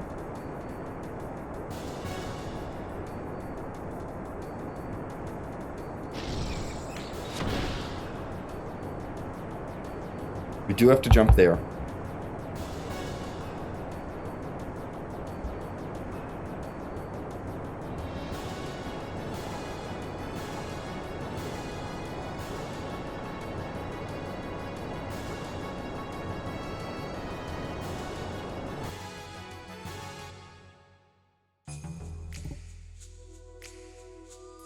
Okay, dungeon time.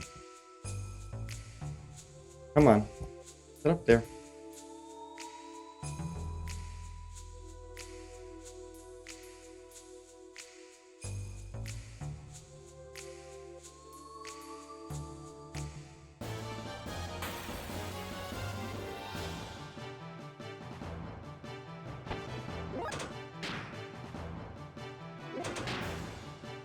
There's a reason I haven't bothered taking the mind guards off yet.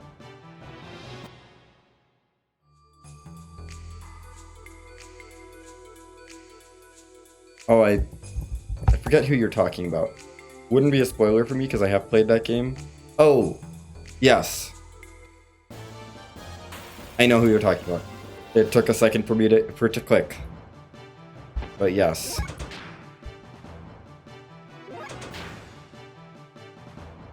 Absolutely.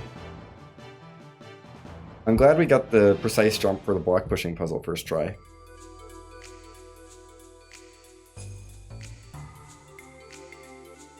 Okay, here we are.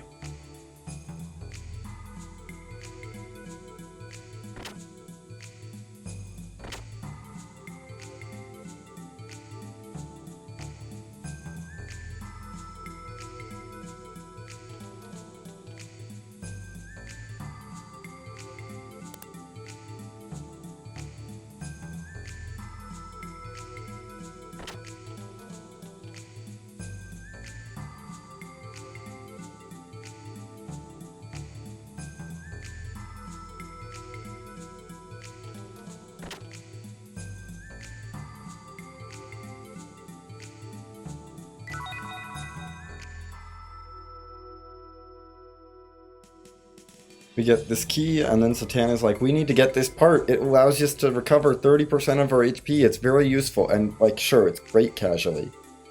But, speedrun, we don't need to heal.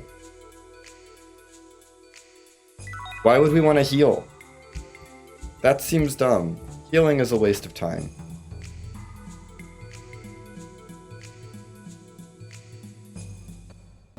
Dang it.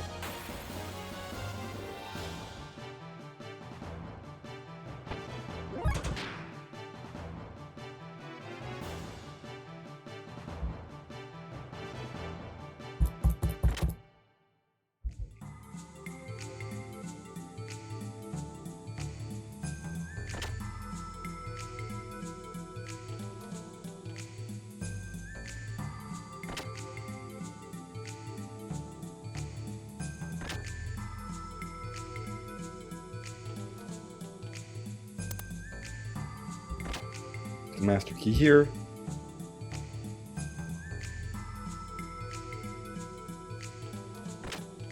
Great.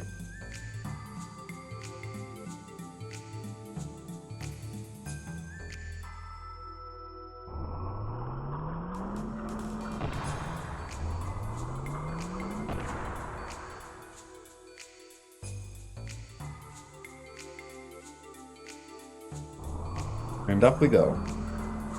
We got our gear back. Now we can escape. And that's that dungeon done. I mean, that one is not a spectacular dungeon, honestly. Like, the Kislev gear hanger is just kind of, it exists.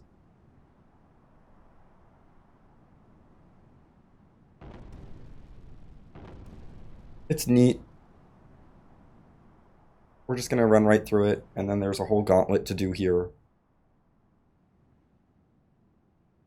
Just because we really need to make sure that we can't get out of Nortune easily. We won our whole battling championship, worked our way up, we steal our gear, and then there's a whole gauntlet we have to fight to save Nortune, and then we can finally start trying to leave. But my goodness, is it long.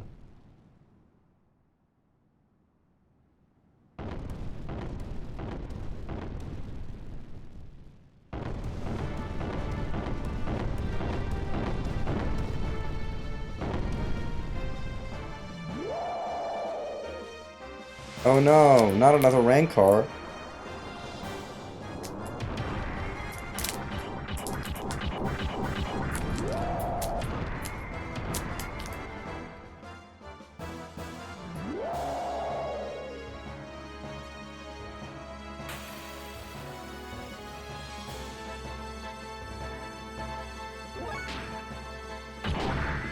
We're just gonna lightly punch a dinosaur and it'll go away. Thanks to the power of 2013.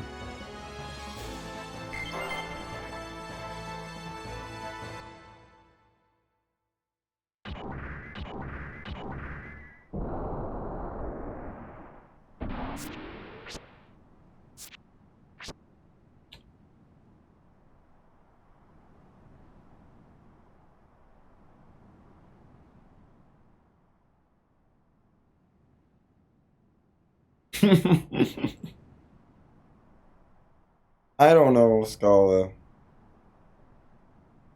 They exist, I guess. They're not, I guess they're rare.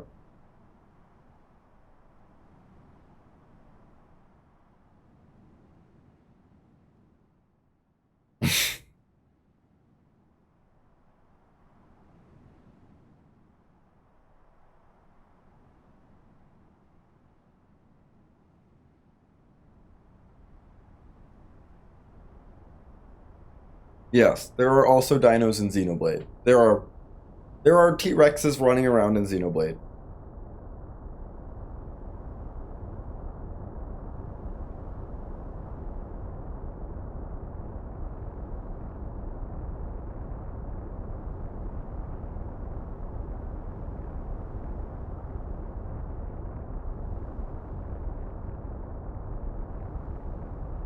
But to be fair, the T-Rexes in Xenoblade don't live anywhere near the human civilization. They live near the Nopon civilization, but the Nopon all live in a giant tree, so they're pretty safe. The T-Rexes can't get to them.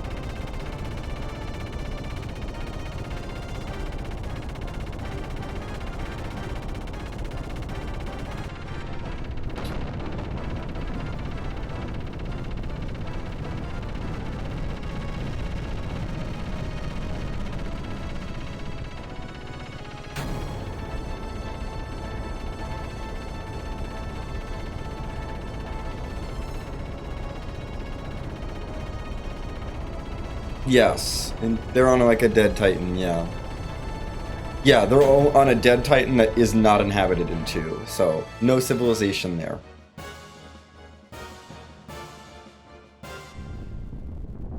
Are they in 3? I don't know that they're in 3. I'm trying to remember. I don't think they made it to 3. I don't think T-Rex has made it to 3.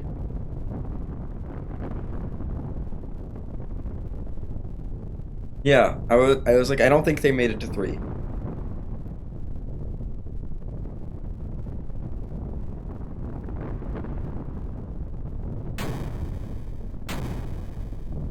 Plus, we've already killed the only 2 T-Rexes in the entire game.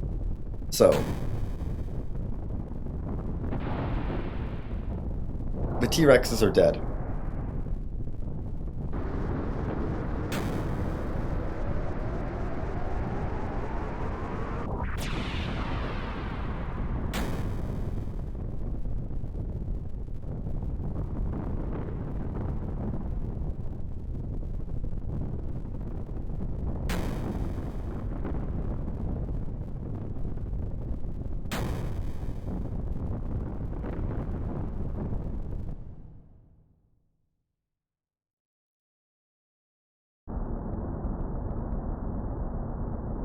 Yeah, there are no more T-Rexes in the entire world. We killed the last 2.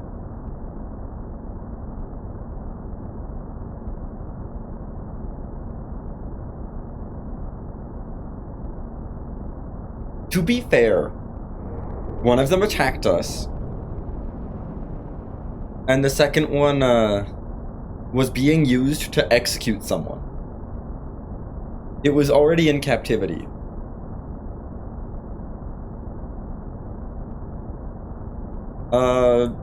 I don't know. I think there's a loose explanation of demi-humans are a result of breeding between humans and the indigenous population of the planet. Or, I believe.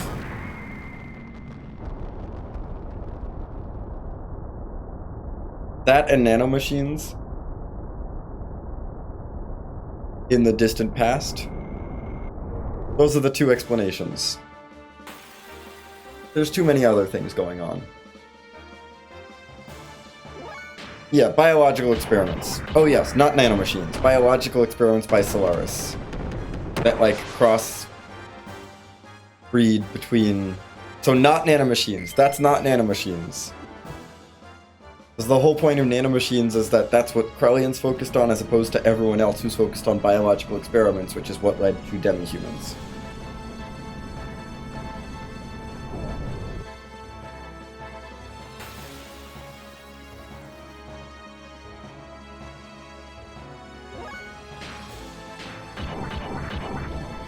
Anyway, it's these guys. They said it was 3rd time's the charm. This is the 2nd time we're fighting them. I don't know what they're talking about. It's definitely not because we skipped a major part of the plot. We take out 2 of them, and suddenly we find Satan and Hammer urging two pairs of twins to run in circles around a block.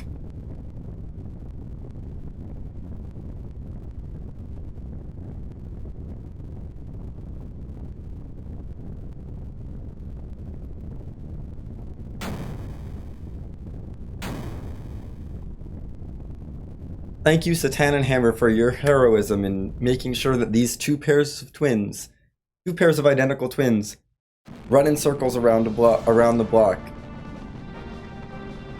during this time of crisis.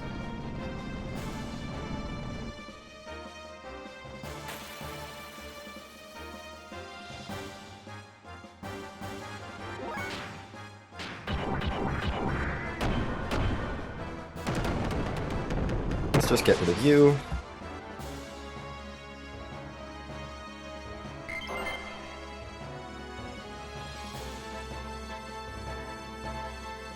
Yeah, Rico has a little bit of importance, you know.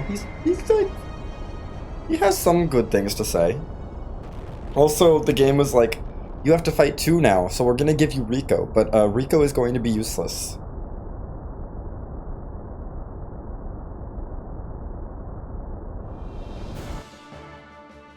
Thanks, game, for giving us Rico.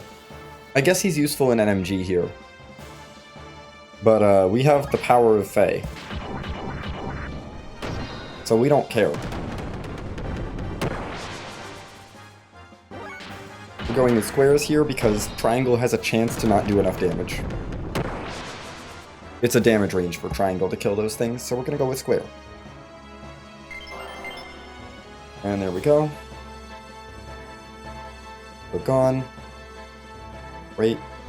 Rico split our experience up because by being present for that fight. Oh, hi, Ellie. Time to deal with Ellie.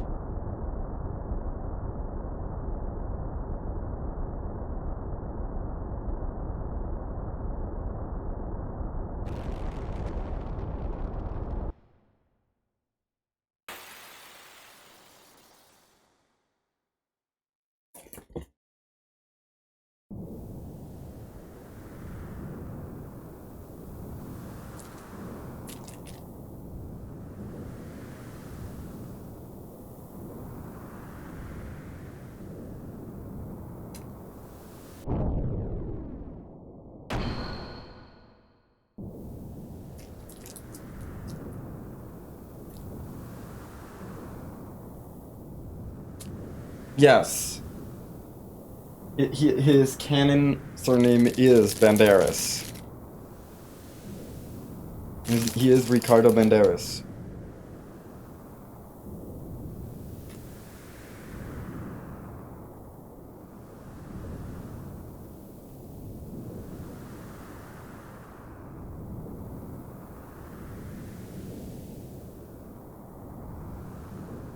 So giving him the voice of Antonio Banderas doesn't feel too far off.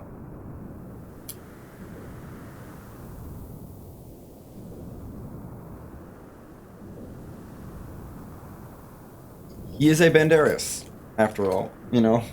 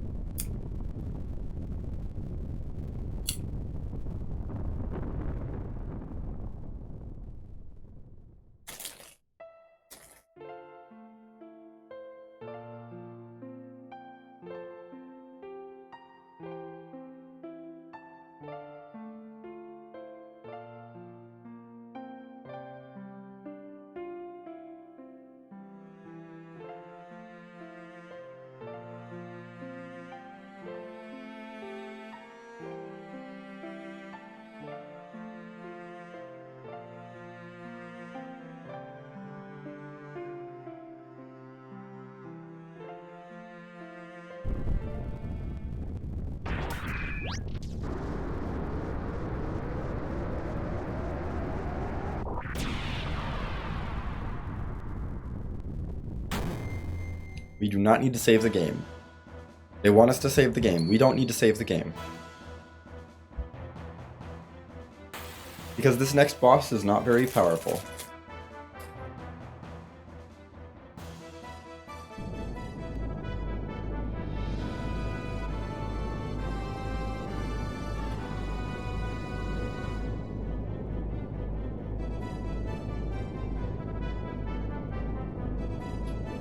And oh my goodness, we've almost done it. We are so close to escaping Nortune.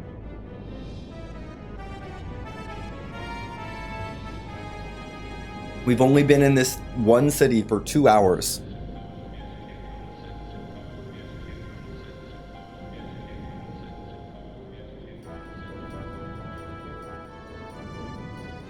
And it's not even like a Final Fantasy VII Midgar situation where, like, you know, you start there. And it's like, it's supposed to be a long time. Like, this is... We wandered into this city and then got stuck here, and now we have to fight our way out. And it's not like there's a ton of different things to do. It's all just like... Ugh. Like, Final Fantasy VII being stuck in Midgar for a while works because there hasn't been a bigger world to explore yet. You know, I feel like it's like, okay, we'll explore Midgar a lot, and then we get out, and it's like, okay, now the world's opened up and we're in the real world. Whereas with this game, it's like, we're doing the real world first. We get a bunch of real world stuff first, and then we get stuck in a city for hours on end. Doesn't feel as good. Yeah, I guess so.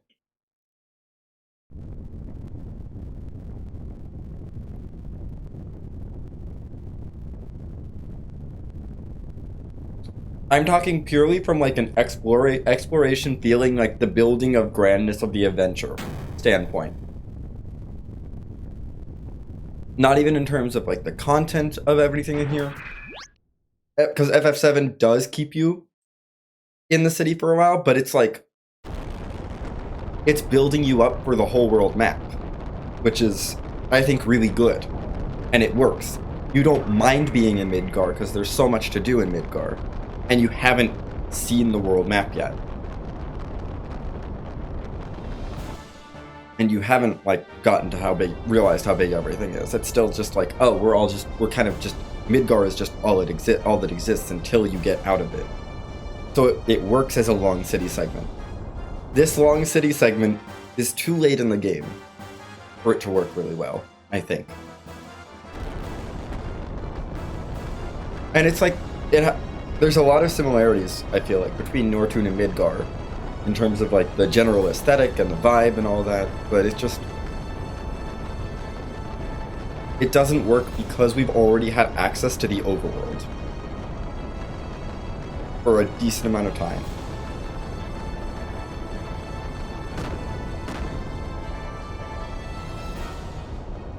And there was even like some overworld exploration available before getting to Nortune, where you weren't being taken from destination to destination, basically.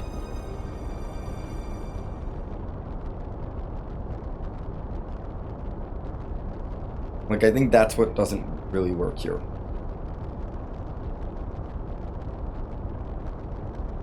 That's one of the things that doesn't work, other than the fact that the battling minigame and everything is really slow until you beat Styre. I don't have that much issue with the stuff in Nortune after you beat Styre. And really, honestly, beating Styre is fine, like in the battling minigame. That's fine. The Wise Man sequence, like that sequence is fine. It's all the stuff leading up to that that's just, like, leading up to battling is really slow, and then the battling and the sewer dungeon are very slow and real low points. Like, Nortune is one of those things, it starts out really bad, and it gets better as it goes on, but it still feels, like, not great.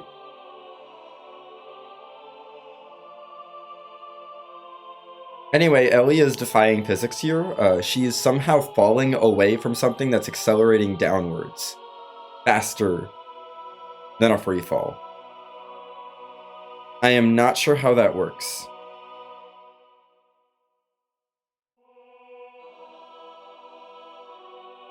If something has a force acting on it, pushing it downwards, even at an angle,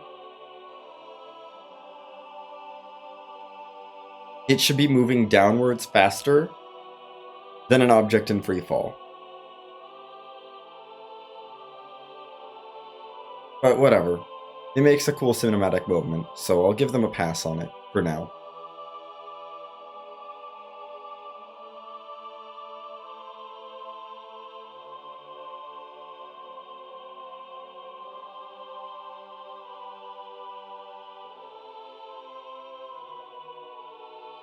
But only for this time.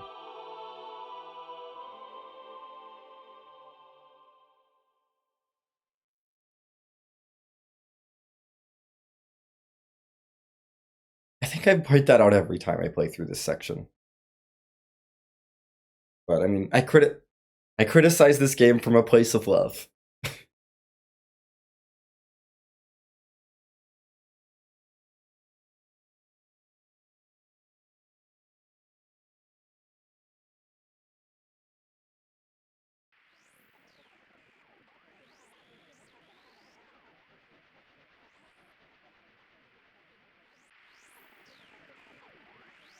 I mean, I would not run this game if I didn't love it. There is no way I would run this game. Yes, there are so many little things that I'm like, gonna nitpick that, but it's, yeah. Oh yeah. Disc 2 is what it is. I don't like criticize Disc 2 too much because it's clear that it was like a budget. We're trying to rush this out, and it's what it is. I don't stress about Disc 2 a lot. And I don't like criticize it like super hard. Yeah. Like with Disc 2 I get it. The earlier in the game we are, the more like willing I am to be like criticize the little things because they were earlier on in development and could have caught these things and like had the time to like fix things, you know. When we get later in development, like towards the end of the game, I criticize things much less because I'm like, of course they were scrambling to get this out. Like, I understand. I'm gonna take like what is there and look at like minor criticisms of what is there, but I'm not gonna criticize like the fact that they didn't have time to develop a dungeon. You know, I'll be like, oh, it's unfortunate that they didn't have time to develop that, but you know, it is what it is. I wish there was a dungeon. Like, there's a few places where I'm like, I wish there was a dungeon there, but I understand, and you know, I'm not gonna go too hard on them for that. The early handling of Hammer's story is something I'm happy to criticize. Like Hammer's introduction. Just because I think the way they introduced Hammer hurts the rest of his story so much. Because the later game Hammer stuff could be really good if his introduction was different. I truly believe that. The way they wrote him later on, end of Disc 1 into Disc 2, could have been really good if I liked him in Disc 1. And they don't do a good enough job here, in Nortune, of making him a likable character. So my criticism with Hammer is pretty much entirely limited to Nortune. When they had the time to do it better.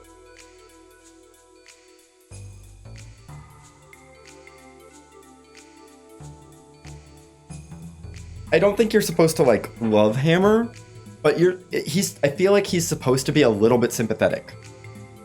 Especially the way he's written end of Disc 1, Disc 2. And he's just a little too annoying in Nortune for him to be that sympathetic for me. Yeah, not like him. Like, you're not supposed to be like, he's my favorite side character. I don't think ever. He's supposed to be a little annoying, but you are supposed to sympathize with him, and I don't.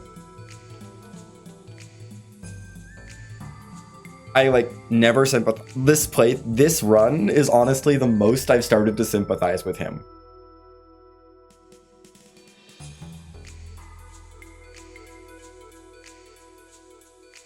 And that's only because I've analyzed his arc so much and played this game so many times that I start to see where he's coming from.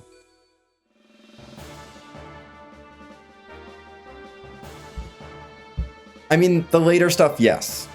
It's like you're not supposed to agree with his actions. I don't, like, he's clearly not supposed to be a good guy later on, in the later stuff.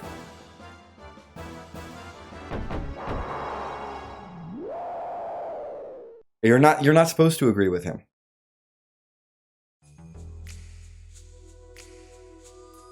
But the traitor stuff, like, obviously you're supposed to be like, what the heck, Hammer? No. But for me, it was just, at least the first few times playing, and even the first few times running this game, it was just like, oh, I guess Hammer's bad now. And it didn't feel like a betrayal at all. Because I just didn't have any investment at all in him as a, like, side character before that happens, because of how he's treated here. There's no investment here. There's no investment here because he comes off really annoying. Like, his naivete doesn't bother me. It's his annoying pushiness right when he's introduced that gets me to be like, okay, he's really annoying.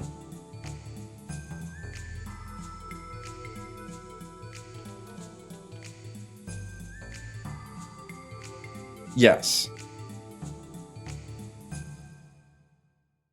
That's fair.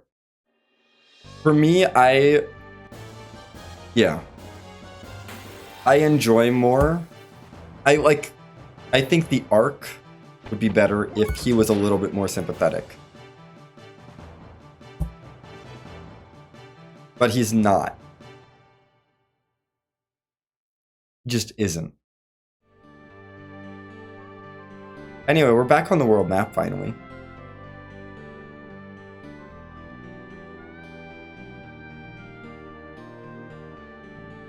Let's get in our gears.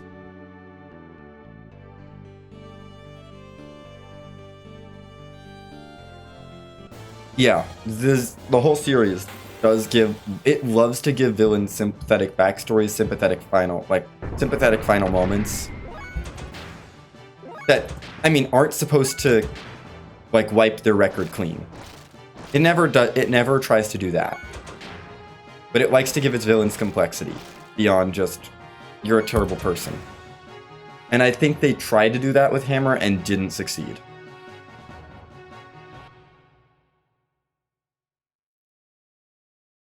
Based on his early interactions.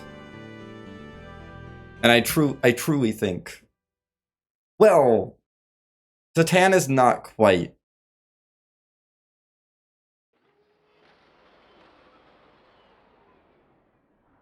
as a villain. Ramses, yes. Ramses is a much better execution of that. No, he explains. He explains himself. He's like, I did this because I wanted to get you in here so that I could get the limiters out, and he's just an asshole. He's not a villain. He just doesn't care about other people. He just doesn't think about how other people feel. He wants the best, but he doesn't consider the party's feelings a lot of the time. And Ramses is good. I think the way they handled Ramses is really well done. And sure, Ramses is a villain for a lot of it, but you do see his deterioration, and then I do like that he gets a little bit of redemption. Hammer doesn't get it. You don't see his mental troubles come until he's snapped, basically, with Hammer. You don't see the stress that he's dealing with and his, like, anxieties over it. There's little hints of it here and there, but it's really not present.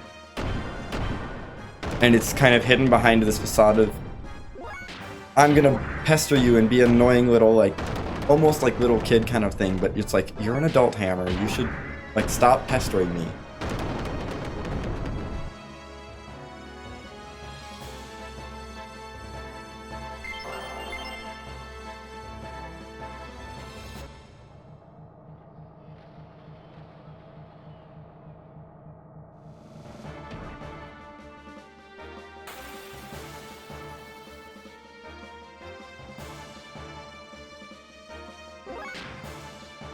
Anyway, we're just kind of blazing through the Goliath factory. This dungeon does not bother me as much. We're finally starting to get to some reasonable dungeon design for me. I don't mind the forced fights. I feel like a lot of people might not like them, but for me, I don't mind forced encounters in a dungeon.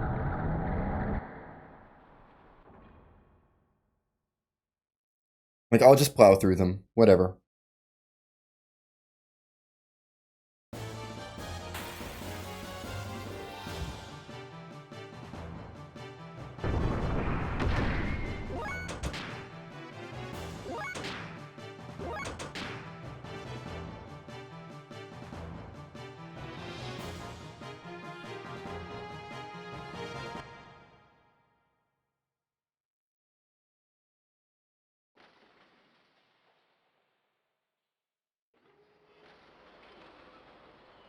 Yes.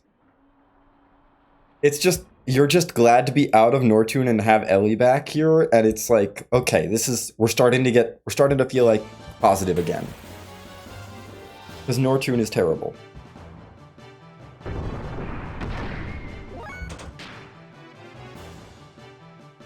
Like, the dungeon itself is, honestly, the Goliath Factory by itself, out of context, wouldn't be that good.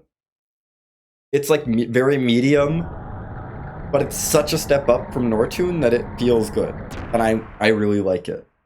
And I have that attachment to it just because it's such a step up from Nortune.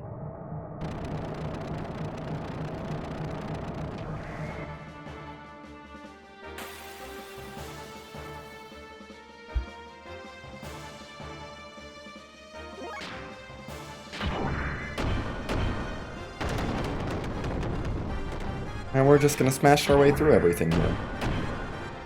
Worth noting, Ellie's learning AoE ethers in these encounters, which are very good. We'll need them later. And Satan learned Fusei at some point, which is good. He'll learn the other elemental weakness things, but we don't need those. Actually, I'm not even sure we use Fusei in the any % run. I think it's only an NMG useful ability. I don't think we use it in this one. Oh right, no, we need to booster this fight. We actually need to use booster here because there's so many enemies. And we want to get through as many of them as possible before they get a turn.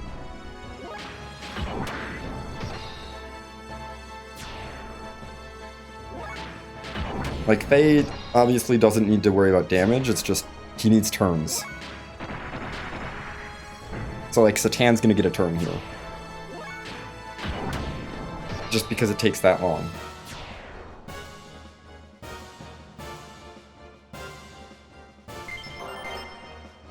Okay, and still learning his abilities. I think I want this one. Yeah, I think I want the left elevator here. Yes, good.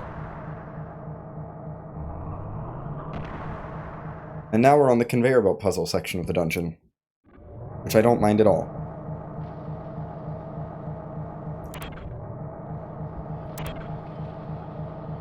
Like, the conveyor belt section of the dungeon is actually kind of fun. I don't know. It's pretty simple puzzle-wise, but...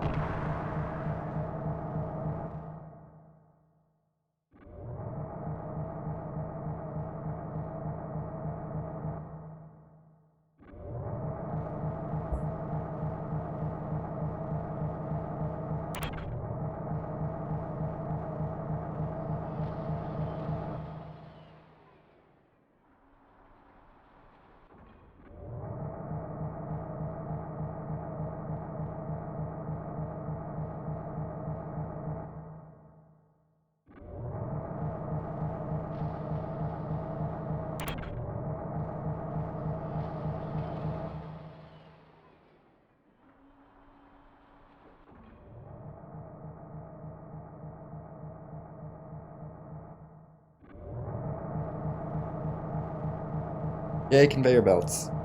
So much fun on the conveyor belts.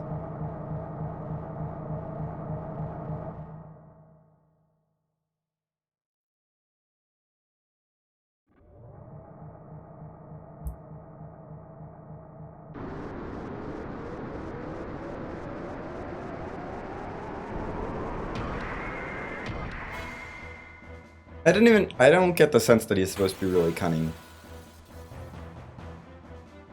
Or, like, he's powerful, sure, but he doesn't ever give me the sense that he's supposed to be that cunning.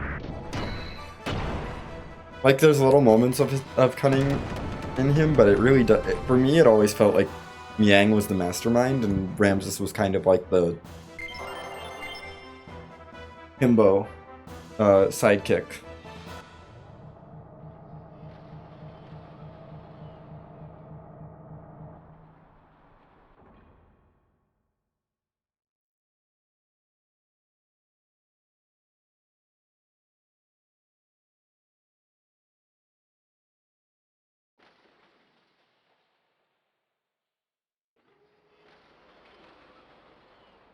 Plus, Ramses being bisexual, it just means amazing. 10 out of 10. Yes. It's just everyone, Miang exploiting him.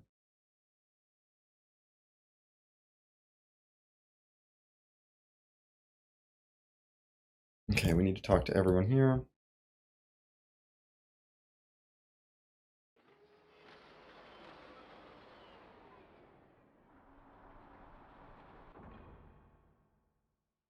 Miang is a very good antagonist.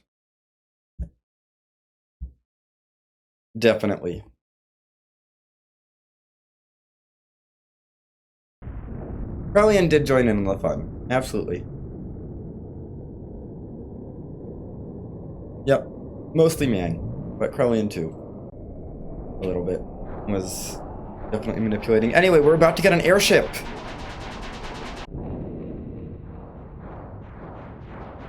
I'm so excited, everyone. We're getting our airship sub 5 hours.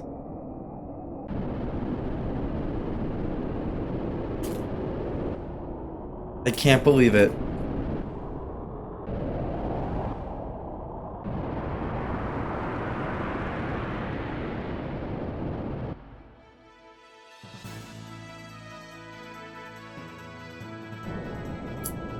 Yes.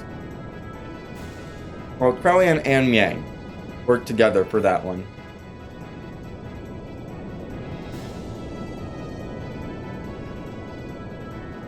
I remember it as I think it was a joint conversation they had with Ramses. Right after the worst Discord server called him trash.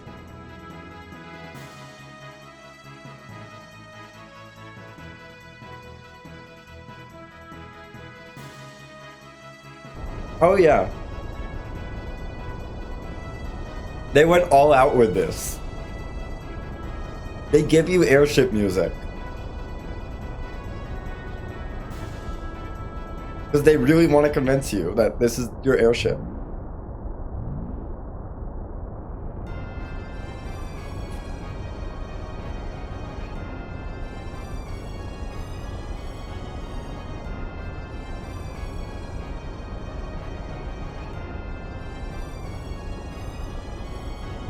Yes, they were.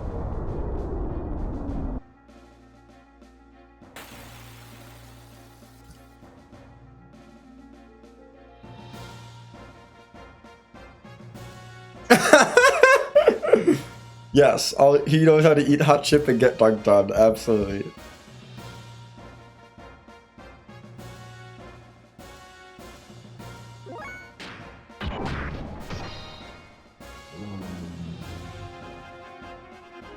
It's a fun fight. We just punch him once, and he goes away. Bye, Groff.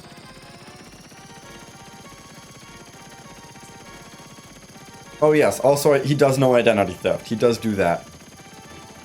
And yeah, this fight casually establishes how powerful Groff is so well that he can, like, actually fight your gears without a gear, but in the speed run, we punch him once and he disappears. Just like everything else.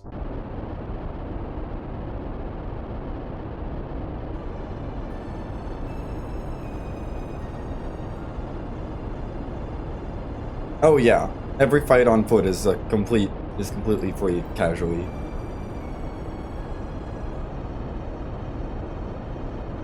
Also, I do like this hammer moment. This is a good hammer moment. They're few and far between, but this is a good hammer moment. Like, I think this leaving Nortune Hammer's characterization is actually decent. The trouble is, I already don't like him because of his annoyingness earlier on. So, yeah, this is the Hammer moment where it's like, heck yeah, Hammer. You did good. And he gets so excited because he did something well. And it's just like, aw.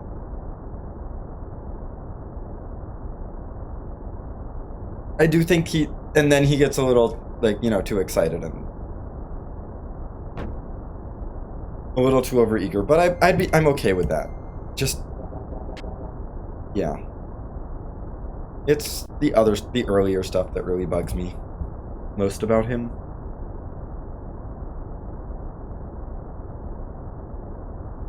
Like, if you're gonna give Hammer a corruption arc, make him a little more likable.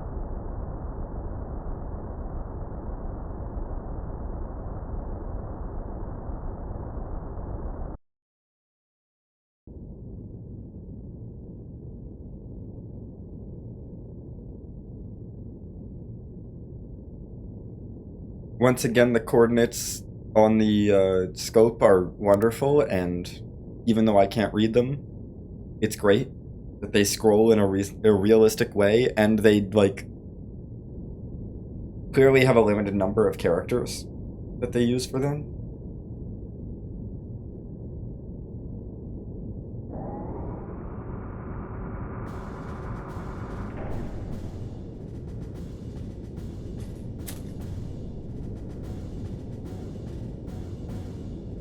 Yes. Mm-hmm.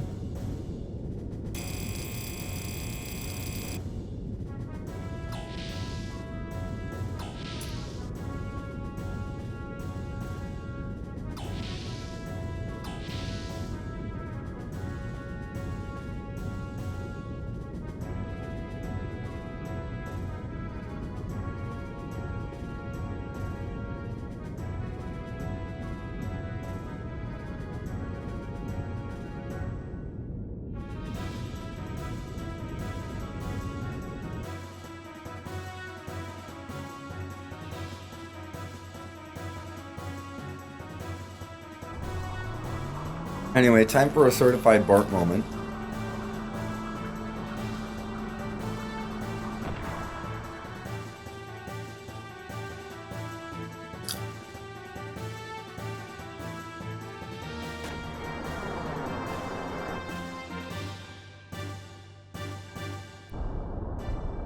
Yes.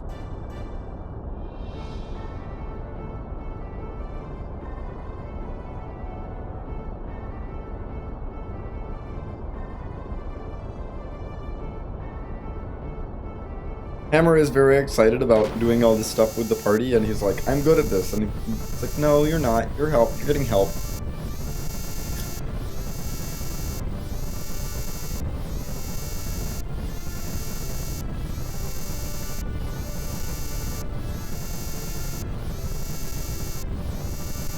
And yes. And he does experience that. And that's sort of when he becomes a traitor and is like, oh, Aurelian can make me good.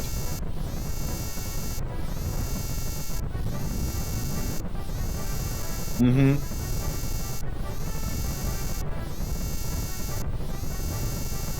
He never gets out of the valley. But see, I think that arc in itself, I wouldn't mind if I liked him. I think it's really interesting. He's a really interesting character. If only I cared about him. Like, early on.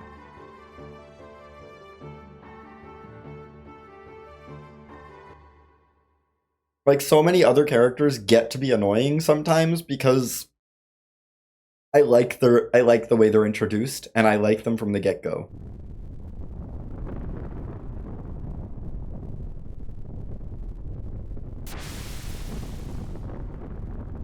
And they can make silly mistakes, but they're still likable. Hammer does not get that from me.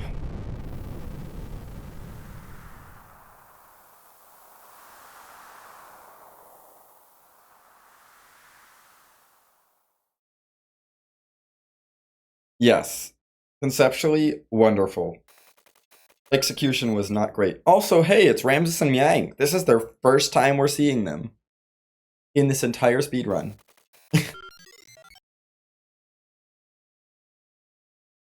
Yes, he can back it up to an extent. Definitely. And he does... See, he's definitely, like, thinks he's more confident than he is. He realizes he's not actually super confident, but he gets through it.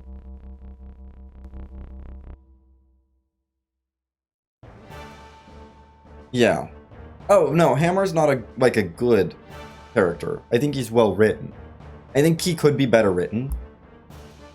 And I see what they're going for with the writing of him. I think if he wasn't annoying, he would be a very well written character. If he wasn't as annoying. He can still be a little annoying. He just goes a little too much. Yes. Hammer is a normal person that's thrown into this, that's dragged along on an adventure by people who are literally chosen from birth by God to be super powerful. And he doesn't really comprehend that's why they're so much more powerful than him, and he gets very frustrated with feeling like he's kind of deadweight in this group. And he, like, to some degree is, because he never joins your party as a playable character.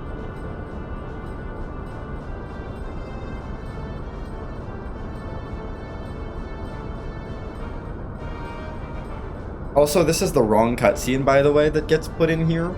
The salamander is supposed to be taking off, but we never saw the landing cutscene, so it plays the landing cutscene instead.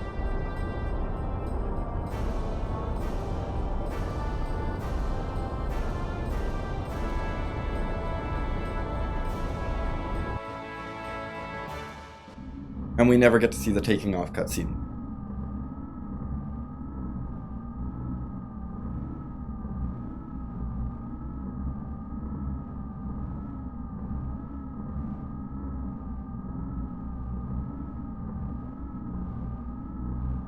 Okay, where's Discord server? Yes. Hammer did end up in jail for being a con man. Like, he's in jail. We did meet him in jail for legitimate reasons. And he meets the party and wins his freedom and starts to improve. But, like, yeah, I don't know. Like, he didn't have the strongest moral compass to start.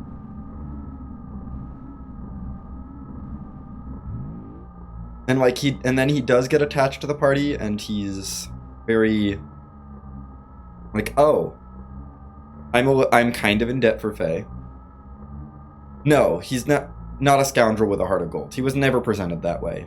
He's always like, oh, I'm free. I'll tag along with you because you freed me from prison, and I've got nothing better to do. And he's very clearly in it for money. And then he realizes, like, oh, money's not enough, not what I want anymore. Now that I've seen this level of power that I clearly don't have, because I'm not as powerful as the rest of the party. I mean, he likes them, but... And even when he's doing his betrayal, he's like, I don't really want to do this, because he says that he doesn't feel good doing it. But it's what he feels like he has to do to, like, be noticeable. Which is, I think, is done pretty well as far as, like, Hammer completely fades from, like, any significance in the plot after Nortune until he makes his betrayal. He's like, fades completely into the background.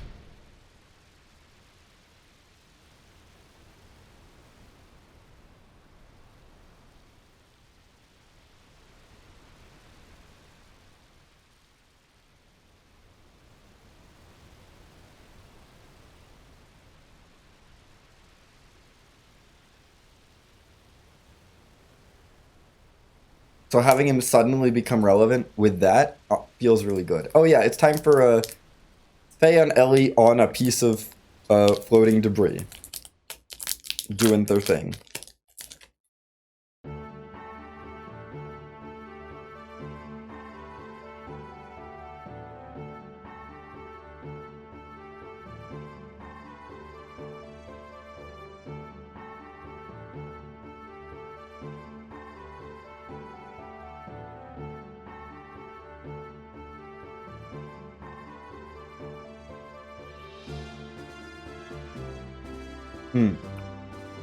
Very much.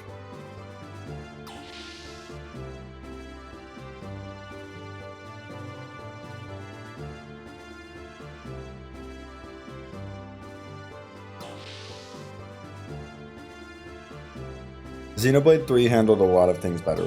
I mean, the Xenoblade series in general handled I think a lot of these story things a lot better.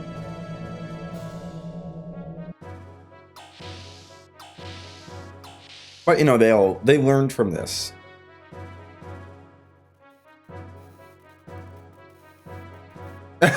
Oh, yes. Ah, King of Prism. Oh, this is not the right person. Art. Yes, when you have time and a budget, you can actually, like, finish things. And, like, all the experience from Xenogears and Xenosaga. Although even Xenoblade 1 rushed the end of their story a little bit. Like, Xenoblade 1 definitely rushed the ending. I feel. I think it's not as bad as this game, for sure. But I do feel like everything post Mechonis Core in that game was rushed. A little bit. Not necessarily in terms of quality, just in terms of pacing.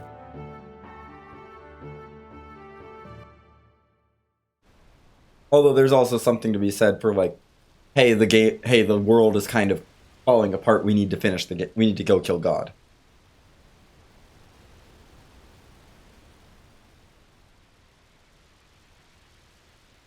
Yep.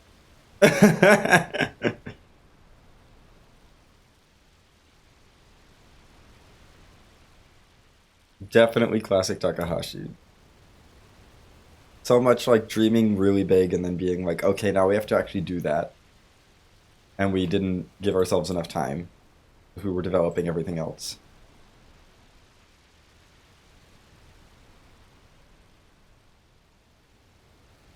Although...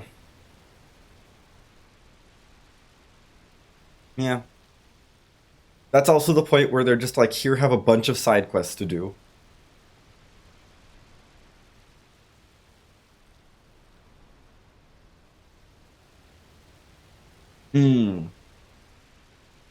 Yeah.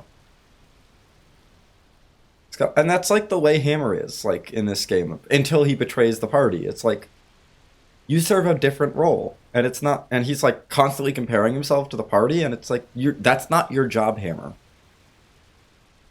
Your job is to be the supplier. And it's like, you really do well at that, and you're good at getting information. And you have your own skills.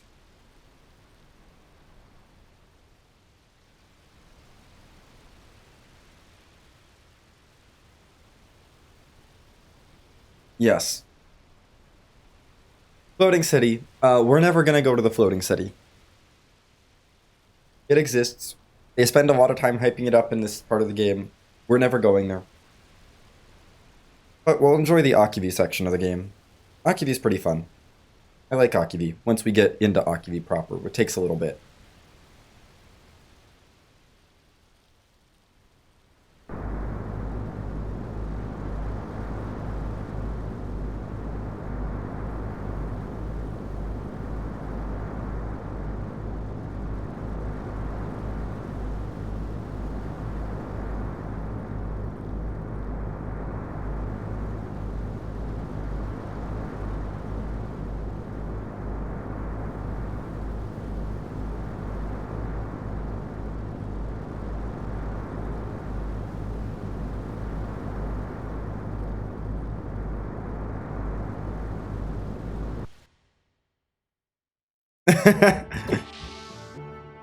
Scala, it's only one floating city.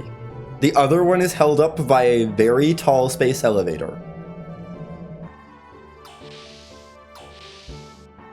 that doesn't actually function as an elevator. But it is not technically floating.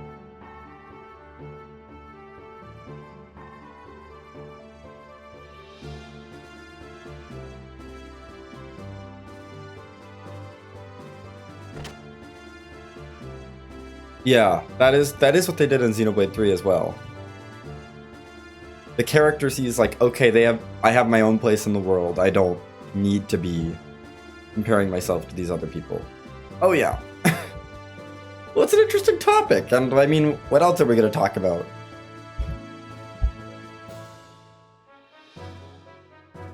We're kind of in a little lull in the game's story.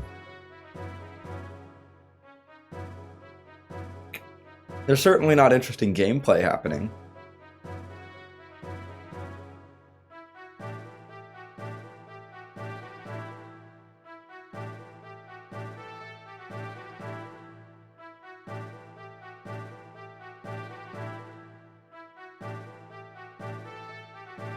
We're going to continue hyping up Shabbat.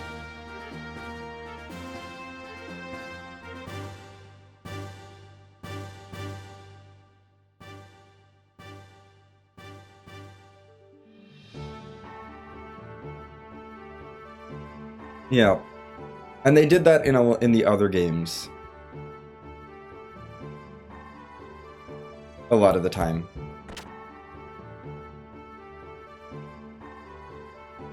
With Hammer, they did not, because Hammer's different.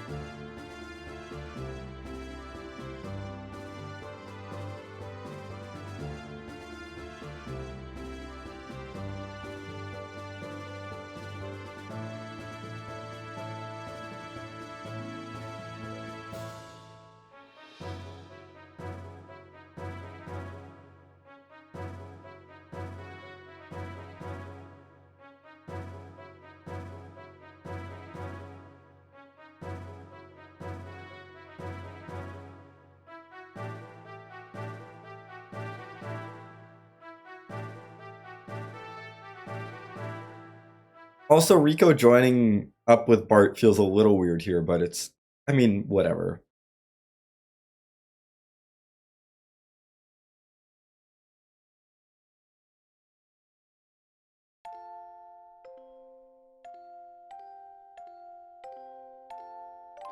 They're just trying to get us to the Thames. That's all we're trying to do, is just get to the Thames. It's like they'd give you a nice little break here of just like, okay, we're just hanging out on the Yggdrasil. This is true. Two princes hanging out, becoming best friends.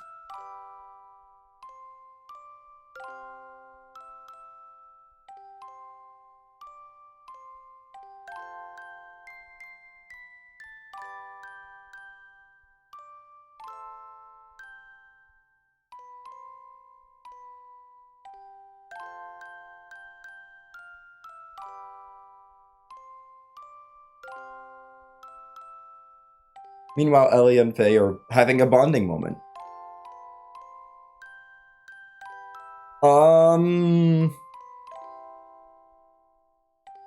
In some countries, I'm sure. Probably not in America.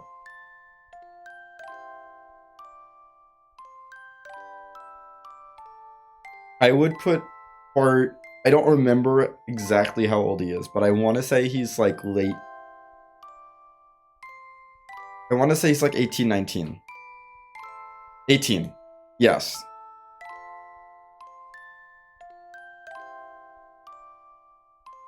I was like, I think he's like the same age as Faye. And Ellie. Your reminder that all the protagonists in this game were like 18. Except for Satan. Satan is in his late 20s. And Rico, I think, is a little bit older. Not a lot older. I think.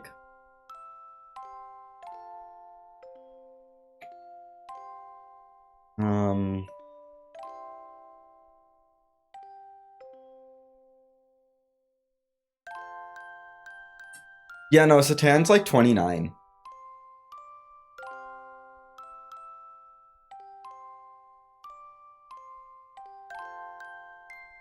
And Rico is 30. Yes.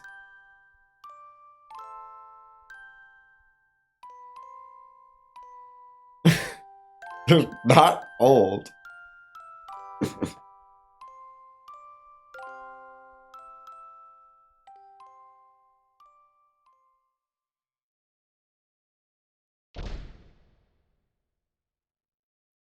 Okay.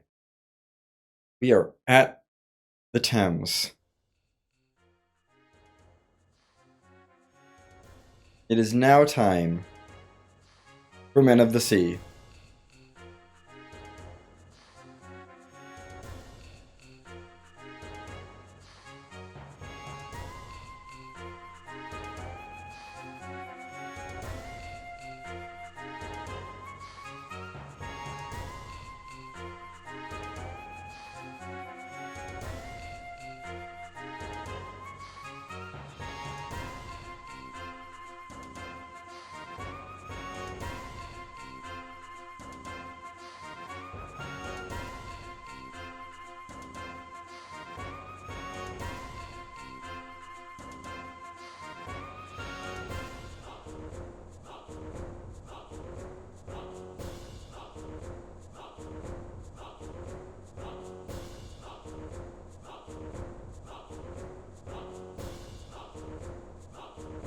Oh yeah, he doesn't look like he's 29, and he has there's so much that happened in his life. Like, he somehow had time to to rise to the like really high rank in the Solaris government,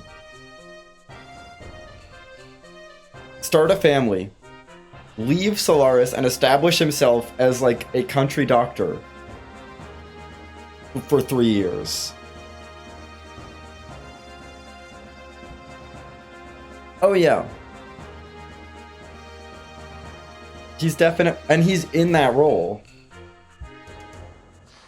100% when you meet him at the beginning of the game.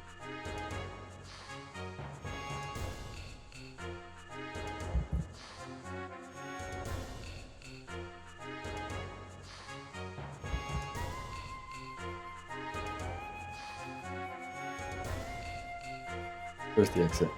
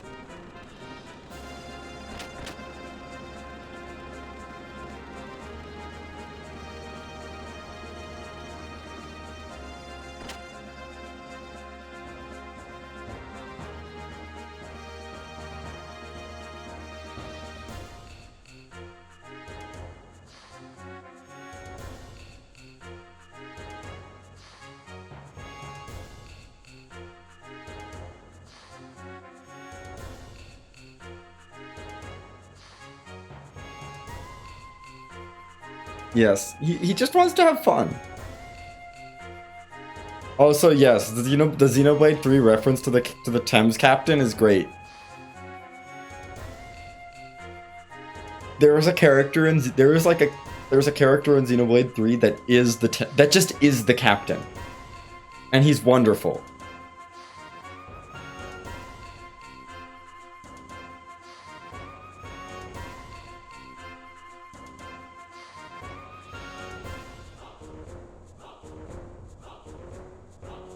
And it's great because he's technically aligned with, like, the villains of the game. But he, like, does not care about anything that they're doing and is just doing his own thing, and, like, he joins your party. He just straight up joins your party. Because he's like, I'm on the villain side technically, but, like, I don't care about anything that they're doing, so I'm just gonna join your party. His name's Triton.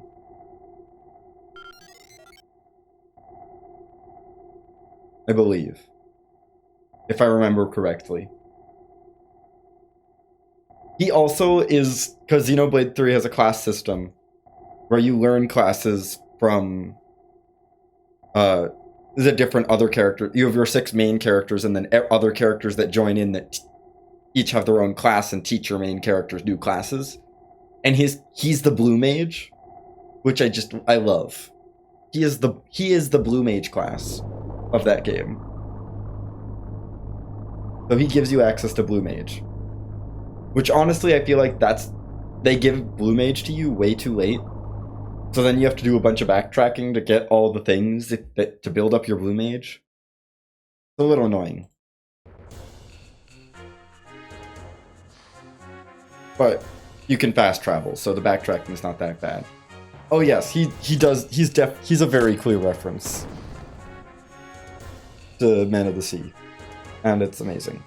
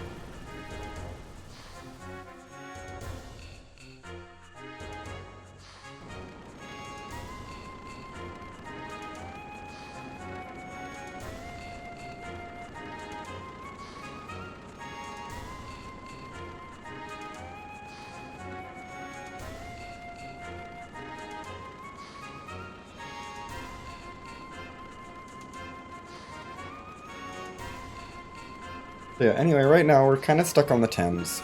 That's okay.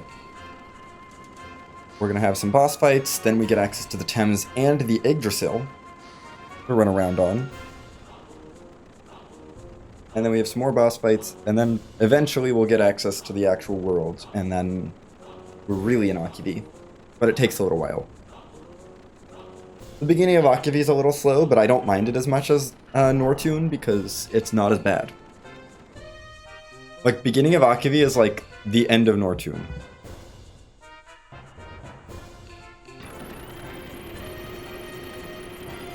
Levels of like, okay, and then Akivi gets better because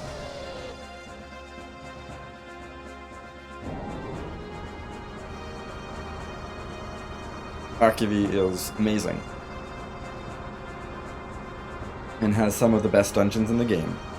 There, I said it.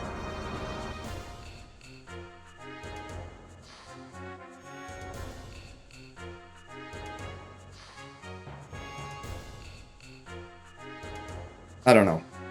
I am very partial to Ethos to Zeboim 1. I'm very, very partial to Zeboim 1. I think it's one of the best dungeons in the game. If not the best. Well, I don't know. Solaris is pretty good. Like, the Carlian's Lab dungeon is pretty good.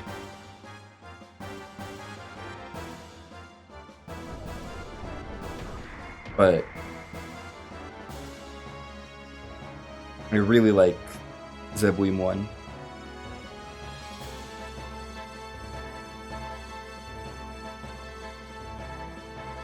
Okay.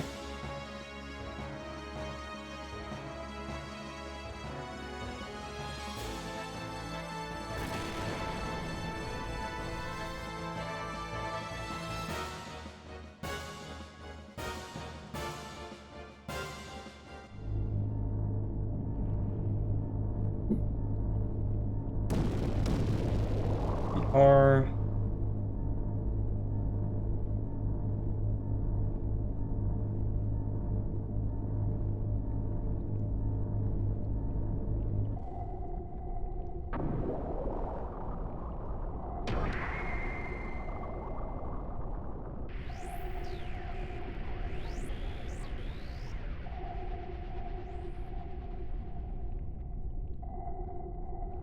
Yes.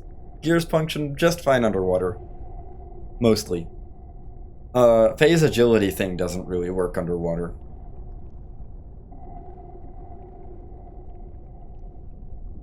The phase agility might be a little bit questionable.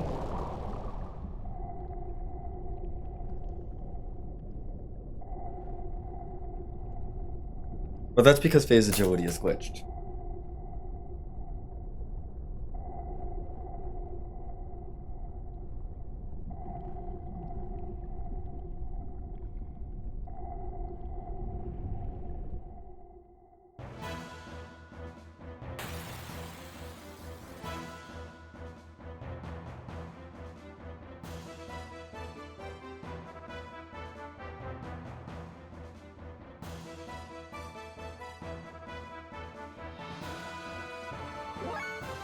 Oh, they went first. Amazing.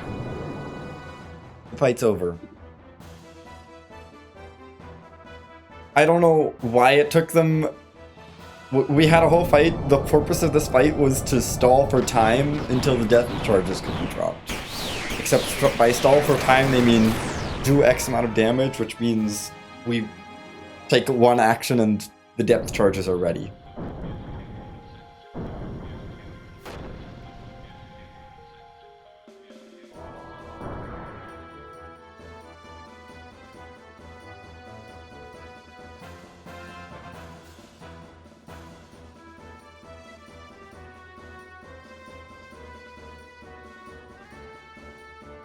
Anyway, they're gonna take Ellie because of reasons.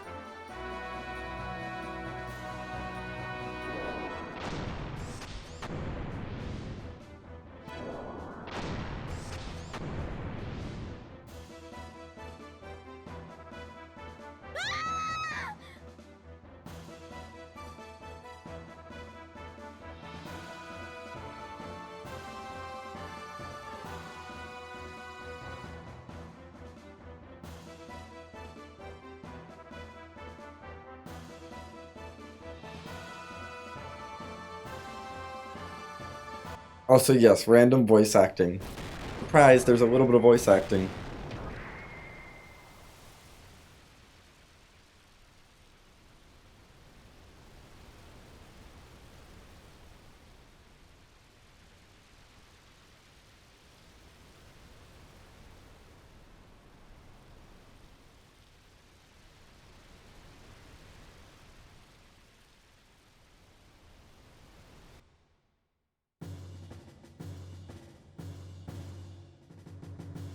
And now we put the Yggdrasil and the Thames together to make one giant ship.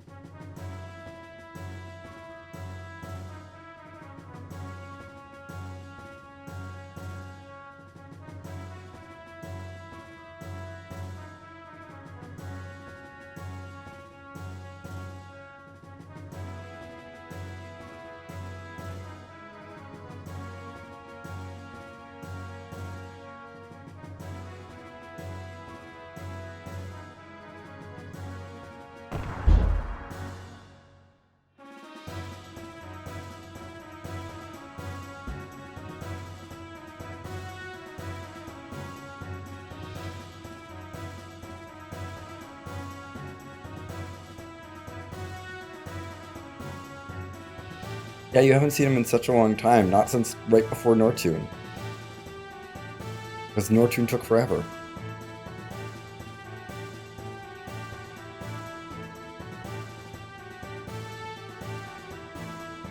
Anyway, Bart's gonna mention stuff that didn't happen. We never saw that happen.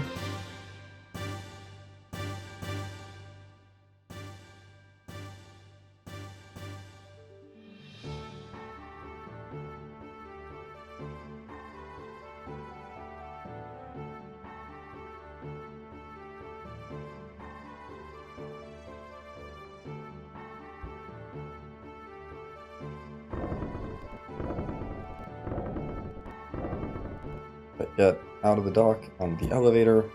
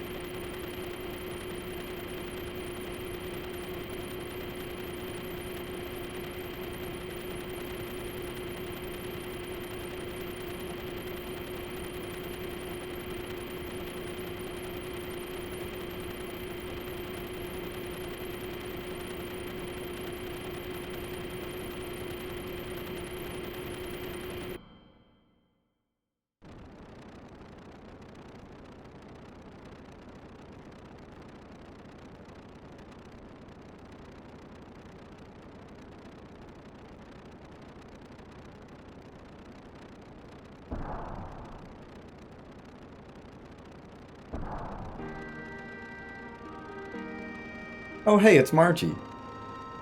This is the first time we met her. Brand new character. Apparently Margie rescued herself and shows up on the Thames for the first time.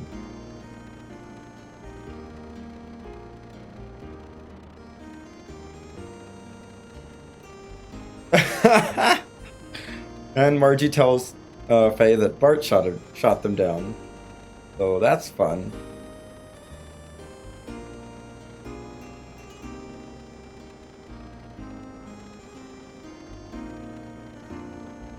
Yes. Sadly, we don't get to see any of her combat support in this run. She will never be in... We don't do any of the sequences where she is in the party. Oh yeah. Oh, she's good. She is a pretty solid bonus support character when during the sequences that she's in the party. But she doesn't take up one of your party slots, and she'll give you a little extra health. She'll cure status effects. She'll do tiny amounts of damage sometimes. Very rarely she'll crit, and she'll actually do 300 damage or something like that, and defeat an enemy.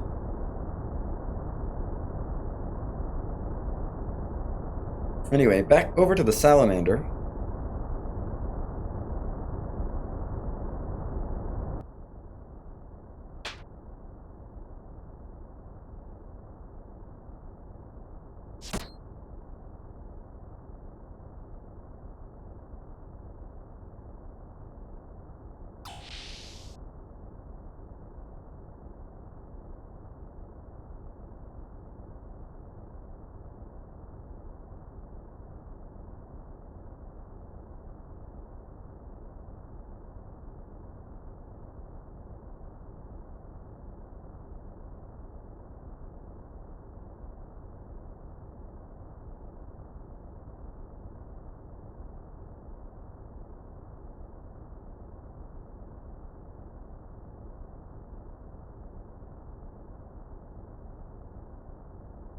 Yes. Oh yes, I remember.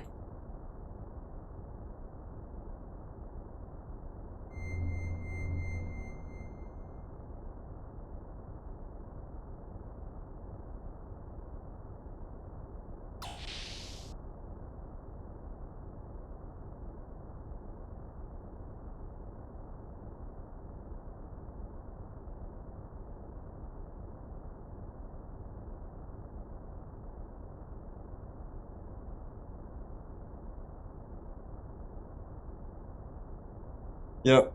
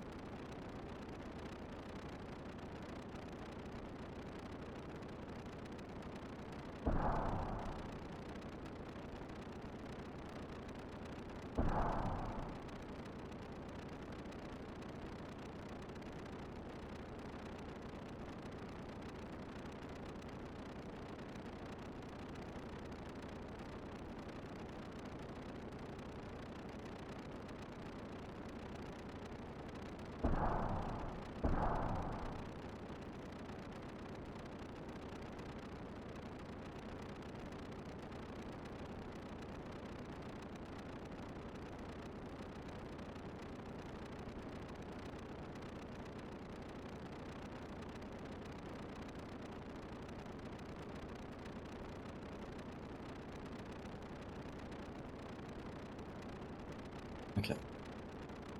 Oh. Yeah.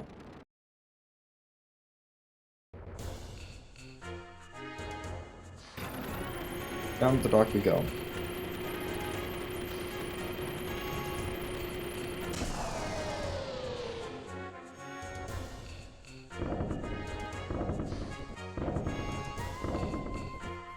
We gotta go all the way down to the engine room.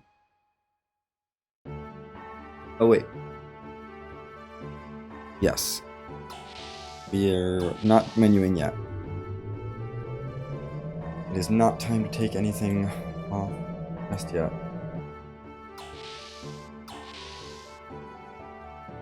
Oh, no, we're going this way.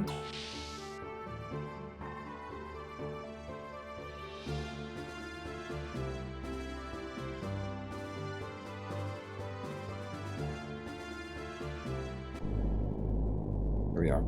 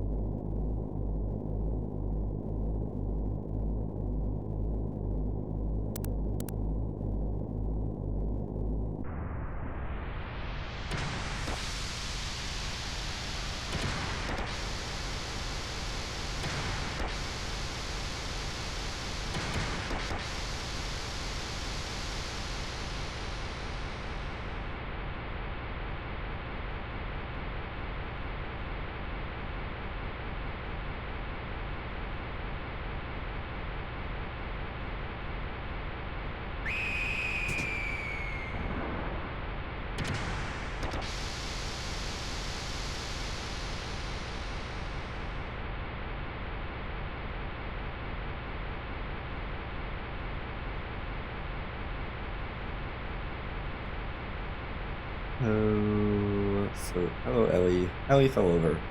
It's fine. Everything's fine. This is the only time we have to come to this room for the entire story, so it's entirely possible you just never find this room because it's pretty well hidden.